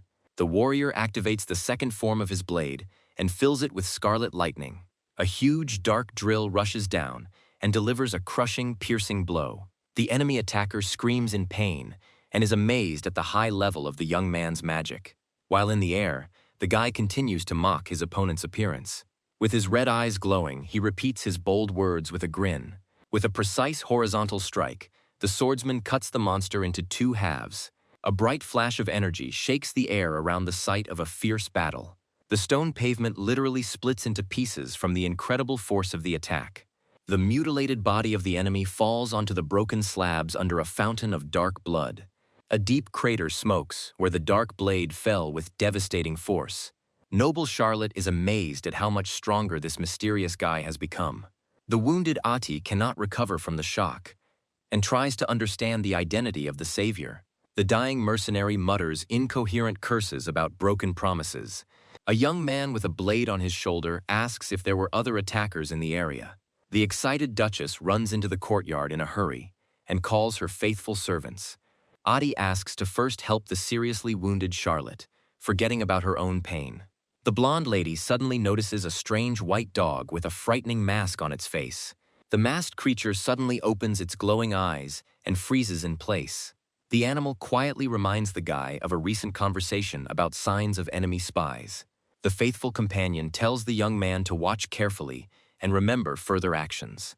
Meanwhile, the Duchess carefully pours healing potion onto the faithful knight's wounds. The noble lady loudly announces that all guests and servants have already been evacuated. Suddenly, a strange little beast with a mask on its face hits the Duchess right in the face. The nimble dog jumps away from the shocked woman, barking loudly and loudly in the middle of the room. The talking head on the collar screams furiously that it has finally discovered its true purpose. The stunned lady clutches her cracked cheek and furiously screams curses in response. The black-haired swordsman in dark clothes smirked contentedly, finally confirming his suspicions. The next moment, a bright, blinding flash cuts through the semi-darkness of the stone hall. The guy rushes forward and delivers a powerful slash with his dark sword. The red-haired warrior and the young noblewoman scream in horror, fearing for the life of the mistress of the house. The brave swordswoman manages to intercept the lunge and blocks the attacking youth's blade with a clang. The girl in armor angrily demands an answer, while the fighter calmly talks about the fake mask on his face. The knight refuses to believe the words he heard, and shouts in rage at the dark swordsman. The frightened daughter freezes in place, unable to believe the terrible hints of her mother's deception. The Duchess's chapped lips suddenly twist into a sinister, mocking half-smile. The woman admits with a smile that she showed unforgivable carelessness in front of her opponent.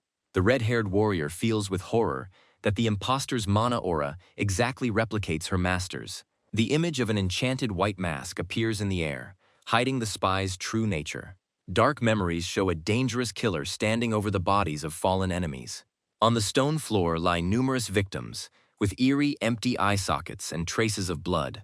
The swordsman picks up the tame beast and explains that this dog personally created such spells. A pale woman in a purple dress speaks of the destroyed squad of Teze mercenaries. The armored defender lowers her blade and, in confusion, asks again about her mistress's betrayal. The image of a wounded warrior, whose location is now known, appears before the mind's eye. The young man, shrouded in crimson sparks, offers to talk to the Duchess in private. The woman straightens her hair and bitterly laments the collapse of a long-standing secret plan. The unfortunate daughter, with tears in her eyes, begs for an explanation of what is happening around her. The deceiver finally tears off her mask and appears in her true form, with patterns on her skin. The wounded accomplice on the floor angrily calls out to Bersha and demands that he remember their main duty. The dark-haired warrior turns around tensely, listening to the words about some secret mission. Bersha looks down at her partner, reminding her of the order to kidnap the young lady for Argon. A bleeding woman screams that failure of the mission will lead to the complete destruction of their clan. The tall warrior holds the shattered mask in her hands and agrees to carry out the final order. The stranger's gaze is filled with deep sadness when she looks at her former loved ones. The knight and the young girl watch with silent sorrow the changes in the appearance of their loved one. The young aristocrat freezes with an expression of boundless pain and betrayal on her pale face. The former duchess looks away with a shadowed gaze, feeling a tormenting doubt in her heart. The distant owner sees her hesitation through a magic crystal ball and begins to get angry. A dark lord in spiked armor grumpily demands unquestioning obedience from his servant. A creepy, toothy, hooded monster clutches a cursed doll with needles in its clawed fingers. A sudden flash of black magic pierces Bersha's body and binds her with unbearable pain. The exhausted woman throws her head back and screams deafeningly from cruel torment. The black-haired fighter and his dog with a spiked collar look in amazement at the flash of magic. A pale-faced demoness with black patterns on her forehead glares angrily with her turquoise eyes. At great speed, she takes off and rushes straight towards the wounded warrior. A red-haired swordswoman in bloody armor screams in panic to her mistress about the danger. The attacking maid furiously demands to stay as far away from the young mistress as possible. With an instant throw, the demoness grabs the blue-haired girl right in front of the defender's face. The exhausted red-haired warrior realizes with horror that her body has stopped obeying her. The kidnapper, with the captive on her shoulder, rises high into the air above the stone path. In a jump, she orders her ally to immediately activate the magical passage. Two fugitives, at the limit of their strength, rush towards the shimmering spatial portal. The wounded defender clenches her teeth and, in impotent anger, tries to take a step forward. A black-haired swordsman in black robes quickly rushes after the kidnappers. The young man angrily shouts to the fugitives that he has not yet received answers to his questions from them. The frightened accomplice begs him to stop the mad swordsman pursuing them. The warrior imbues his formidable blade with a powerful flash of scarlet energy as he moves. The fighter's eyes glow with an ominous light, and his blade rises to strike. Concentrating a dark aura around his body, the young man makes a swift dash. With a crazy smile on his face, he menacingly declares that no one can stop him. In the air, a swordsman with a huge blade in his hand almost catches up with his retreating target. His dark, clawed hand is already reaching out to the fugitive to thwart her escape. At that moment, giant, spiky tentacles burst forth from the depths of the portal with a roar. With a deft movement, the fighter soars higher, dodging the monster's deadly blow. A devastating explosion thunders around from the collision of two hostile forces. The monster's massive appendages rip through the stone pavement with a terrifying screech. The swordsman drops heavily onto the slabs, directly opposite the enemy that emerged from the portal. A creepy, toothy, hooded opponent sarcastically praises the guy for successfully dodging. The black-haired warrior freezes in shock and opens his eyes wide in amazement. The young man's gaze is filled with chilling horror and the rage of recognition of an old enemy. The hooded monster hisses contemptuously about the inadmissibility of stealing his living toy. The armored giant places his hand imperiously and carefully on the blue-haired maid's shoulder. The villain bares his teeth, full of sharp teeth, exuding a murderous aura. Without taking his predatory gaze off his opponent, the monster arrogantly continues his speech. The dark silhouette of a formidable enemy completely blocks the passage to the portal. Unable to contain his seething rage, the black-haired warrior screams the name Akratos at a deafening pace. The hero uses the black heavenly blade technique and is covered in scarlet lightning. At incredible speed, he rushes up a sheer rock wall. Akratos calmly directs his spiked tentacles towards the flying enemy. A young man with glowing scarlet eyes raises his fist for a crushing lunge. A fierce battle rages in the sky between the warrior's blade and the monster's tendrils. Enormous, spiked tentacles cut through the air with devastating force in an attempt to reach the hero. A hooded and armored warrior extends long tentacles in all directions among the stone ruins. The long-haired warrior rushes forward in a growing vortex of wind. The girl rushes to help her companion, while the monster watches them warily from below. With a quick movement of her fingers, she applies a protective magical seal to her comrade's chest. The blonde ally, with dark marks on her pale face, looks after her in surprise. Landing on the stone pavement, the red-haired swordswoman takes up a fighting stance. The warrior whispers that she prudently left a saving rune on her friend's body. At that moment, the monster attacks the black-haired swordsman with a crushing blow of its tentacles. A skilled swordsman, with one precise swing of his blade, cuts off an enemy limb in a bright flash. The wounded enemy orders Bershe to retreat immediately through the opened portal. The fighter, engulfed in scarlet flames, shouts menacingly that he will not allow Akratos to escape the battlefield. With a furious battle cry, the youth brings his heavy fist down directly on the head of the hooded enemy. The dark adversary only smirks mockingly and throws out some cheeky parting words in response. The tip of the black blade pierces through the wooden doll that has replaced the enemy's body. The mannequin, covered in ancient writing, falls apart with a loud crack from the force of the impact. The companion slowly approaches and explains to the bent-over guy the essence of this magic. The girl explains that the doll absorbs mana and takes on the appearance of its owner only temporarily. High in the sky above the kingdom, a giant ball of writhing snakes gathers. A stunned warrior in heavy armor screams in panic at the sight of a hovering nightmare. The red-haired warrior looks at the vile sphere with open disgust on her face. From the snake ball comes the ominous voice of King Argo, making direct threats to Duke Leon. A terrible anomaly looms directly over the 1,000-strong army on the Ukvana border front. The blindfolded defender listens in complete shock to the invaders' insane demands. The thunderous message of the monstrous creature echoes over the rooftops of the ruined capital. A huge, toothy mouth threatens to tear Princess Ati to pieces and destroy all the inhabitants of the country. The enemy ruler, with a mad laugh, declares his readiness to become a cruel tyrant. A single green eye fades into the darkness, leaving behind a haunting farewell. The mighty snow-white beast stands motionless in shock before the body of the fallen dark giant. The dark warrior's shattered helmet reveals a terrifying smile and the promise of imminent retribution. The white beast, with undisguised pain and anxiety in his gaze, quietly whispers the name of the princess. A powerful column of blinding heavenly light finishes off the fallen giant among the ruins. A bleeding comrade asks Parkal in a weak, hoarse voice about his condition. The dying warrior bitterly laments that due to death he will never see Sapphire again. A mutilated comrade, with a mad grin on his face, begs Parkal to consume his flesh. A wounded fighter asks to be absorbed by the power of the rune in order to survive and meet Sapphire again. The monster, with a body covered in stitches, only grins maliciously at the crazy speeches of his comrade. The black-haired swordsman slowly straightens up and leaves the broken doll on the pavement. The girl calls out to the hero and notes that the enemy skillfully controlled the dummy from afar. The warrior asks with a grin if the swordsman really plans to go alone. The young man with a sparkling scarlet eye resolutely and coldly directs his gaze towards the enemy. The red-haired woman tells the young man about his thirst for revenge, and he tells her not to meddle in other people's affairs. With a sly grin, the warrior offers the swordsman her help and asks him to listen to her idea. The black-haired guy is about to object, but a sharp flash of light interrupts the conversation. A blinding stream of energy crashes into the stone slabs right in front of them. From the clouds of rising dust, a wounded, horned beast of gigantic proportions appears.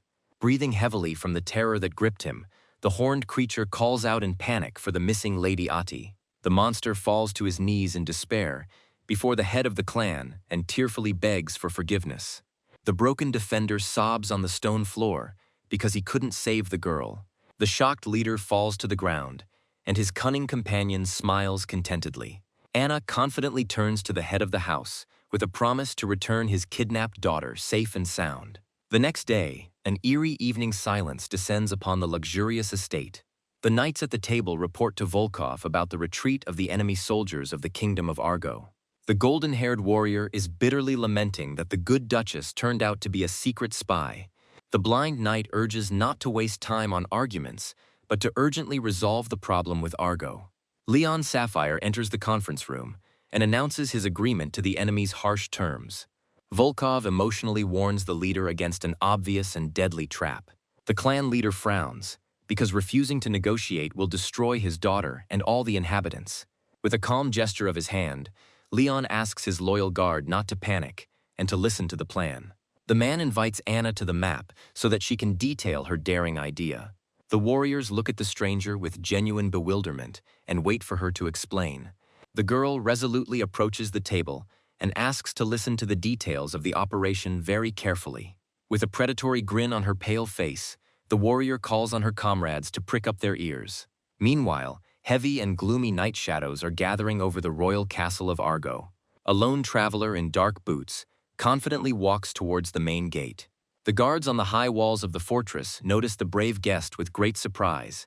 The commander of the guard orders the gate to be opened, and Leon to be reported to the king immediately. The massive suspension bridge creaks as it lowers, revealing a passageway into the fortress. A long telescope rises silently in the dense bushes outside the walls. The observer notices the leader's entry and signals the start of the rescue mission. Anna turns to her comrades standing nearby and checks the group's readiness for battle. The hooded swordsman nods confidently and confirms the order to begin the attack. The satisfied sorceress excitedly begins to launch the group's runic teleportation. A close-knit squad in armor and cloaks freezes in full readiness to rush forward. The warrior abruptly squats down on the grass and confirms the final destination. The diagram shows the clan leader quietly entering Argo's castle first. Following him, the rest of the Ukvana squad advances through the gap in the defense. As planned, the fighters quickly find Mrs. Ati, and all together break out. The red-haired girl smugly awaits praise, but Charlotte greets the plan with a scream. The knight and her one-eyed companion are outraged, considering the plan madness without a powerful mage. With a sly smile, the witch points to the secretive young man and mentions the power of his rune. The red-haired sorceress suddenly touches the warrior's hand and praises his amazing strength. Then the guest confidently takes a few steps back through the luxurious hall. Moving away to the wall, the cunning witch invites those present to count loudly to 3. The warrior with a blindfold begins to slowly count and tries to guess the other person's intentions.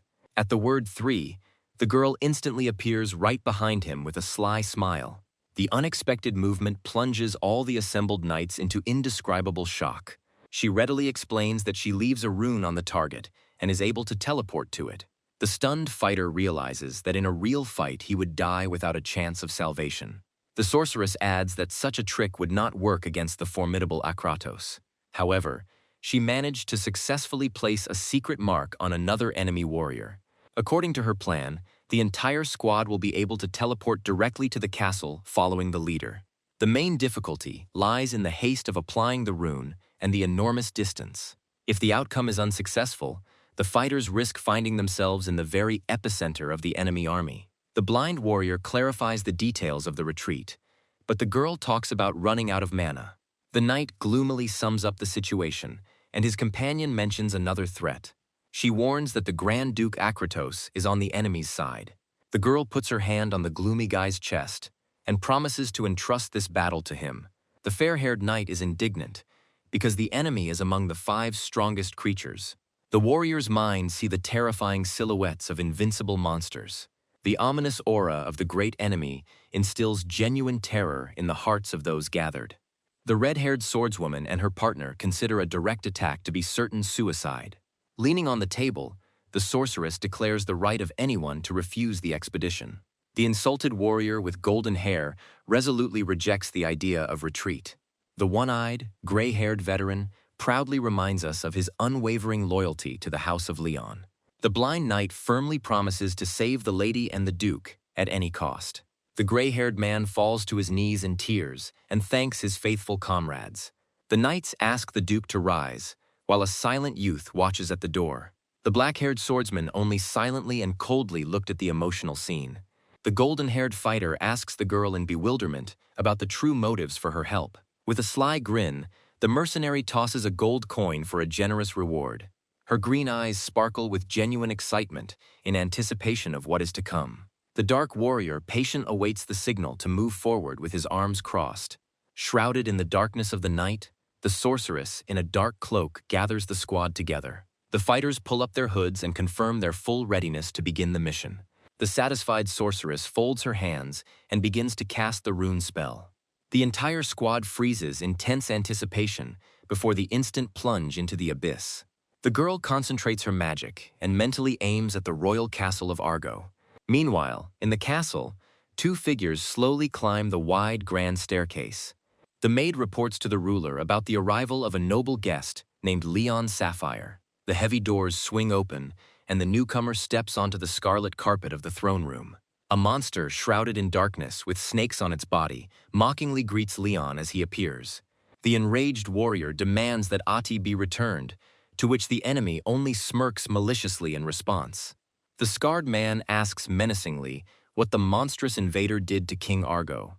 The creature bares its sharp teeth and admits that it once bore this very name. Shocked by what he heard, Leon listens to the monster's words that his name is now Kyrian.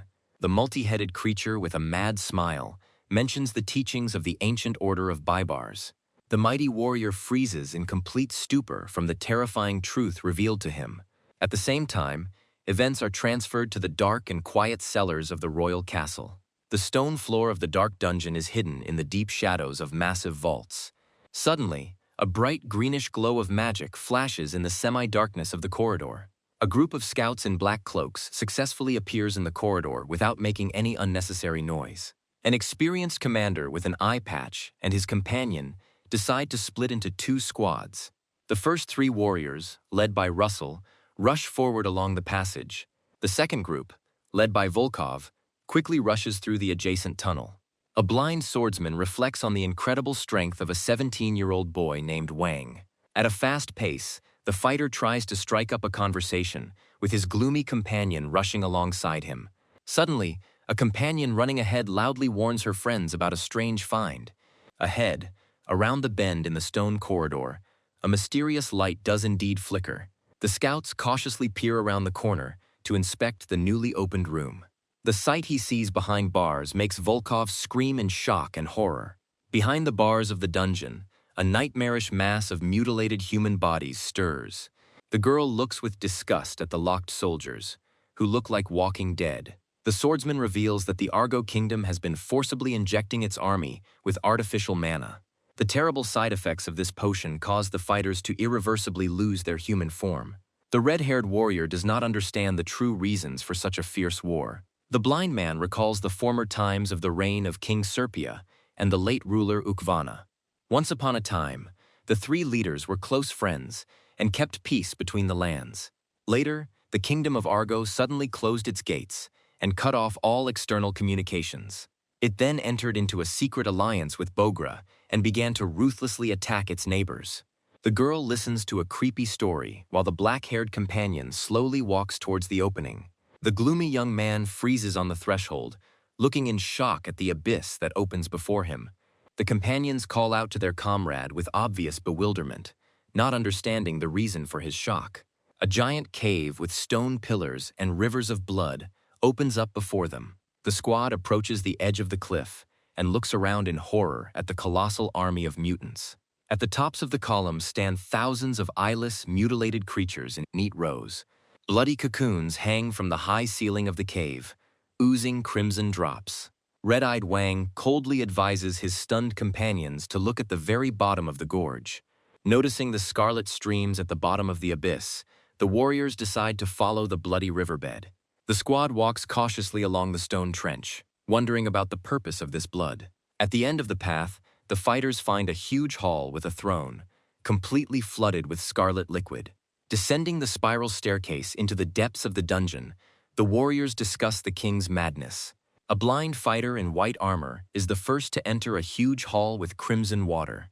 In the middle of the dark hall rises a terrifying, pulsating mass of flesh and tentacles. At the sight of the giant monster, the companions freeze in deep shock and numbness.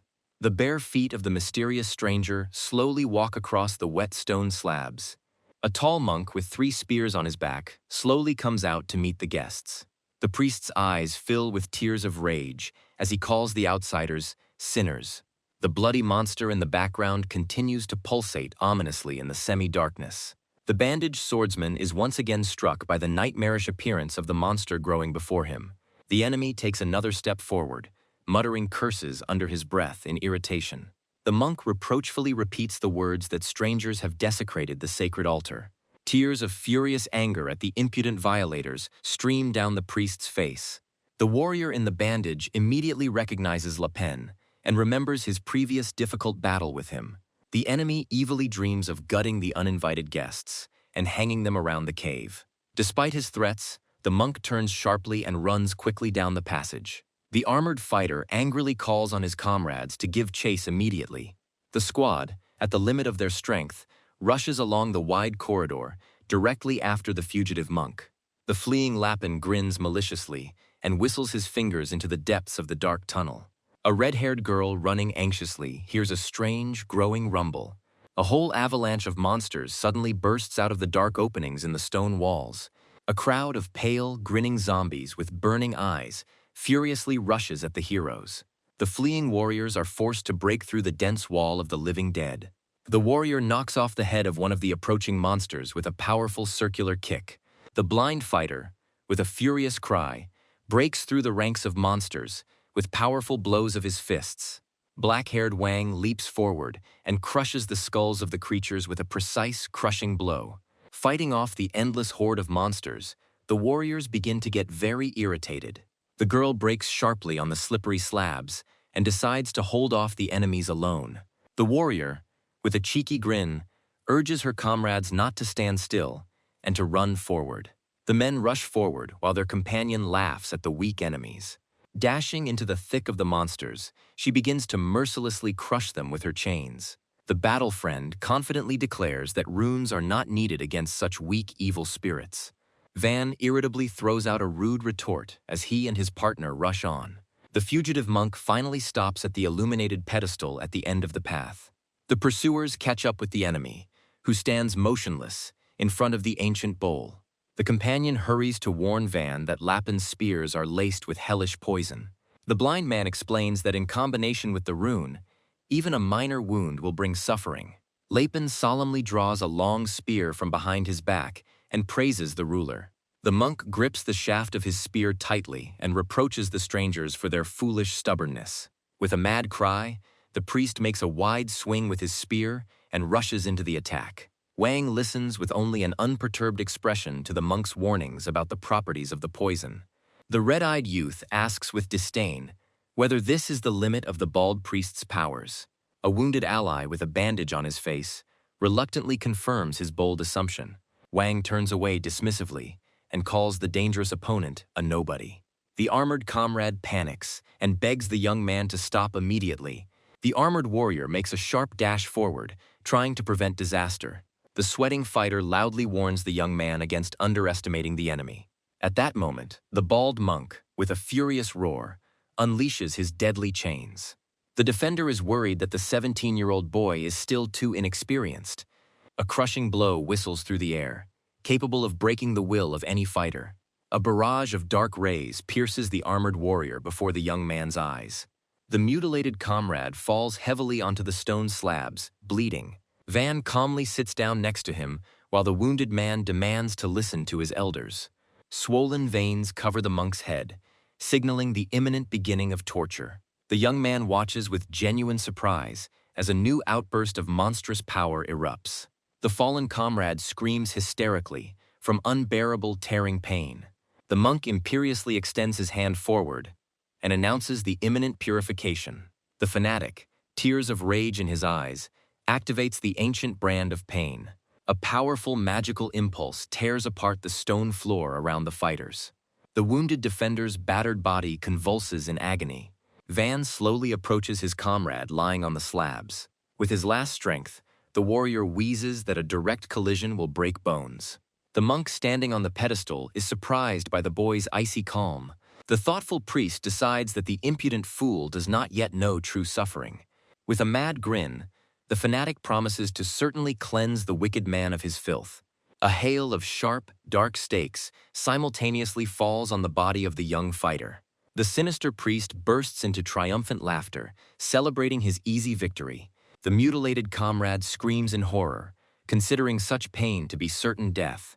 The unperturbed Van, with his chest pierced, silently stands right in front of his stunned enemy. The young man, his eyes glowing crimson, mockingly asks to take out this toothpick. Both witnesses of the incident freeze, with their mouths open in shock. The stunned monk sends out another flurry of blades, not believing his eyes. Dozens of black thorns tear through the young man's flesh in a continuous bloody flash.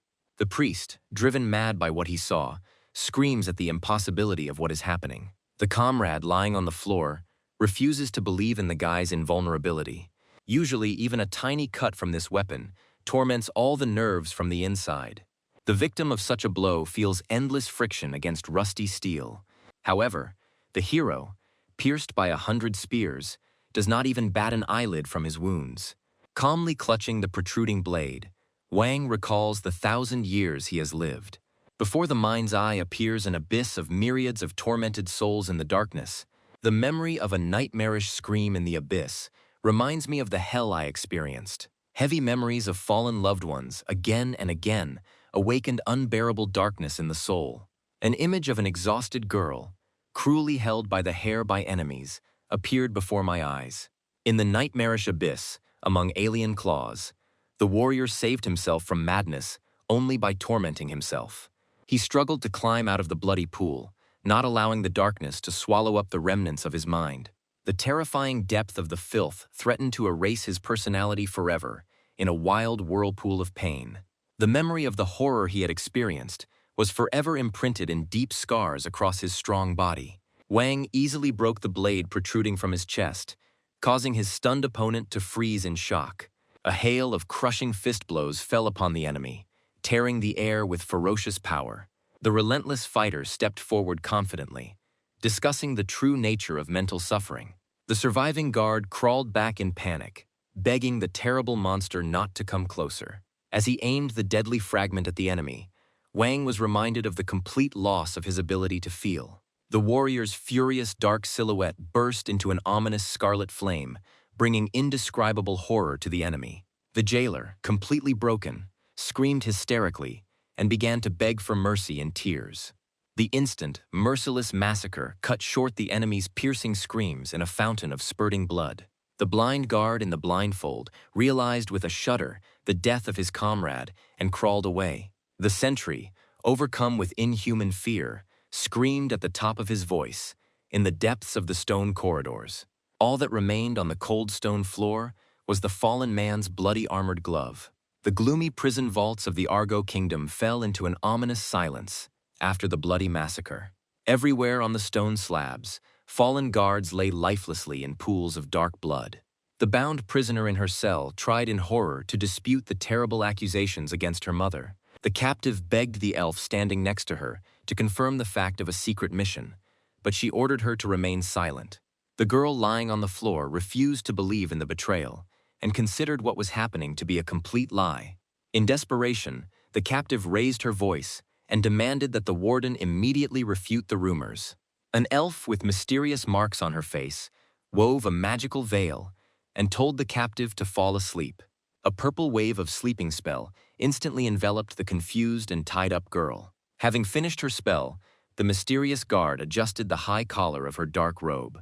The elf's gaze expressed deep, hidden fatigue from all the events happening around her. At the same time, the sun illuminated the majestic snow-white palace with a luxurious garden and fountains. The woman's hands carefully held a frame with a portrait of a young, dark-haired elf named Dariel.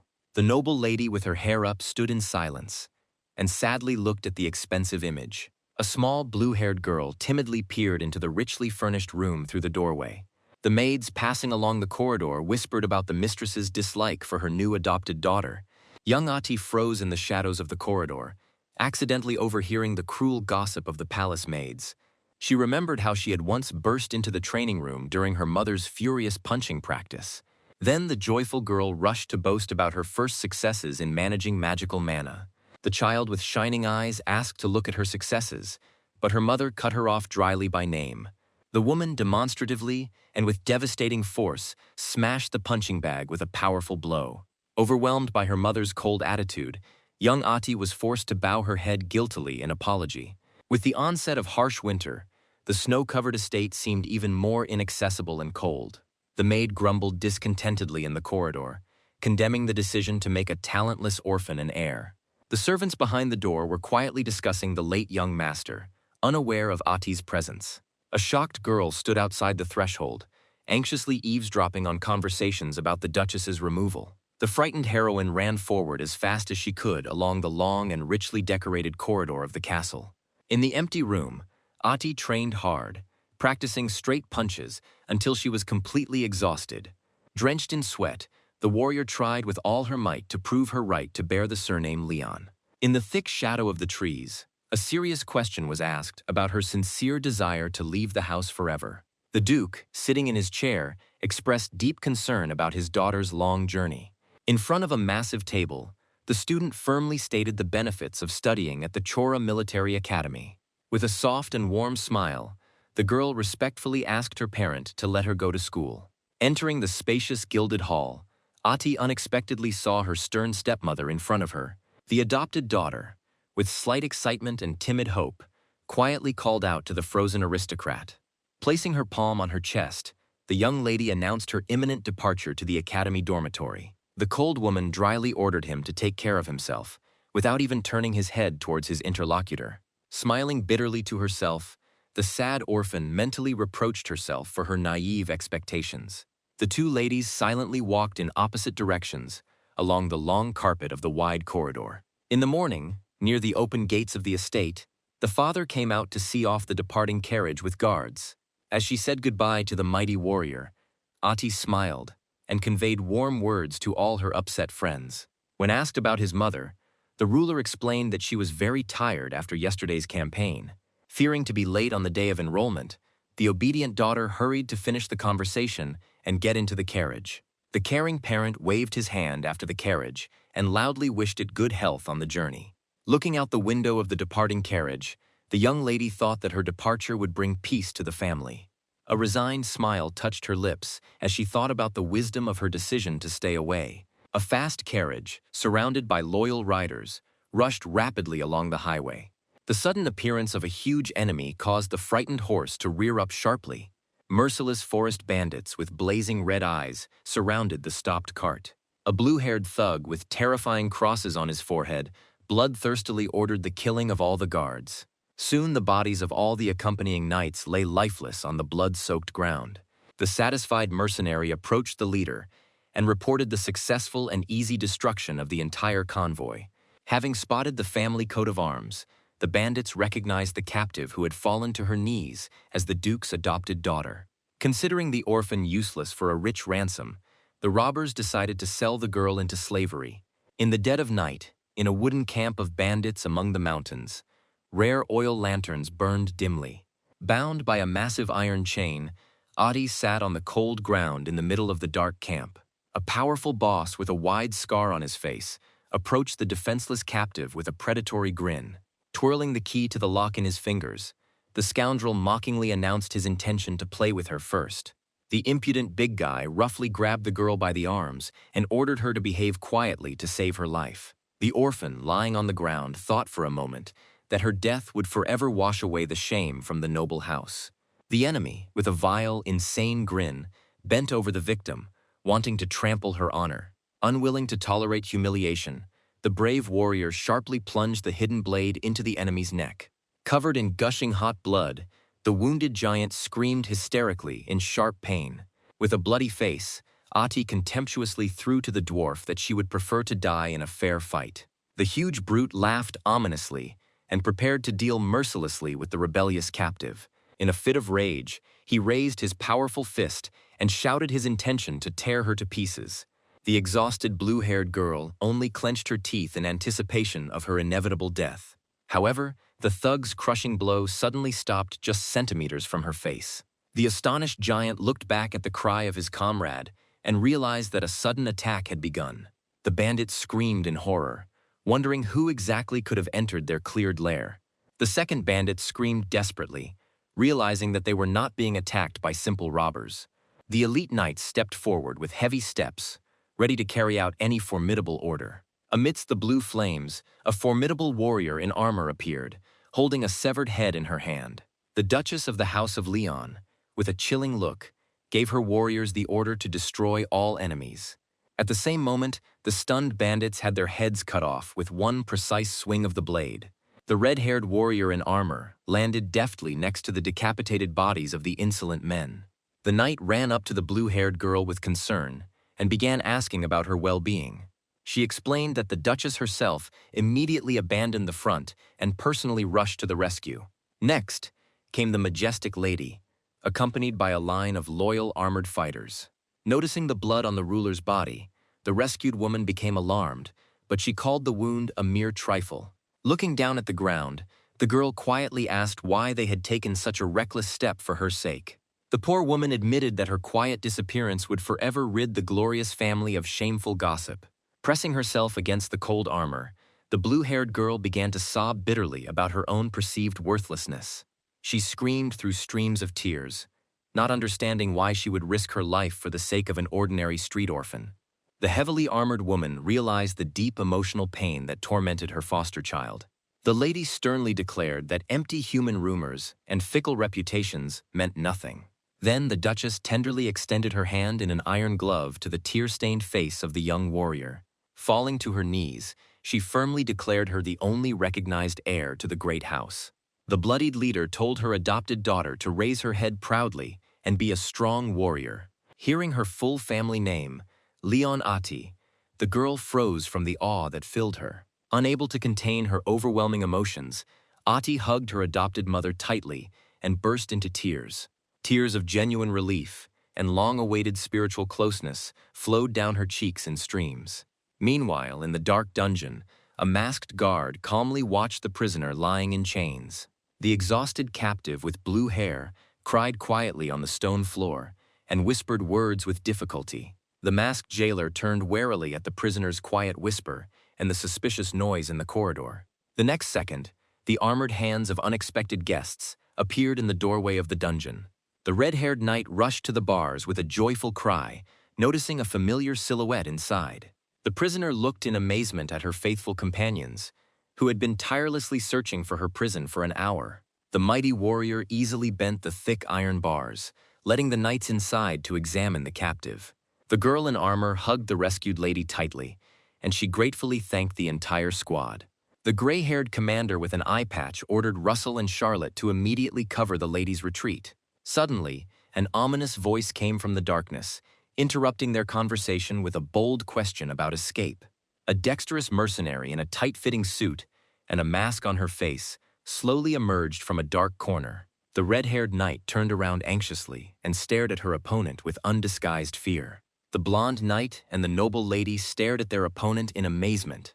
The green-haired warrior ordered the entire squad to freeze in an icy voice.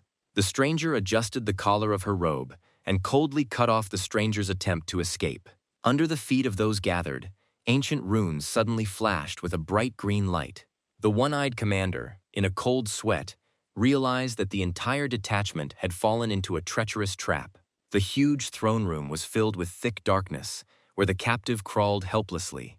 A bright magical glow swirled around the warriors and the noble lady from all sides. The courageous fighter with long hair looked back in fear at the flash of light. The red-haired warrior drew her sword and ordered that her mistress be protected at any cost. The silhouette at the throne raised a warning finger, urging the knights not to rush into the attack. The multi-armed monster with a long snake tongue grinned and showed 3 fingers. Meanwhile, in another dilapidated arena, another fighter was catching his breath. The scarred, mighty fighter examined the gigantic monster he had defeated. The black-haired hero turned with sympathy to the blind knight he had saved. A warrior wearing a fur collar came down to them from above, holding a trophy in her hands. The angry woman picked up the severed head of the monster and began screaming loudly. The calm swordsman merely rebuked her ironically, comparing the loud-mouthed lady to a slain creature. The woman ordered everyone to immediately return to the first group in the palace. Suddenly the fighter became alert, hearing a strange hissing sound near the broken slabs. A small snake appeared from a stone gap, attracting the hero's attention. A giant ghostly mouth suddenly opened and swallowed the entire second squad. The stunned companions screamed in surprise in the midst of the magical flash. The sinister monster with a head of black tentacles purred contentedly with success. The three who had arrived rolled head over heels onto the carpet, right in front of the enemy throne. The one-eyed veteran realized with bitterness that the second group had fallen into the same trap. The monstrous owner of the hall grinned maliciously, rejoicing at having collected all the necessary targets. The warriors of the first detachment immediately took up a deep defensive position, covering the lady. The muscular swordsman with black markings silently rose to his full menacing height. The blind fighter desperately tried to figure out at what point their movements were tracked. The warrior grabbed her head in frustration, realizing the scale of the betrayal. Recent clashes with enemies flashed before her mind's eye. The woman remembered the huge poisonous thorns and the cunning techniques of the attacking magicians. A shadow of suspicion pointed to the powerful mage Akratos, who had planned this move. The enraged mercenary slammed her fist on the floor in rage, cursing the cunning puppeteer. The ruler standing at the throne loudly mocked the stupidity of foreign magicians. The giant beast in the shadows licked its lips greedily, anticipating a quick massacre of the others. The masked mercenary reminded Lord Kyrian of his firm promise regarding Ati. Kyrian mockingly threatened Bursa with reprisals against her entire tribe for her insolent words. The unfortunate mother, with tears in her eyes, reminded the tyrant about saving her own daughter. The monster swung its claws in a rage, blaming the humble servant for all the troubles. The monster's huge clawed paw throws Bursa back with a deafening roar. Kyrian's dark tentacles wrap tightly around the captive's body as he showers her with reproaches. In my memories, I see the frightened face of the real Duchess of Leon. The stern ruler mercilessly accuses the outsider of spying for the kingdom of Yargo. The exhausted woman, with tears in her eyes, begs the tyrant to keep his word and spare the girl. An unknown, ominous figure slowly descends the steps of the palace hall. A hooded warrior standing on the balcony smirks and calls on the captive to respect her elders. The proud captive boldly declares her allegiance solely to Lord Akratos. The cruel master laughs loudly at her words, looking down at the submissive servant. The hooded monster leans forward and hisses menacingly about an unacceptable attachment. Realizing her mistake, the submissive woman falls to her knees and humbly asks for forgiveness. Suddenly, Akratos throws up his hands in satisfaction and pretends to give in to her persistence. Hearing the unexpected permission to personally take the captive away, the woman freezes with hope. A dumbfounded Kyrian looks in complete amazement at his master's strange decision. The cunning warrior easily jumps down and orders the servant to immediately take the girl away. The poor woman bows deeply and sincerely thanks the ruler for the mercy shown. With hope in her heart, the captive turns and heads towards the exit of the throne room. Behind her, a terrible, grinning smile of a true executioner spreads across the monster's face. Approaching the frightened duchess, the woman sadly thinks about the inevitable separation. A lonely aristocrat, with tears in her eyes, admits her guilt before her savior. The touched heroine freezes in place and tries with all her heart to find the right words. She tremblingly extended her hand to the duchess, timidly hoping to earn at least a drop of forgiveness. Instantly, her eyes widen in unbearable horror, and the light around her is filled with a bloody darkness. Akratos's long, spiky appendage pierces the back of the unfortunate victim across the throne room. A sharp thorn pierces the woman's chest, spraying scarlet blood in all directions. A stunned Bursa looks in horror at her pierced chest and does not believe in the vile betrayal. The merciless master bursts into wild laughter, mocking the naive faith of his puppet. The villain's face contorts into a mad grimace as he screams his shameless lie. At that very moment, the crushing fist of the furious avenger crashes into his face. A powerful jump strike sends the wily enemy flying straight into the center of the grand staircase. The hero, consumed by crimson rage and with blazing eyes, promises the villain a quick death. The stunned Akratos's mask literally crumples under the colossal force of the monstrous blow. The booming sound of a crushing impact echoes throughout the vast throne room. Covered in black flames, the hero grins in rage and prepares to tear his opponent to shreds. The villain raises his head with difficulty and with a mad grin marvels at the audacity of the uninvited guest. Two powerful allies rush forward to meet the prepared enemy. The mighty beast with a white mane shudders as he senses the blood-chilling aura of someone else's rage. The beast warrior suddenly notices a strange turquoise glow around the fallen woman. Writhing in unbearable agony, the dying woman lets out a muffled groan amidst the swirling flames. The wounded woman's heart-rending scream breaks the silence as a flash of energy shoots towards the ceiling. Akratos laughingly admits that he injected Bursa with a lethal dose of artificial mana. The enemy adds with anticipation that the excess of dark power will simply tear her body apart. A frightened aristocrat in a green dress calls out for her mother in horror and trembles with fear. The hooded dark mage gives his subordinate the final order to kill her mistress with her own hands. Engulfed in unstable magic, Bursa rushes forward at breakneck speed to attack. The loyal guards immediately take a fighting stance and shield the defenseless lady. A mad warrior with blazing red eyes flies straight towards the horned defender. The mighty beast begs with all his might for the woman who has lost her mind to wake up and come to her senses. The furious clash between the two opponents shakes the hall and creates a blinding flash. The one-eyed commander shouts to his ally about saving the lady and calls for an immediate retreat. A huge, scaly snake furiously opens its terrible mouth with long, poisonous fangs. Powerful tree shoots, together with the snake's body, entwine the beast and crush the stone floor. The multi-armed monster throws the defender towards the high railing with incredible force. A sinister creature with a long, forked tongue hisses and has no intention of letting go of its valuable prey. Beyond the walls of the high stone citadel, a silent and gloomy night landscape stretches out. A huge energy impulse crashes through the strong masonry of the castle tower. The tree monster with furious force pulls the horned warrior down into a deep, dark abyss. The wounded animal desperately endures pain and holds back the onslaught of the poisonous snake coiled around it. The scaly maw closes around the defender even tighter amidst the falling rock fragments. The gray-haired officer notices his comrade's fall and calls out to his master in great alarm. The squad leader screams in panic and asks who can hold back the onslaught of the monsters. A blind fighter with a blindfold firmly declares his readiness to detain enemies with his senses. The officer makes a difficult decision and jumps through the broken wall to help his master. The stone battlements of the fortress wall crack with a crack from the powerful pressure of the force.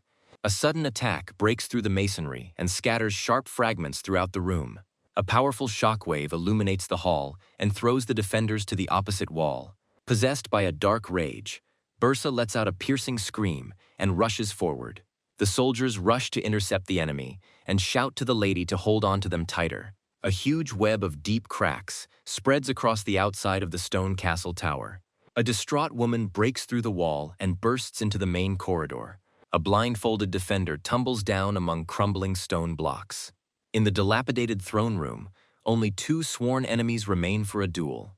The hooded villain mockingly says that he only planned to take the report and the living doll. A man in a red bandana smiles madly, revealing a row of sharp, predatory teeth. The enemy clutches a clawed glove and threatens to destroy all unwanted witnesses. The warrior in the fur jacket tensely recalls the terrible secret of forbidden experiments. A grotesque, pulsating lump of flesh and tentacles appears before her mind's eye. A swordsman with tattoos on his muscular back asks a laughing enemy about madness. A dark figure with glowing scarlet eyes rises from the midst of the swirling bodies of the martyrs. A bloodied warrior, through the grip of many hands, speaks of a 1,000-year wait for revenge. The man clutches his bloody face, remembering the long centuries of imprisonment and agonizing wait. A terrible laugh bursts out of his chest because he can no longer contain the overwhelming joy. The red-haired warrior looks at her crazy partner with obvious suspicion and concern. The heroes slowly walk along the carpet of the throne room towards the formidable ruler. A swordsman covered in black marks and with burning eyes resolutely extends his hand forward. The hooded enemy merely mocks the boy's insolence and warns him against a foolish fight. The monster bares its sharp teeth and, with a predatory gleam in its turquoise eye, anticipates the massacre. The walls of the hall and the stone steps are covered with cracks from the crushing release of magic. The mercenary cannot withstand the monstrous pressure of someone else's power and falls heavily to her knees. The girl breathes with difficulty and is amazed by the power of the aura, capable of crushing anyone without a blow. She clenches her jaws in horror, realizing the true scale of the danger emanating from the monster. The enemy releases massive tentacles, demonstrating the power of one of the 5 great poles. The executioner orders the man to accept death humbly, promising to spare him cruel torment. The swordsman acknowledges his weakness with closed energy channels and raises an open palm. His gaze flashes crimson at the thought of completely removing the restraining bonds. The guy mentally calls out to Asura and slowly steps across the dark surface of his consciousness. In the halls of the mind, a gigantic horned skeleton in chains and talismans grows before him. The enemy, unaware of the change, only smirks contemptuously from under his hood. The red-haired girl freezes in place from the sudden new wave of threat that rolls over her. A colossal deity extends its skeletal hands over the figure of a swordsman hovering in a scarlet glow. In the depths of the dark altar, a bright concentric sphere begins to glow among the seals. The ancient lord addresses the daredevil from the darkness and calls him a reckless mortal. The black-haired fighter shows firm determination and demands that the shackles on the sealed power be immediately broken. The entity warns that the level of control will only allow the release of 1 trillion units. The swordsman is aware of the enormous risk to his body, but is still ready to go to the very end. The giant makes a man's insane decision and begins to destroy the sacred seals. The heavy iron chains that bound the ancient spirit shatter into pieces with a clanging sound. The liberated demonic giant, in all its terrifying majesty, towers over the hero. Primal energy overwhelms the guy's body and lifts him off the crimson surface. A powerful crimson explosion shakes the chambers of the mind with seething streams of furious magic. The black lines on the hero's pale skin begin to pulsate violently with destructive force. The man's dilated red pupil flares with primal rage and a thirst for destruction. The reincarnated fighter returns to the real world and looms over the enemy in a whirlwind of scarlet flame. The warrior covers herself with her hands in fear from the furious pressure of an unprecedented aura. The enemy freezes in confusion, refusing to believe in the power of a common man. The enemy looks with alarm at the thick, dark mana enveloping the transformed warrior. The transformed hero bestows upon the enemy the chilling gaze of the Lord of Destruction. Calmly stretching his stiff neck, the warrior spreads his wings from the swirling darkness behind his back. He takes a confident step forward and decides to prolong the pleasure of the upcoming massacre. The warrior takes off at breakneck speed, punching through the air with a powerful forward thrust. The black-haired warrior, at great speed, delivers a furious blow straight into the monster's groin. From the monstrous force of this collision, the stone walls of the hall crack and collapse with a roar. The hero promises to grind the enemy into dust and deprive him of any ability to reproduce. The creepy hooded monster only grins back with rows of sharp, jagged teeth. Meanwhile, in another part of the hall, a bright beam of pure energy hits the ground with a roar. The distraught duchess, her eyes glowing white, clutches her head in rage. The astonished knights note with alarm that the mistress's strength instantly exceeded the 7th rank. The pink-haired warrior recalls the dangerous ability to control the enemy's body with a word. The blue-haired noblewoman gives the order as her comrades prepare for a swift attack. Below, a dark swordsman, with black blades in his hands, silently waits for the right moment. Her muscular strength and unrivaled hand-to-hand combat skills make her deadly. The blind warrior drops to one knee, bitterly remembering their past training fights. Gritting his teeth tightly from internal tension, the fighter vows to stop her at any cost. With a loud cry, he calls on his comrades to gather together and show all their true skill. The man drops his heavy armor onto the cold stones, preparing for a merciless fight. The half-naked giant whirls a massive round blade with a soft whistle. Having grasped the hilt more comfortably, the faithful guard prepares to defend his mistress to the end. The pink-haired swordswoman and the fair-haired knight simultaneously break into a rapid dash. The air is filled with sparks from the continuous ringing of clashing blades and chains. 3 brave fighters simultaneously attack the enemy from all sides as a united front. The mighty fighter barely manages to block the crushing attack of the angry woman.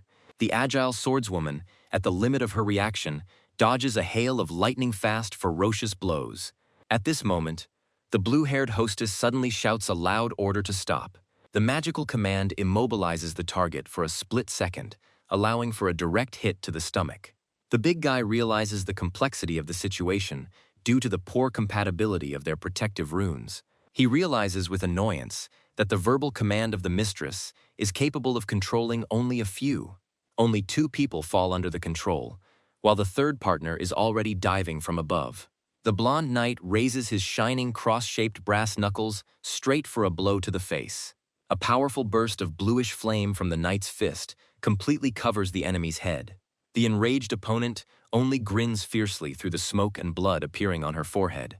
With one crushing swing of her leg, she easily scatters the warriors surrounding her. The silver-haired warrior quickly goes on the offensive and showers them with a series of attacks.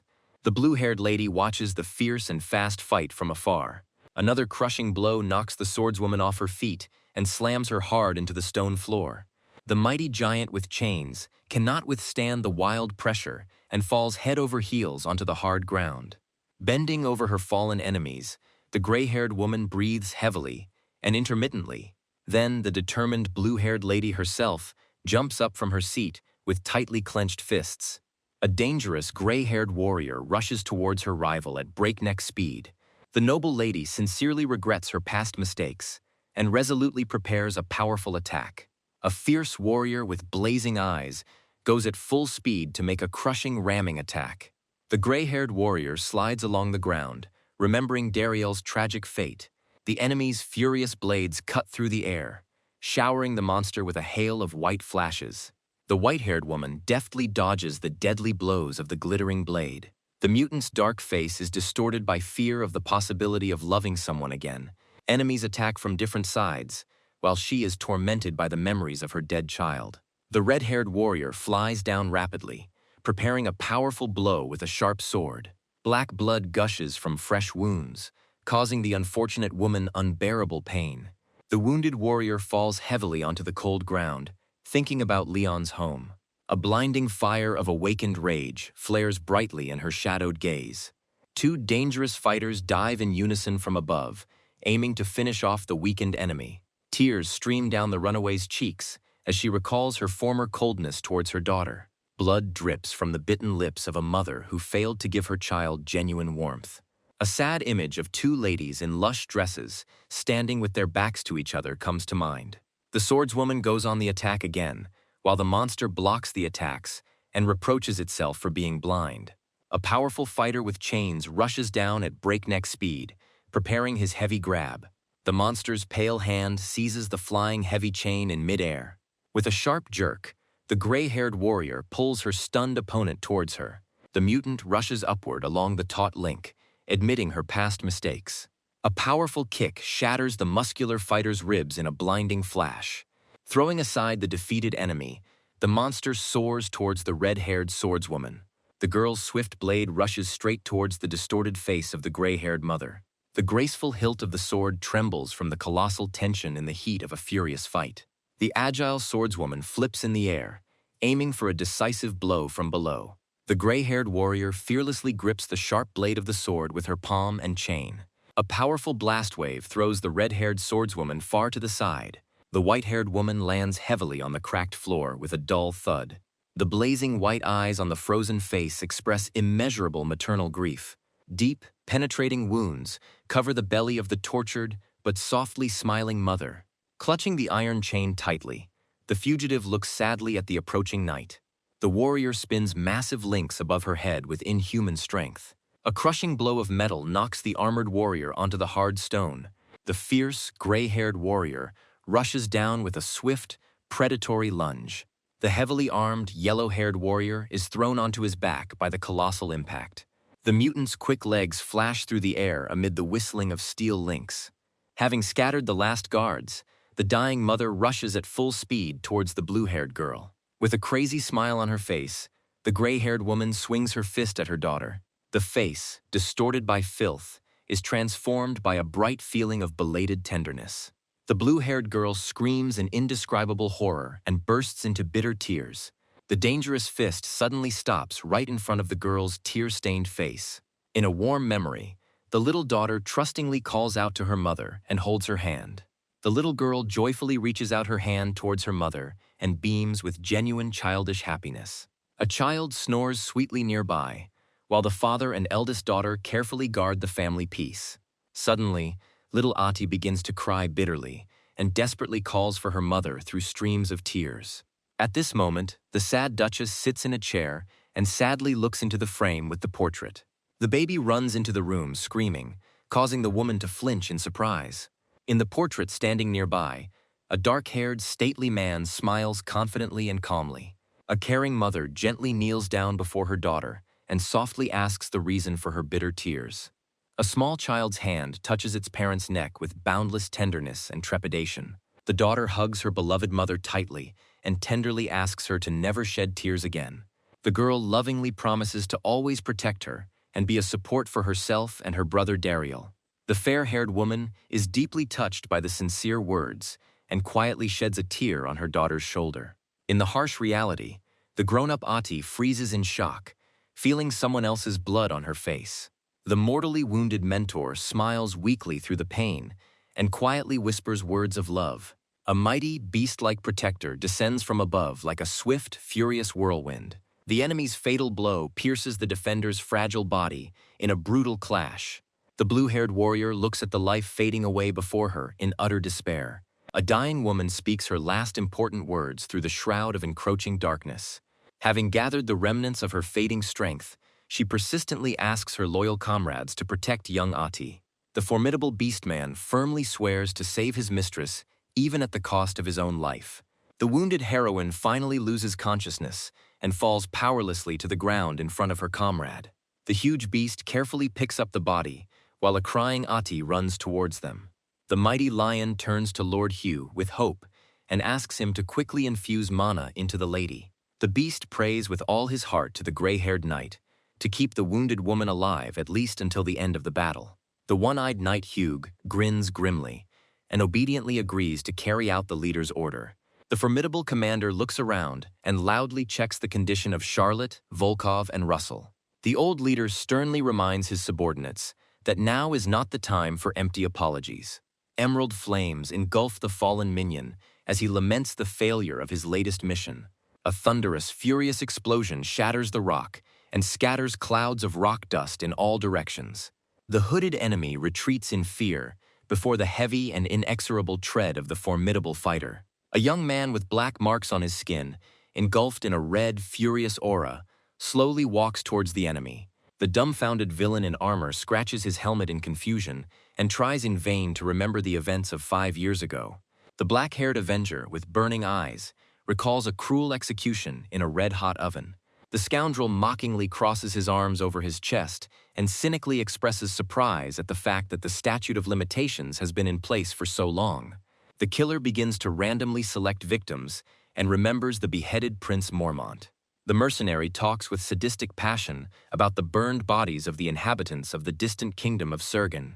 The merciless executioner defiantly clutches his dagger and boasts of countless massacres. A chilling, death-defying grin appears on the dark warrior's stern face. The swordsman concludes with cold calm that the enemy's short memory is even for the better. The hero's crimson pupils flare furiously, with a primal thirst for crushing retribution. The enraged youth raises his hand to the sky and unleashes the colossal power of the ancient Asura rune. A powerful stream of dark energy swirls in the air, cutting through space with scarlet sparks. Wang, his body covered in black patterns, tightly grips a dark spear shrouded in flames. The young man's memory flashes back to his strict mentor Partel, who reproached him in his past life. The muscular warrior argued loudly with the disgruntled girl, defending his right to teach the boy. A friend dragged young Wang away to look at the weapon, while the angry mentor ran after him. The image of a smiling, dark-haired girl with a soft gaze warms his memory for a moment. The old Wang smiled happily under the sun's rays, enjoying the carefree, warm days. The hero mentally agrees with the mentor's old words about the benefits of combat skills. The warrior's eyes widen, flashing with bestial determination through the black, ornate markings. The swordsman spins his weapon around himself with lightning speed, creating a dense whirlwind of deadly blades. A bristling monster in a dark hood and bone armor prepares to repel the onslaught. The enemy is thrown back at great speed by the powerful gust of airstrike. A scarlet line of energy evenly cuts the stone towers of the huge ancient fortress in half. The grand stone castle splits apart along the cut line with a deafening roar. The falling enemy realizes with horror the scale of the destructive power of the enemy swing. The villain is amazed that the enormous structure was literally wiped out with one swing of the spear. From above, a furious van dives down, unleashing a new barrage of crushing blows.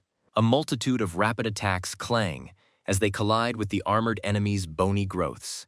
Endless sharp spikes try to break through the hero's defense, meeting continuous resistance. The monster's huge, curved tentacle with sharp spikes rises into the air to counterattack. The dexterous warrior skillfully deflects all the arrowheads flying at him with a quick spin of his spear. Grouping himself in the air, the young man raises his weapon with both hands for a decisive lunge. The spear's tip flares with crimson mana, with a dull roar, before delivering a crushing blow. A powerful arcing slash cuts through space and lops off the tentacles of the stunned monster. The remaining massive appendages of the creature try in vain to surround the maneuvering youth. Scarlet blades of light cut off the enemy's limbs one by one with incredible speed. The ground beneath the monster's feet explodes in a bright flash from the crushing pressure of the attack. The defeated monster looks on in shock as fountains of black blood flow from its severed claws. The monster's single pink eye with a cross-shaped pupil narrows with wild excitement. The creature makes a swift dash towards its opponent, baring its toothy mouth. Floating in the sky, Wang aims his dark spear straight at the enemy, rushing towards him. The monster, grinning madly, is about to deliver a crushing blow with its heavy fist.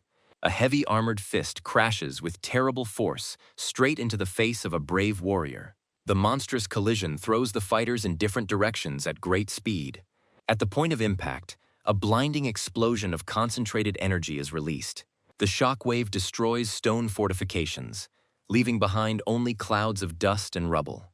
The enraged youth spreads his arms wide and lets out a deafening cry of rage. Having assessed the enemy's power, the swordsman decides to finally remove the restrictive seal from his powers. A huge round hole gapes in the rocky wall, created by incredible pressure. A dangerous monster emerges from a deep hole in the rock at full speed. An armored, hooded monster falls from above, about to deliver the finishing blow. However, the monster is astonished to see that his furious attack has been completely blocked. The swordsman summons the magical shield Hoktur, intercepting the enemy's crushing attack. The protective barrier instantly transforms into dense strands of crimson energy. A long, flexible whip, engulfed in a scarlet, mystical flame, materializes in the air. The sharp blade whistles through space and leaves a deep mark on the ground. Dark energy, in the form of a terrifying silhouette, rushes after the retreating creature. The creature in the pink hood turns sharply, watching the dangerous movement of the blade. The agile enemy somersaults through the air, dodging the swing of a long black spear. The swordsman's fingers grip the hilt tightly, directing destructive streams of darkness forward. Dozens of black spears fan out and rain down a barrage of attacks on the hovering monster. The warrior spins his blades with lightning speed, surrounding himself with shining white crescents. A powerful blow hits the enemy, sending a shower of bright sparks flying from his defenses. The roar of the collision echoes throughout the gorge, shaking the rocky cliffs. Thick clouds of dust and residual smoke drift slowly along the cold gray cliffs. From the darkness, animal paws step out, and the formidable enemy bursts into mad laughter. The three-eyed monster, with a wide grin, acknowledges the young man as the most gifted mage on the continent. White streaks of attack continue to crush the solid rock with a deafening crash. The demonic enemy enthusiastically declares that such a great talent should not be wasted. Covered in dark patterns, the fighter concentrates his strength to use the partel style. The young man imbues his weapon with crimson power, moving on to deadly spear techniques. The swordsman soars into the sky and unleashes the heavenly dragon technique, destroying the world. The colossal head of a ferocious scarlet dragon roars and rushes straight at the enemy. The smiling monster mockingly decides to slightly pacify the rebellious enemy. The three-eyed giant activates the whole scorpion rune technique and releases tentacles. The spiked appendages easily shatter the crimson dragon into bright fragments. The guy with black marks on his body is shocked to realize how easily the attack was repelled. The enemy's foot lands on the ground with a crash, instantly crushing the solid stone. A sharp jerk sends clouds of stone chips and debris flying in all directions. The swordsman barely has time to notice the approach of the monster due to its monstrous speed. A multitude of black tentacles unleash a barrage of crushing blows on the young man. The tortured warrior is thrown aside, and splashes of dark blood spurt around him. The hovering monster mockingly says that he taught his rival an easy lesson in love. The eyes of the defeated warrior are full of rage and hidden pain from the injuries he received. The three-eyed tormentor calls this ferocious attack a simple, friendly slap. A powerful blow shakes the stone platform, breaking it into small pieces. The weakened swordsman lies in the center of the torn crater, unable to rise. The young man panics and realizes that he has suddenly stopped feeling his own mana. The landed demon explains that he sealed the energy points on the enemy's body. Confident of triumph, the villain invites the young man to go with him to the kingdom of Cho. In impotent rage, the beaten youth clenches his fist tightly, around which a bright energy flares up. Sprawled on the broken stone slabs, Van angrily snaps and curses the impudent monster. The many-eyed adversary only grins creepily and declares that he will first teach him a lesson in manners. A powerful tentacle strike comes down from above, unleashing a devastating wave of light across the battlefield. With a gaze blazing with hatred, the boy concentrates the remnants of light magic in his right hand. Another colossal surge of power shakes everything around and leaves behind a huge hole. Crossed energy sickles cut through the thickening darkness of the night at breakneck speed. A giant pillar of light rises into the sky, attracting the attention of the remaining astonished fighters. The beast-like tiger and the snake-eyed warrior exchange bewildered glances, stunned by the scale of the battle. The allies rush to the rescue and anxiously bend over their seriously wounded comrade. An exhausted Van lies motionless on the rocky ground, cracked from the terrible blows. The one-eyed, gray-haired veteran is amazed that the young man fought Akratos alone. The bleeding fighter rises with difficulty and tries to reassure his comrades of his fortitude. With a glowing red eye, he asks for some time to recover from his severe wounds. The blue-haired girl looks in horror at the stubborn man coughing up blood and considers his actions madness. The sorceress is genuinely amazed by his boundless rage, which forces him to fight on the brink of death. At that moment, a grinning demon with spiky appendages suddenly appears behind the Tiger Man. The Beast Man's yellow eyes widen in belated recognition of the mortal threat looming over him. A heavy purple tentacle slams into the giant, sending him flying. A series of blinding flashes illuminates the battlefield, accompanied by a thunderous roar. The blue-haired warrior screams in wild despair, seeing her own father's sudden defeat. The sharp-toothed monster condescendingly advises its minions to keep a safe distance. The monster spreads out numerous eyed tentacles, meeting the swordsman's new attack. The red-haired swordswoman in armor furiously activates the Scarlet Eye rune for a crushing blow. A bald monk with a burning sign on his forehead rushes forward, filling the surrounding area with a furious roar. The multi-armed villain mockingly notes the activation of the enemy runes and prepares to repel the attack. The armored girl rushes into close combat, despite the dark aura oozing from her eye. Her partner, his face twisted with tension, makes a desperate, swift dash. With one smooth movement, the wily enemy tears out the runic eye and admires the resulting trophy. Shrouded in turquoise flames, the monster mercilessly throws back its bloodied attackers. A knight named Russell loads a magic bullet into his wrist weapon at maximum power. The carefree demon watches with amusement as the rune of explosive compression forms around the warrior. A huge tentacle fills with thick emerald matter to deliver a fatal counterattack. The armored fighter panics as he realizes that his trump attack has been useless against the enemy. A colossal detonation of green mana explodes in space and completely consumes the shooter. At the sight of the powerful explosion, only a scorched trench remains, shrouded in clouds of gray smoke. The satisfied villain laughs maliciously because his monstrous magic turned his enemy to dust. The mustachioed comrade, in complete horror, shouts out the name of the dead Lord Russell, not believing his eyes. The dangerous monster squints its glowing pupils unkindly, dissatisfied with the old warrior's excessive noise. In a split second, the demon grabs the screaming old man by the face with an iron grip and orders him to shut up. With a blinding flash, the monster slams the warrior into the stone floor with incredible force. A blue-haired girl in a blue dress freezes in complete shock in front of the monster's looming paw. The three-eyed monster mockingly recognizes Bursa's daughter and notices her inability to use runes. Bearing his terrifying, toothy maw, the enemy offers the frightened captive the opportunity to choose her own fate. Trembling with all-consuming horror, the poor thing tries in vain to force her body to move. All around her, her fallen and bleeding comrades lie unconscious on the broken stones. Laughing with a wild, insane laugh, the cruel demon raises his leg to deliver the fatal blow. Bitter tears of despair roll down the girl's face from the realization of her complete inability to move. A sudden, swift dash cuts through the air and snatches the girl right out from under the enemy's attack. The disgruntled monster clicks his tongue and declares that the runaway could have lived a day longer. The cold silhouette of the demon grimly calls her stupid for willingly stepping towards certain death. The red-haired mercenary rescues Bursa's daughter and drops down next to her seriously wounded ally. The warrior explains with a smile that she came for the promised reward and to fulfill her duty. At this moment, a drawn-out roar of a war horn, decorated with intricate patterns, is heard. The confused demon lifts his head in confusion, trying to understand the source of the sudden sound.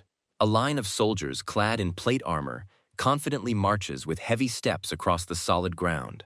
Rows of invincible knights with massive shields synchronously close their iron formation. The mercenary behind the shield smirks contentedly, as her daring sortie was part of a clear plan. A mighty knight in a mask stands at the head of the arriving army and orders all forces to gather. The glowing rune on the stern leader's helmet flashes with a cold, mystical light. Meanwhile, in Leon's mansion, the leader reminds his comrades of the importance of the operation plan. The officers gathered around the table listen attentively to the story of the ghostly chance of salvation. The scarred leader announces that he is sending a messenger to the distant kingdom of Bahine for help. The commanders cannot hide their extreme surprise at the mention of such an unexpected ally. The gloomy leader sternly questions the embarrassed warrior about the reason for her nervous laughter. The man soberly admits that the chances of their weak country receiving help from a great power are almost zero. The fortress, plunged into darkness, was faced with the urgent need to march to the kingdom of Argo. The knights in armor wait with bated breath for the continuation of their authoritative master's thought. The blind warrior and his fair-haired comrade lean silently over the snow-white negotiating table. The leader's eyes flash with determination in the face of the possible salvation of their people. The memory takes us to the battlefield, where the formidable duke, fully armed, addresses the enemy. The famous Grand Duke Akratos appears before the stricken monster in all his glory.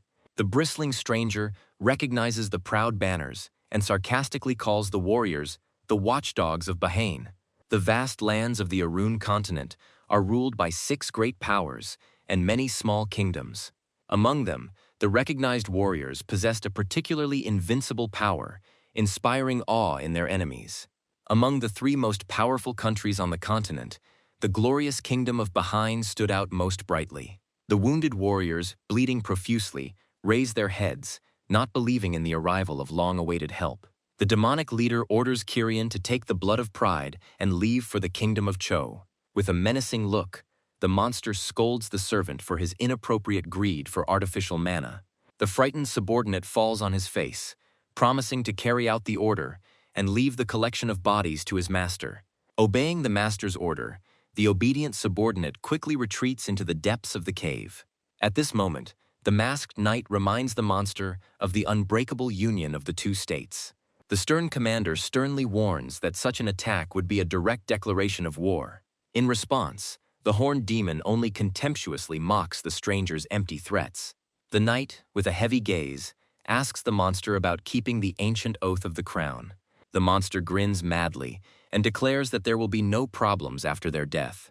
Then the armored commander raises his heavy sword and prepares for battle. With a furious cry, the swordsman orders his loyal troops to attack immediately. An army of thousands, with a battle roar, rushes down a narrow gorge straight towards the enemy. The united vanguard of knights put up their shields and advance in an even formation. The vanguard officers loudly order the following platoons to deploy into battle formation. The magic archers in the rear extend their arms and begin a massive mana barrage. A deadly hail of flaming scarlet spheres rapidly falls upon the demon's positions.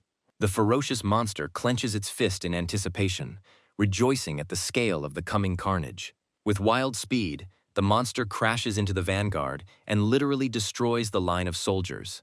Laughing maliciously, he tears apart the armor of another unfortunate warrior with his bare hands.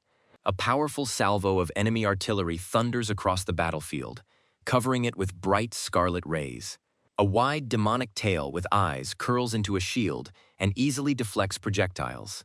The brave knights do not retreat and rush forward again, trying to suppress the target. The multi-eyed monster deftly crushes attackers with its flexible tail and sharp claws. With one crushing turn of his body, he throws back the armored fighters.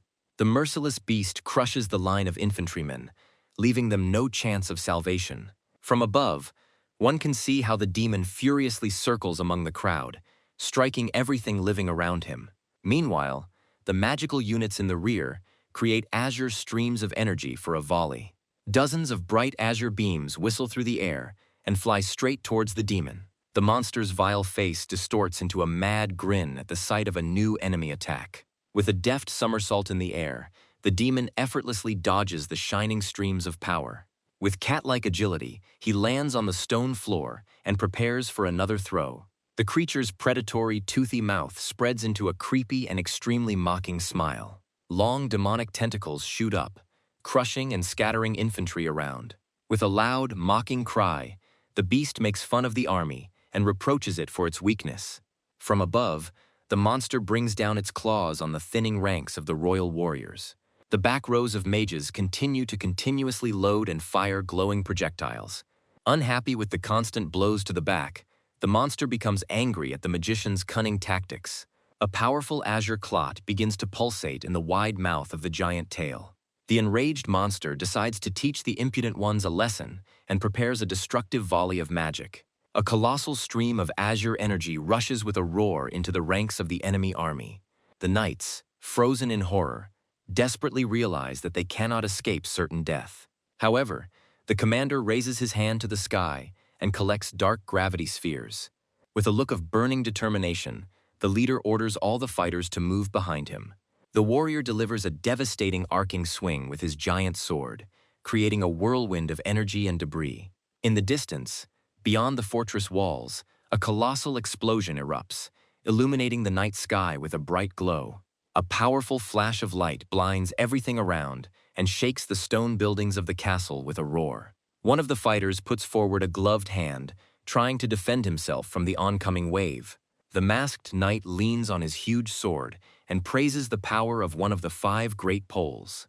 The creepy monster with a long tail grins and admits that Balmung has become noticeably stronger. The red-haired knight rushes forward to attack the monster, his fists engulfed in red flames. The monster's eyes widen in utter amazement at the sight of the enemy's swift counterattack.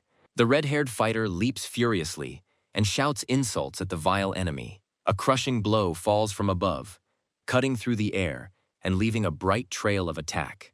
The monster deftly dodges the blow in midair and sarcastically complains about the unbearable heat. The tearful girl enters the battle and, with a trembling voice, promises to properly cool down the enemy. The sorceress casts the rune of tears and gracefully rises into the air in streams of icy magic.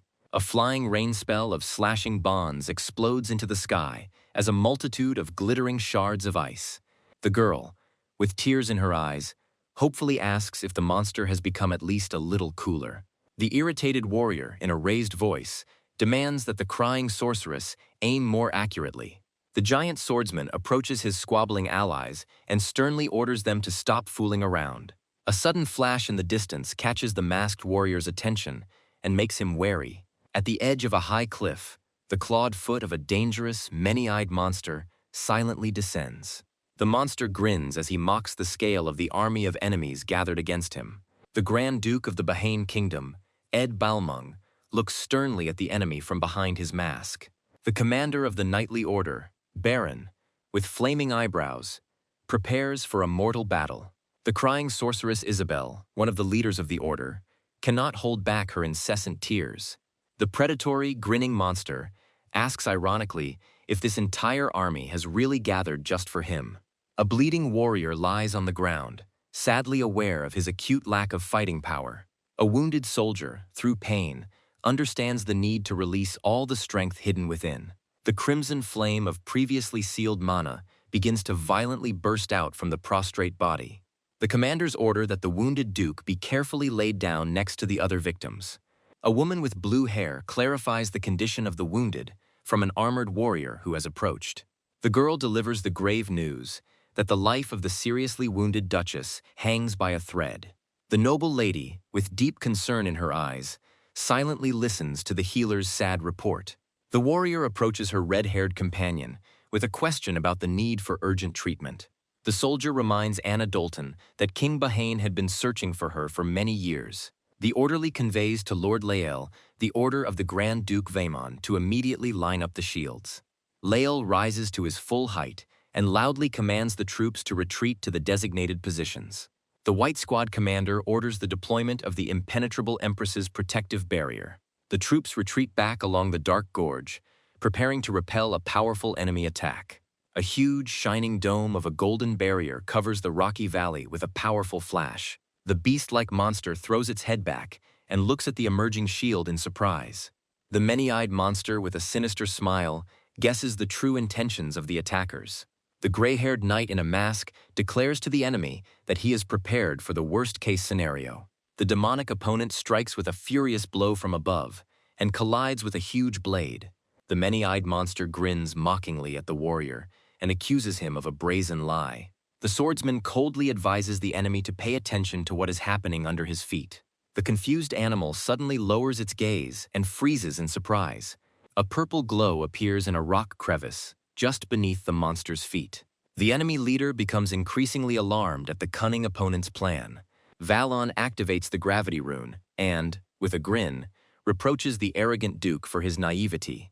Deep within the fractured earth, a powerful gravitational core is rapidly forming. The force of gravity instantly increases 50-fold and shakes everything around. The pressure-bound monster smugly boasts of his hand-to-hand combat prowess. Overcoming the monstrous weight, the many-eyed beast takes a step forward with a grin. The giant makes a lightning-fast dash upward, considering this attack an easy obstacle. The masked warrior swings his heavy broadsword sharply, raising a wave of white dust. The Grey Knight soars into the air after the enemy and does not give him time to come to his senses. A heavy rotating disc flies at great speed straight towards a hovering enemy. Another concentrated core of dark magic flares up in the hero's palm. Purple clots of gravitational energy fill the circular holes on the blade. Valon, hovering in the air, descends upon the enemy with a charged sword. The stunned monster's eyes widen in realization of the imminent threat. The mighty knight slams the colossal blade straight down with furious force. The gravitational repulsion vector creates a crushing downward blow. The earth shatters into tiny pieces under the impact of a devastating explosion. The monster, buried under the rubble, only laughs furiously at the flying knight. The beast fills its long tail with azure energy and prepares to strike back. At that very moment, a hand, engulfed in a furious crimson flame, clenches in the air. The red-haired fighter falls from above onto the beast, caught off guard, with a wild cry. The warrior, engulfed in flames, demands that they stop ignoring him and launches a ferocious attack. The red-haired berserker roars furiously, releasing all the accumulated fiery power. A gigantic column of roaring flame rises into the sky, illuminating the entire area. The demonic enemy only grins bloodthirstily through the veil of smoke. With one hand, the monster casually blocks the flaming fist of the approaching daredevil. Horrible tentacles grow from the monster's back and close over the attacker's head. The water blade cuts through the flesh of the attacking appendages at great speed. The icy stream crackles and breaks through the enemy's defenses, cooling the enemy's rage. The agile girl controls water illusions and saves her ally from death. The blue-haired warrior falls to the ground and releases a hail of ice arrows. The cautious monster curls up into a tight ball of multi-eyed tentacles. The masked swordsman instantly throws his hand forward for another devastating attack. Purple gravity spheres surround the blocked monster's protective sphere. A multi-armed purple monster furiously spreads its tentacles, surrounded by floating spheres. The monster throws its head back and screams curses at the enemy with wild fury. At the same moment, dozens of sharp shadow needles pierce the enemy's silhouette from all sides. The masked warrior loudly orders his comrades to continuously attack the dangerous Duke. The red-haired fighter screams furiously and tells his ally to prepare for the next strike. The girl falls to the ground and replies that her magic is already fully prepared for attack. A swift, armored swordsman activates the Rune of Tears and rushes forward through the streams of water. A mighty warrior with a giant heavy sword falls from above with a gravity rune. The masked fighter's face distorts, with sudden surprise and growing alarm. Meanwhile, purple spheres quickly slide along the wide steel blade. The horned warrior plummets downwards through glowing spheres of dark magic.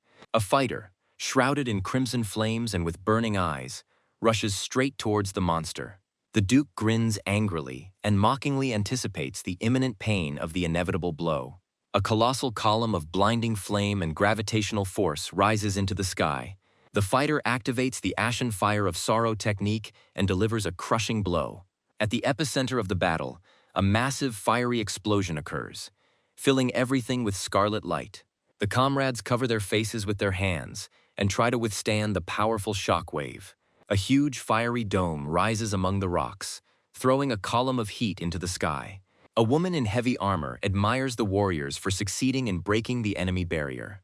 The allies excitedly discuss the battle of high-level mages and hope for a quick victory. The leader sternly objects and reminds that the Duke's mana is far from exhausted. The exhausted red-haired knight breathes heavily, leaning on his knee among the stone ruins. The monster, cut into pieces, only laughs maliciously and praises the impressive striking technique. By using the fusion rune, the demon connects his severed body with black threads of darkness. The enraged Baron asks with hatred how many alien runes this monster has managed to absorb. The recovered demon calmly walks behind the stunned swordsman. The creature grins terribly and whispers that this knowledge will no longer save a mortal from imminent death. The knight realizes with horror that he completely missed the moment of the enemy's instant movement. The masked comrade, in panic and despair, shouts to the Baron about the danger of a deadly attack.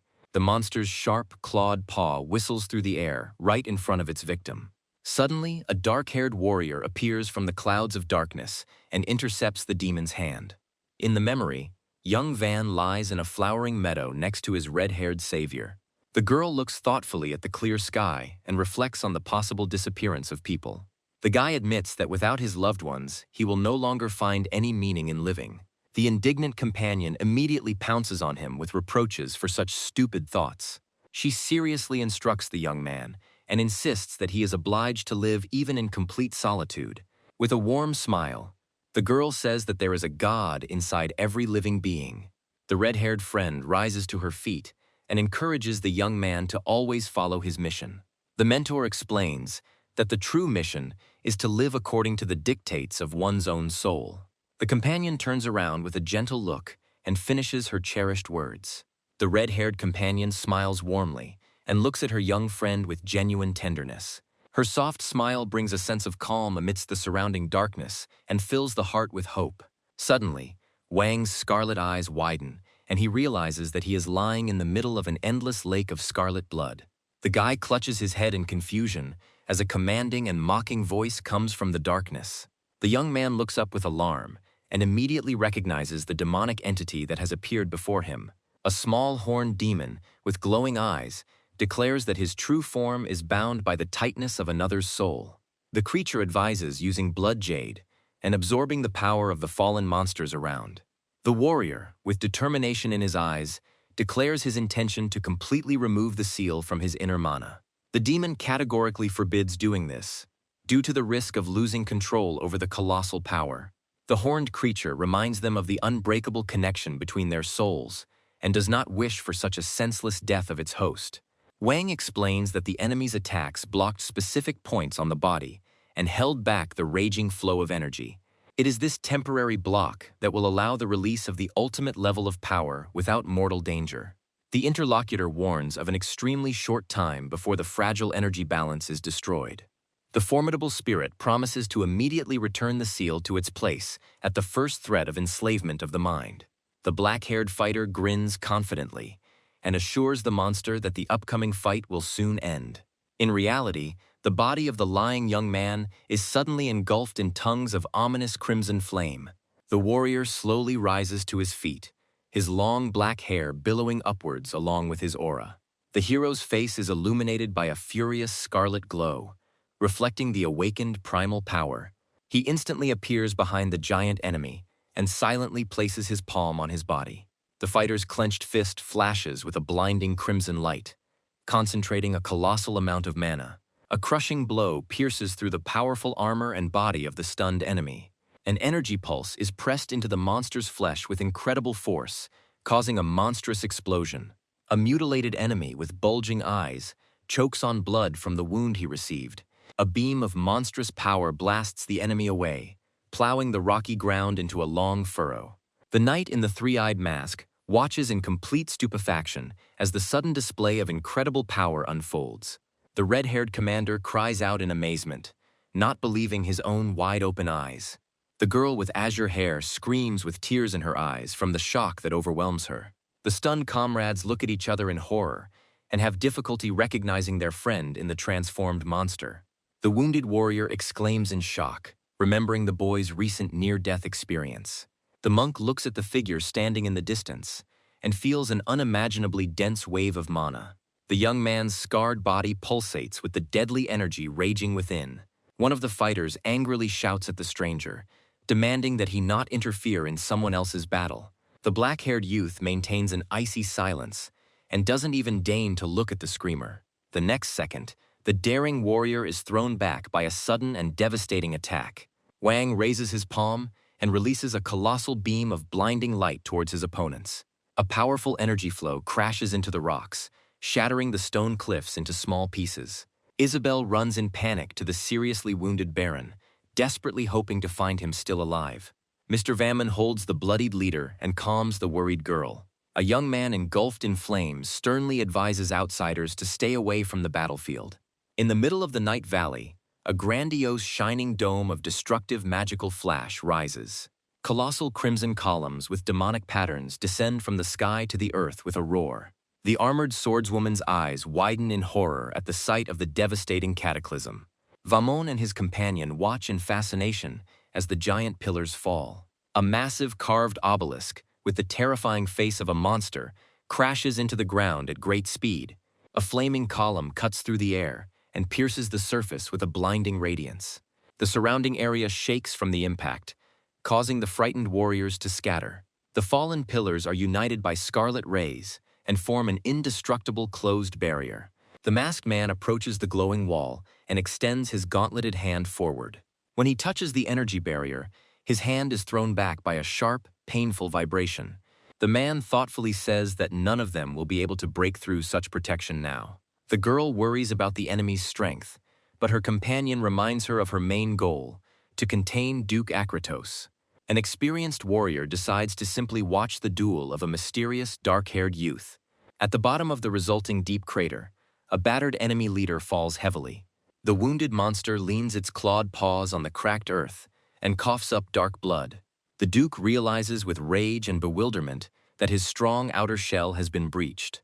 The hero, hovering in the air, mockingly asks where the enemy's former arrogance has gone.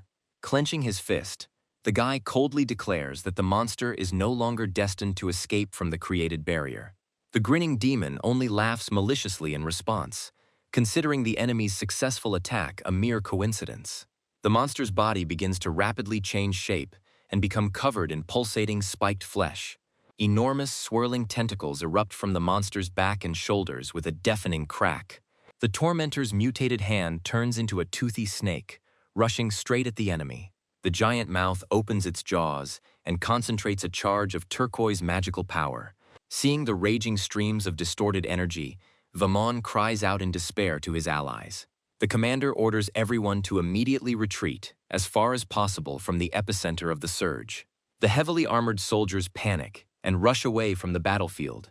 The pink-haired warrior hurries to cover the wounded with a shield and orders them to take cover behind her. The slyly smiling red-haired mercenary assesses the risk and decides to quickly escape from danger. The Duke, consumed by anger, screams about his superiority and promises to reduce all people to ashes. The young warrior simply calmly notes the monster's complete lack of understanding of the current situation. With a firm movement, the young man delivers a sharp blow to the air, splitting space itself. The guy advises his enemy to enjoy the last moments of fun while reality is crumbling at the seams.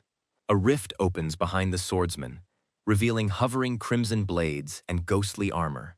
Dressed in shining battle armor, the hero stands frozen, surrounded by deadly hovering blades. His scarlet eyes flash with a thirst for retribution a moment before the decisive blow is delivered. Enormous clawed paws of bloody aura fall upon the demon soaring into the sky. The monster's face is distorted by a grimace of genuine horror in the face of impending, inevitable death.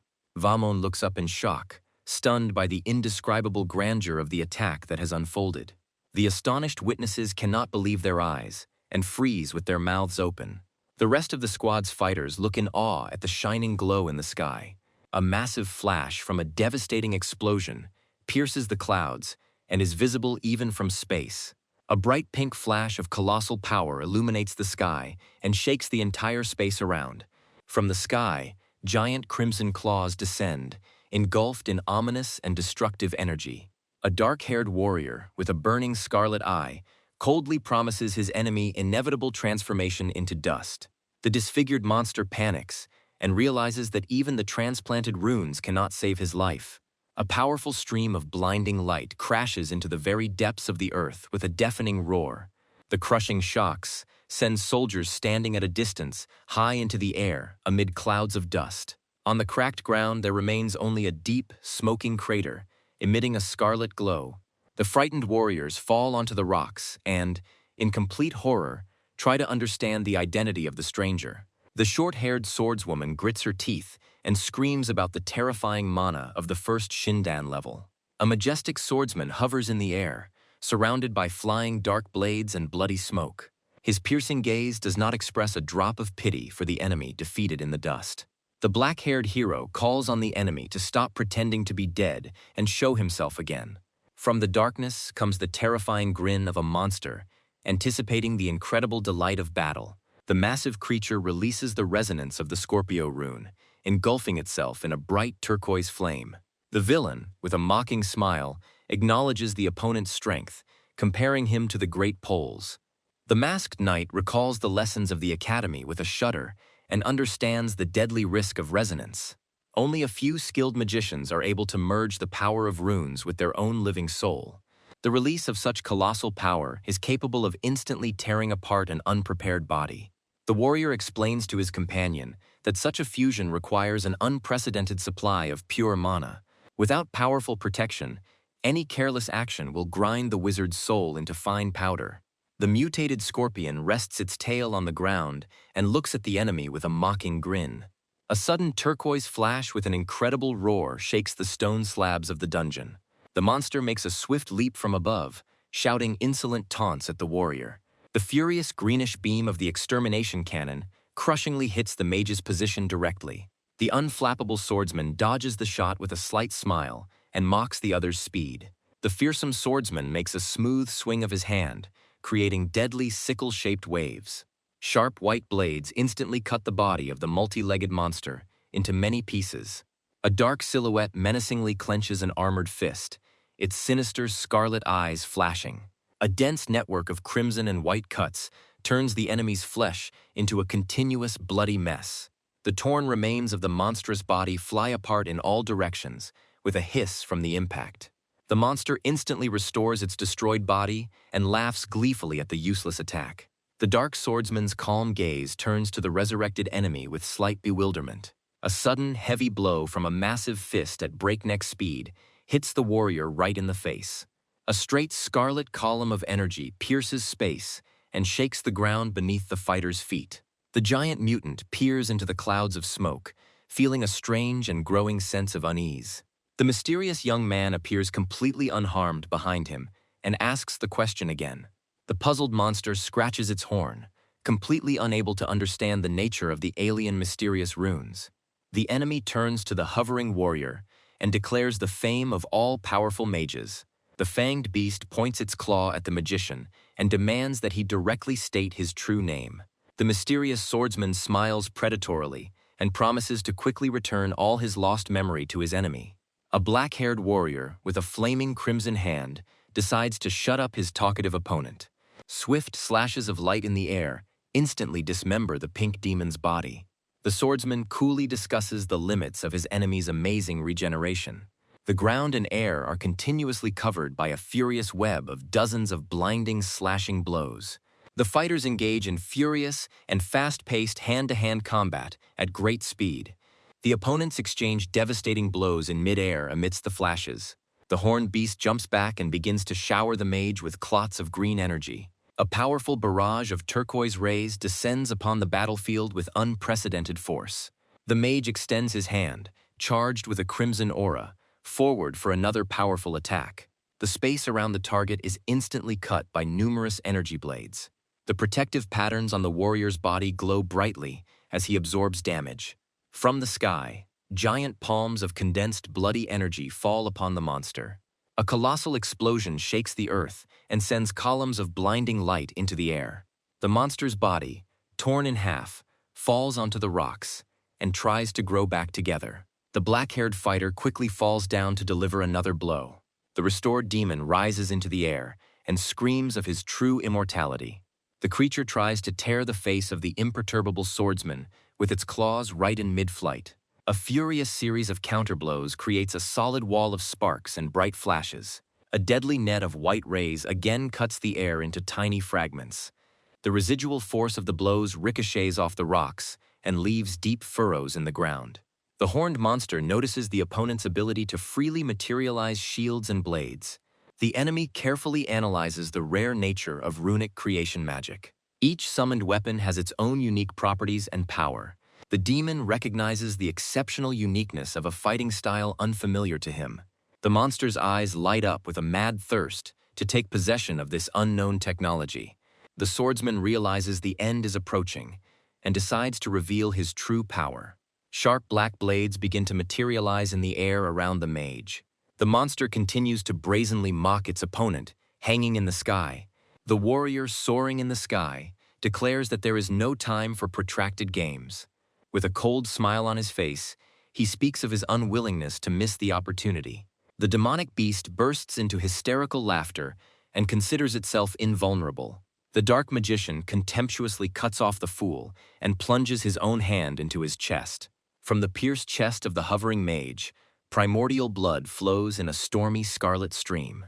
The stunned beast looks at the strange substance spilled around him in bewilderment. The black-haired lord with glowing crimson eyes raises his bloody palm. Dozens of dark blades and axes begin to slowly rise from the boiling scarlet lake. A vast arsenal of deadly spears and swords hangs just beneath the crimson skies. The face of the self-confident monster is distorted by indescribable horror and shock. The comrades watching the large-scale battle scream in horror at the sight they see. The warriors below cannot believe their eyes and try in vain to comprehend what is happening in reality. The astonished warriors watch in horror as the incredible resonance of magical power unfolds. The horned monster is confused as to the source of the enemy's monstrous mana. The black-haired warrior mockingly reproaches his frightened enemy for cowardice. Walking across the blood-soaked ground, the hero promises not to use his entire arsenal. The man announces that he will only take out one weapon, saved for 1,000 years. The fighter's hands, blazing with dark energy, are capable of destroying immortal souls. The hero, shrouded in black flame, explains to the enemy the vulnerability of runic magic. The warrior's eye, sparkling with a scarlet flame, promises the enemy inevitable death. The demonic creature screams in panic, refusing to believe in divine power. The sinister grin on the hero's face foreshadows the repetition of old scary words.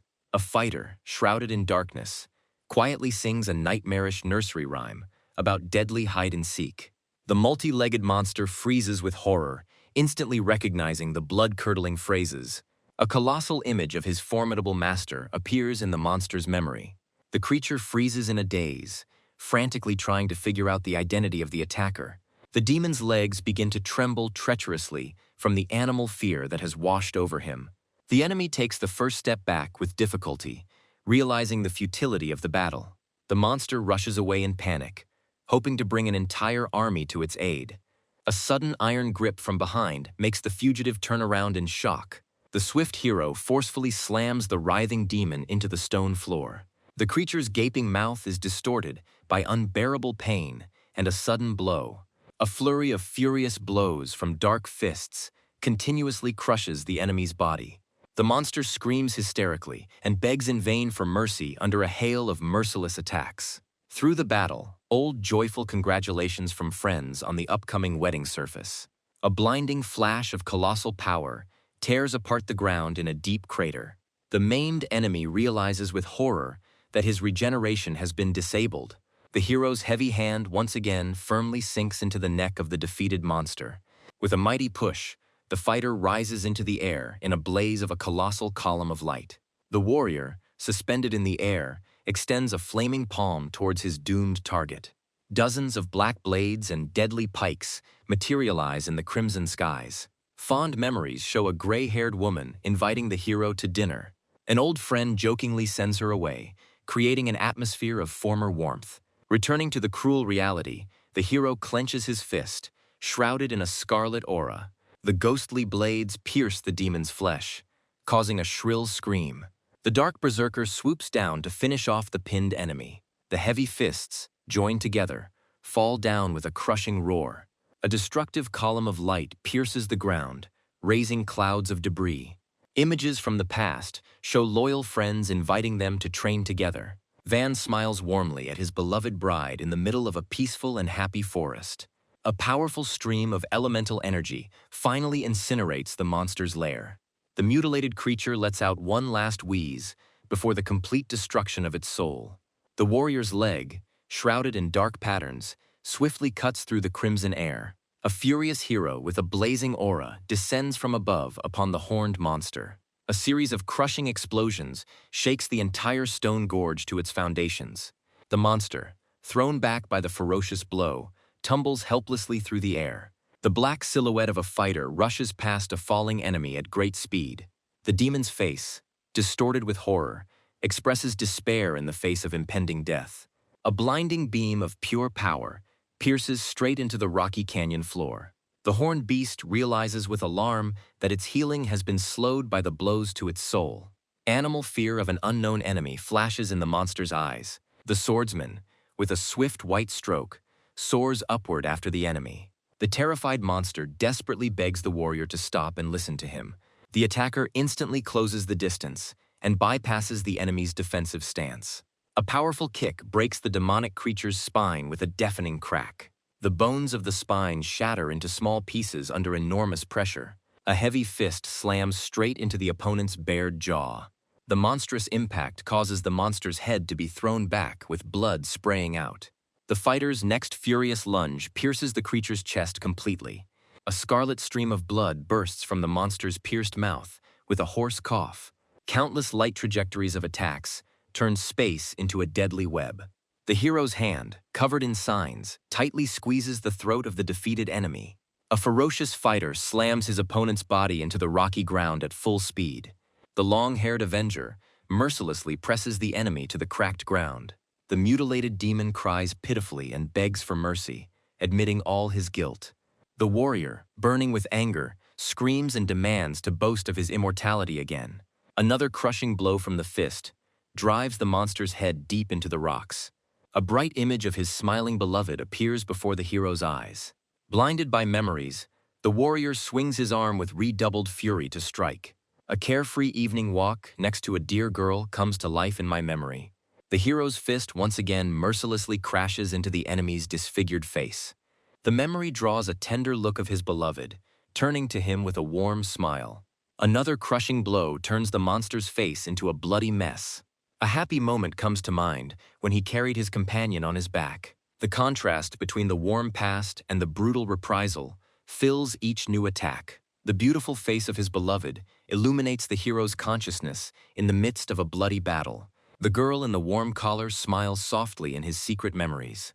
The monster, driven mad by pain, chokes on its own piercing scream. The warrior's face is distorted with genuine anger and a thirst for final retribution. The fighter's bloodshot red eye shows no mercy for the enemy. The dying creature's trembling fingers clutch helplessly at the executioner's strong hand. A blood-covered demon tearfully begs for mercy in his final moments. The black-haired hero grips the defeated monster's face tightly and tells him not to apologize. A mighty fighter lifts the defenseless body of an enemy high above his head against a crimson background. The image of a smiling red-haired girl among flowers suddenly appears in the hero's memory. A young lady with a soft, warm look carefully adjusts the strands of her blonde hair. The battered monster wheezes helplessly on the ground and admits to a complete loss of strength to heal. The merciless hands of a mighty warrior tear the enemy's body into two parts with terrifying force. The menacing black silhouette of the winner freezes with the torn parts of the monster in his hands. The warrior's face, covered in drops of fresh blood, expresses absolute and merciless rage. Torn flesh lies in a pool of black liquid, and the defeated enemy only laughs madly. The dark-haired warrior extends his right hand forward and summons a gloomy dark matter. In the thick scarlet haze, a creepy pink helmet with a pulsating brain on top appears. The black hand abruptly lowers this sinister crown directly onto the head of the crippled enemy. The executioner mercilessly presses the helmet into the captive's skull while he screams in pain.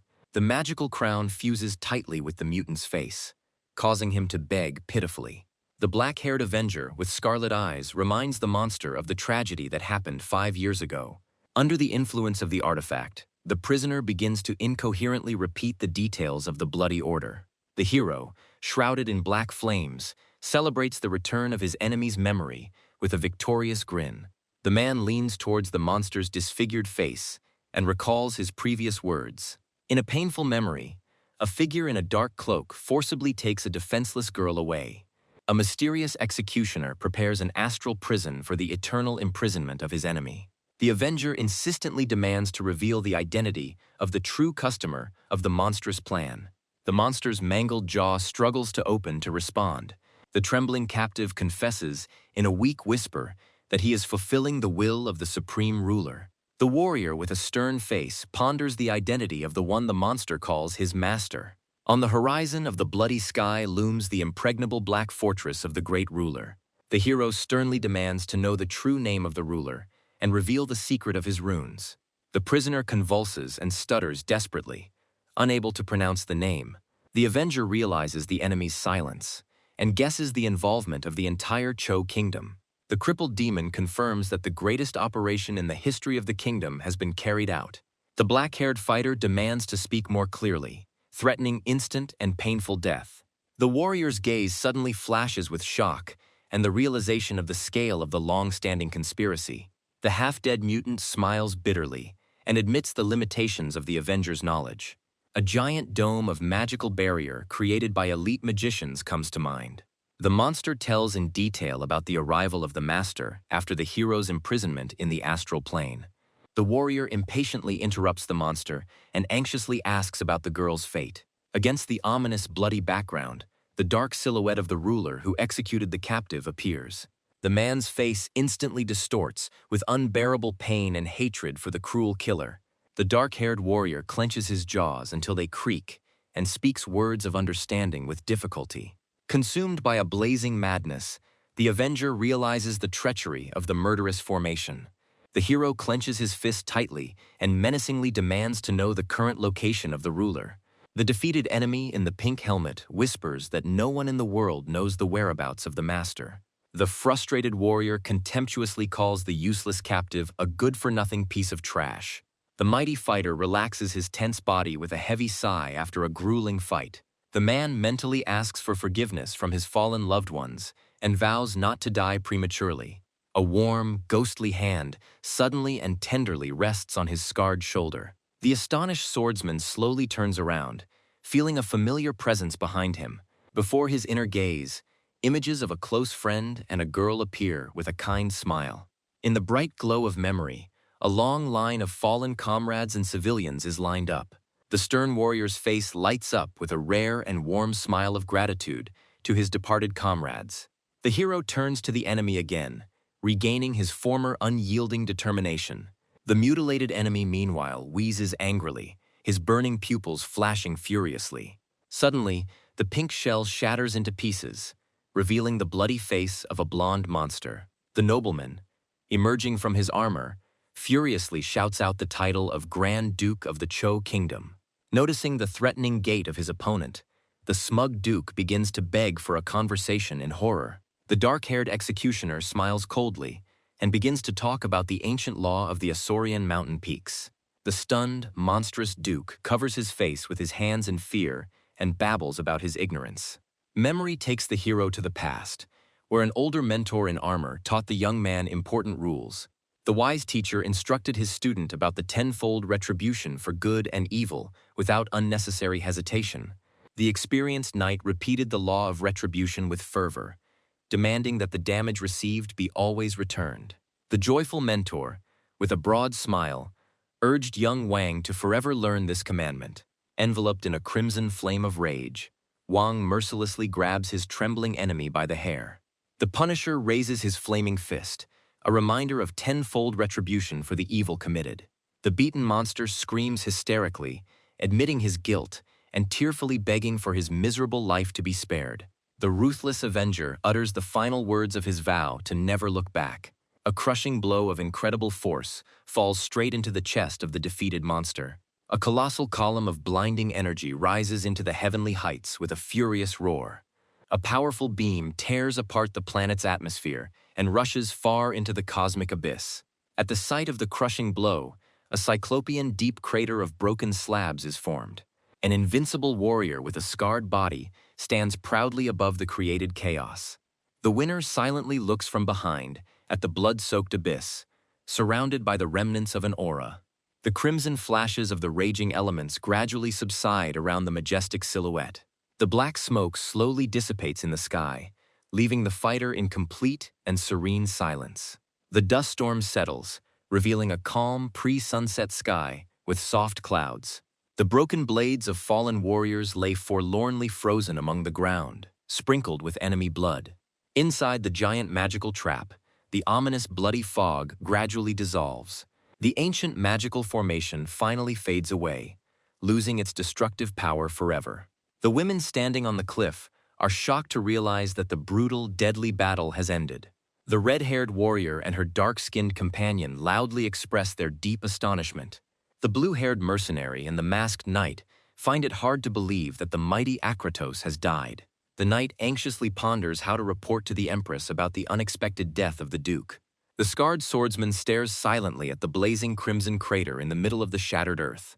The black-haired warrior turns around warily against the backdrop of a gloomy, pre-storm sky. The muscular fighter smoothly turns his head, listening attentively to the rustling behind him. The heavy armored boots of the mysterious guest step softly on the dusty ground. The stranger's luxurious turquoise hair sways dramatically in the oncoming wind. A tall, armored warrior suddenly approaches from the side and asks a question with a smile. The girl with the rune on her forehead, with a sly smile, clarifies the fate of the powerful Duke. 10 minutes before these events, peace reigned in the majestic castle of the Kingdom of Arco. The messenger informs the historiographer Su about the unsuccessful search for traces of the mysterious blood of Sin. The embarrassed researcher scratches his head in confusion and mentions one strange discovery. The scientists make their way along the stone floor of a gloomy corridor towards a hidden passage. The entrance to a deep cave with traces of handicraft opens before the researchers. The green-haired historian of the Kingdom of Hora decides to personally examine the mysterious place. The group carefully enters the depths of the dark grotto and freezes at the unexpected sight. In the center of the cave rises a huge monolith with ancient writings in a forgotten language. A shocked woman peers closely at the red symbols carved into the stone. An ancient text states that the art of runes is not a gift, but a curse from God. The girl, with sacred awe and horror, calls the lines she read pure blasphemy.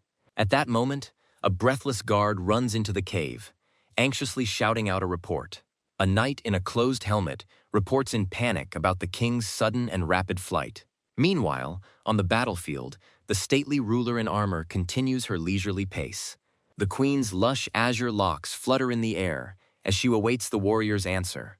The astonished swordsman stares in amazement at the stranger standing right next to him. The crowned warrior narrows her eyes slyly and mockingly repeats her question. The experienced fighter realizes with alarm that he had not felt her silent approach at all. A figure shrouded in the golden glow of magic walks majestically towards the astonished youth. The powerful maiden calls on the interlocutor to calm down and assures him of peaceful intentions. The swordsman turns his entire body towards the guest and directly asks her about her true name. Suddenly, her subjects land next to the warrior with a deafening roar. The arriving nobleman respectfully bows his knee before his formidable mistress. Duke Valen and the commander of the knights, Isabel, humbly greet the great empress. The queen waves her hand casually and orders her loyal officers to discard unnecessary ceremony. The mistress, with a ringing laugh, praises the impeccable discipline of her noble servants. A woman with regal grace extends her gauntleted hand for a formal conversation. The guest, with a proud smile, introduces herself as the ruler of Hora, named Elenara. Its few people are born with magnificent bodies and great mana. The young queen stands proudly on top of a high cliff, overlooking the vast domain. An army of thousands of elven warriors bows before the great mistress of spirits. The ancient map revealed the lands of the only power ready to challenge the hegemon. The swordsman crosses his arms over his chest, realizing the incredible level of power of the queen standing before him. The black-haired, wounded fighter is annoyed by his own inability to release mana. The elven empress, with a gentle smile, advises him not to hiss like a frightened kitten. The kneeling knights inquire respectfully about the absence of her main army. The lady recalls the flash above the castle and the sudden disappearance of Duke Akratos's mana. She rushed alone through the stone gorge to check on the death of the great warrior. The ruler openly confirms the death of a powerful enemy to a silent youth. Taking a confident step forward, the blonde elf turns her attention back to the guy. The majestic lady leans towards him and suddenly offers to become her disciple. The masked knight standing behind screams loudly, in unprecedented amazement and shock. The woman is distracted by the flash of magic in her hand, wanting to deal with another threat first. A bright beam of golden light illuminates the entire valley and disperses the swirling gloom around. A golden glow falls to the ground and mercilessly burns the lurking black substance. A spy in dark robes suddenly bursts out from the knight's dissolved shadow with a sudden rustle. The swordsman turns around in fear at the stranger in the bird mask hiding behind him. The empress mockingly reproaches the spy for his naive attempt to remain unnoticed. The mysterious spy is forced to acknowledge the great mistress's impeccable insight. The cracked mask with its long beak falls to the ground with a thud and shatters into pieces. The young man, having uncovered his face, laments with annoyance the loss of the master's unique product. The warriors watching from the cliff are extremely surprised to recognize a man from the Choe kingdom. The red-haired warrior anxiously points out the alien to her gray-haired commander. The one-eyed veteran's expression changes, and he says Rodam Janil's name with hatred. The enraged commander shouts the traitor's name at the top of a high cliff. Rodam only grins sarcastically and praises the excellent health of his former comrade. The young traitor casts a heavy and haughty glance at his adopted grandfather. The empress folds her arms across her chest and thoughtfully goes over the fugitive's name in her mind. She recalls the bloody massacre of this murderer against the royal family of the Uhuan state. Janil bows with false politeness and thanks her for such a high honor. The formidable elf directly asks about the reason for his visit to the deadly lands. The alien confesses his desire to personally verify the death of the Grand Duke Akratos. The scout's eyes fill with a crimson fire from thoughts of reprisals against the mighty duke. The queen can barely contain her grin at his naive confidence in her involvement in the murder. The mistress ignites the magical energy in her hand and ridicules the impudent man's bold threats. Rodam falls to his knees under the crushing weight of the mana pressure that descended upon him. All the other warriors in the canyon are also pinned to the ground by the monstrous force. The black-haired fighter places his hands on the ground and is amazed by the power of this powerful aura. A woman looms over a fallen enemy and demands that he convey a stern warning to the king. The elf orders the stranger to leave immediately and never return here. The crushed traitor humbly lowers his head and promises to fulfill the will of the mistress. The scout, with feigned respect, wishes the empress good health before leaving. Rodam's dark silhouette dissolves into black flames with an ominous message of long life. The armored warrior ponders whether it would have been worthwhile to take away the scout's eye before leaving. At this time, the serene mountain peaks are immersed in the soft rays of the morning sun. In the middle of a dense forest, a clot of black magical flame flares up in a dark clearing. A mage appears from the dark abyss, answering his ally standing under the tree canopy. The arriving sorcerer informs the dark silhouette of the duke's death and his imminent return to his homeland. The warrior grimly objects, reminding him of his mother, who will soon breathe her last. Dark-haired Prince Dariel, with a heavy gaze, listens silently to the disturbing news about his family. Meanwhile, in the rocky gorge, a light dust rises from the cracked earth. The golden-haired knight in a half-mask asks in surprise why the fugitive was released without a fight. The elf explains that this magician was incredibly powerful and would have taken his faithful companions with him. Looking down, the warrior admits with annoyance that her search for the precious blood has been a complete failure. The faithful guard blames himself for the delay, but the lady calmly asks him not to lose heart. Approaching the pale prisoner, the elf, with a sly smile, asks about his decision. The woman grabs the wounded young man by the head, causing him to freeze in pain. A shackled warrior with black marks on his body looks in horror at his powerful captor. The young man desperately tries to break free, but the iron grip only tightens its grip on his skull. The formidable warrior sternly reminds the obstinate man of the 3 mana storages in a living body. A projection of a body with 3 luminous centers of energy concentration appears in the air. The prisoner grits his teeth in pain as the mistress describes the process of opening the middle source. The elf explains that the upper vaults are only accessible to mages of the 6th level and above. The girl adds that the guy is completely incapable of controlling his higher centers. The elf's powerful hand finally unclenches its fingers and releases the exhausted fighter's head. The ruler explains that all the power of his energy remained locked in the lower source. The exhausted youth falls to his knees, trying to cope with the sealed flows of mana. The elf warns him that any mistake in control will tear the flesh to pieces. The guy sullenly lowers his head and asks what difference it makes to her what his future fate is. Crouching down in front of him, the warrior praises him for his steadfastness and proud nature. The interlocutor, with an open smile, admits that she is becoming increasingly sympathetic to the wounded man. Laughing loudly, the ruler admits her sincere interest in his great talent. She gently apologizes for her haste and allows the exhausted prisoner to rest a little. The warrior tells Valen to take care of the bodies of the fallen and asks about the nearest kingdom. The knight bows respectfully and promises to immediately carry out all given orders. Suddenly, a deafening noise of huge leathery dragon wings is heard in the sky. The leader's keen, sensitive ear instantly detects the approach of winged creatures. With a satisfied smile, the warrior turns to the arriving soldiers of the Heavenly Guard. The golden-haired warrior confirms the imminent arrival of the royal guard from the kingdom of Hora. A menacing, scaly dragon with glowing red eyes dives headlong into the gorge. Winged giants with riders on their backs hang majestically over the stone valley. The dragon rider excitedly reproaches the lady for her dangerous foray alone. Turning to the lizard, the leader sternly scolds the commander for being so late. The white-haired youth furiously shouts that he could not leave the historiographer Sue in the Argo Kingdom. The rider laughs loudly, clutching the back of his head, and commands his allies to set out immediately. The travelers arrive at the great kingdom of Ufana, surrounded by high stone walls and mountains. In a sunlit cemetery, 2 white tombstones stand among the grass, bearing the names Bersha and Russell. 3 grieving comrades in black mourning clothes stand silently before the fresh graves. The blue-haired girl covers her face with her hand from tears, while her red-haired companion gently consoles her. The one-armed warrior sadly watches his girlfriends crying on their knees in the middle of the cemetery slabs. The one-eyed advisor reports to the commander that the real name of the Grand Duchess was carved on the slab. Men in a spacious, bright room discuss sending the bodies of fallen soldiers back to their homeland in Bahine.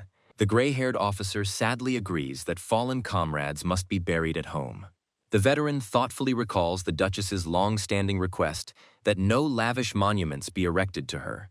A stern image of a short-haired woman with dark spots near her eyes comes to mind. The old soldier reflects that her modesty was an attempt to atone for a heavy sense of guilt. The one-eyed interlocutor agrees with his comrade's assumption with a knowing smile. The comrades finish indulging in difficult memories and hurry to the hall, where they are already awaited. There is a soft knock on the luxurious door, and from inside comes a calm permission to enter. The generals who entered immediately apologize to the commanders sitting at the long table for being late. The dark-haired lady takes the floor and invites everyone present to get straight to the point. A fair-haired knight in a battle half-mask listens intently to his leader's speech. The white-haired elf sits opposite with a thoughtful look and listens attentively to every word spoken. The woman points to the portrait and reveals a secret conspiracy between King Argo and the heretics of the Bhairava cult. She explains to the advisors that this dangerous sect openly worships an evil god of death. The lady speaks of the radical teachings of sectarians, who dream of killing the supreme god of fate, Vishra. Fanatics sincerely believe that the death of the supreme deity will forever free people from the shackles of fate. The gray-haired officer grits his teeth in rage at the unheard-of audacity of the treacherous heretics. The one-eyed warrior notices that ordinary street thugs have quickly become stronger thanks to their patrons. A knight in a mask with a glowing eye confidently claims that the cult is secretly financed by the Cho kingdom. The generals at the table freeze in complete stunned shock at the unexpected revelation of a powerful power. The shocked veteran jumps to his feet and angrily shouts about the impossibility of an alliance between the state and the sectarians. The white-haired youth adds with a sly grin that the alliance with the cult is only a small part of the problem. The elf rests his cheek on his hand and mentions the creation of the sinister substance, blood of sin, by the Choe kingdom. The soldiers at the table are tensely silent, trying to grasp the meaning of the frightening words of the white-haired guest. The woman describes the blood of sin as a gigantic living mass in the form of a pulsating heart. The council leader tells an ancient myth about how the god of fate personally cut the monster's heart into pieces. The dilapidated fresco shows how distant ancestors found and reassembled all the pieces. In ancient times, priests worshipped the recreated flesh and called it the blood of original sin. Leaning her hands on the smooth table, the dark-haired warrior asks the commanders a direct question. The warrior reveals the truth that the owner of the divided heart was the god of death, Bhairava. The gray-haired veteran, in indescribable horror, guesses the true plans of the insidious rulers of Cho. The girl firmly pronounces the terrible word, confirming the enemy's intentions to resurrect the fallen deity. To create the dark substance of sin, cultists performed cruel ancient rituals. Under the kingdom of Argo, one of these parts, called pride blood, was secretly cultivated. To achieve this, the villains mercilessly sucked the lifeblood out of thousands of prisoners on the rocks. In indescribable rage, the prisoner slams his clenched fist into the hard floor with all his might. The weary veteran grits his teeth as he laments how far the ruler of Argo has fallen.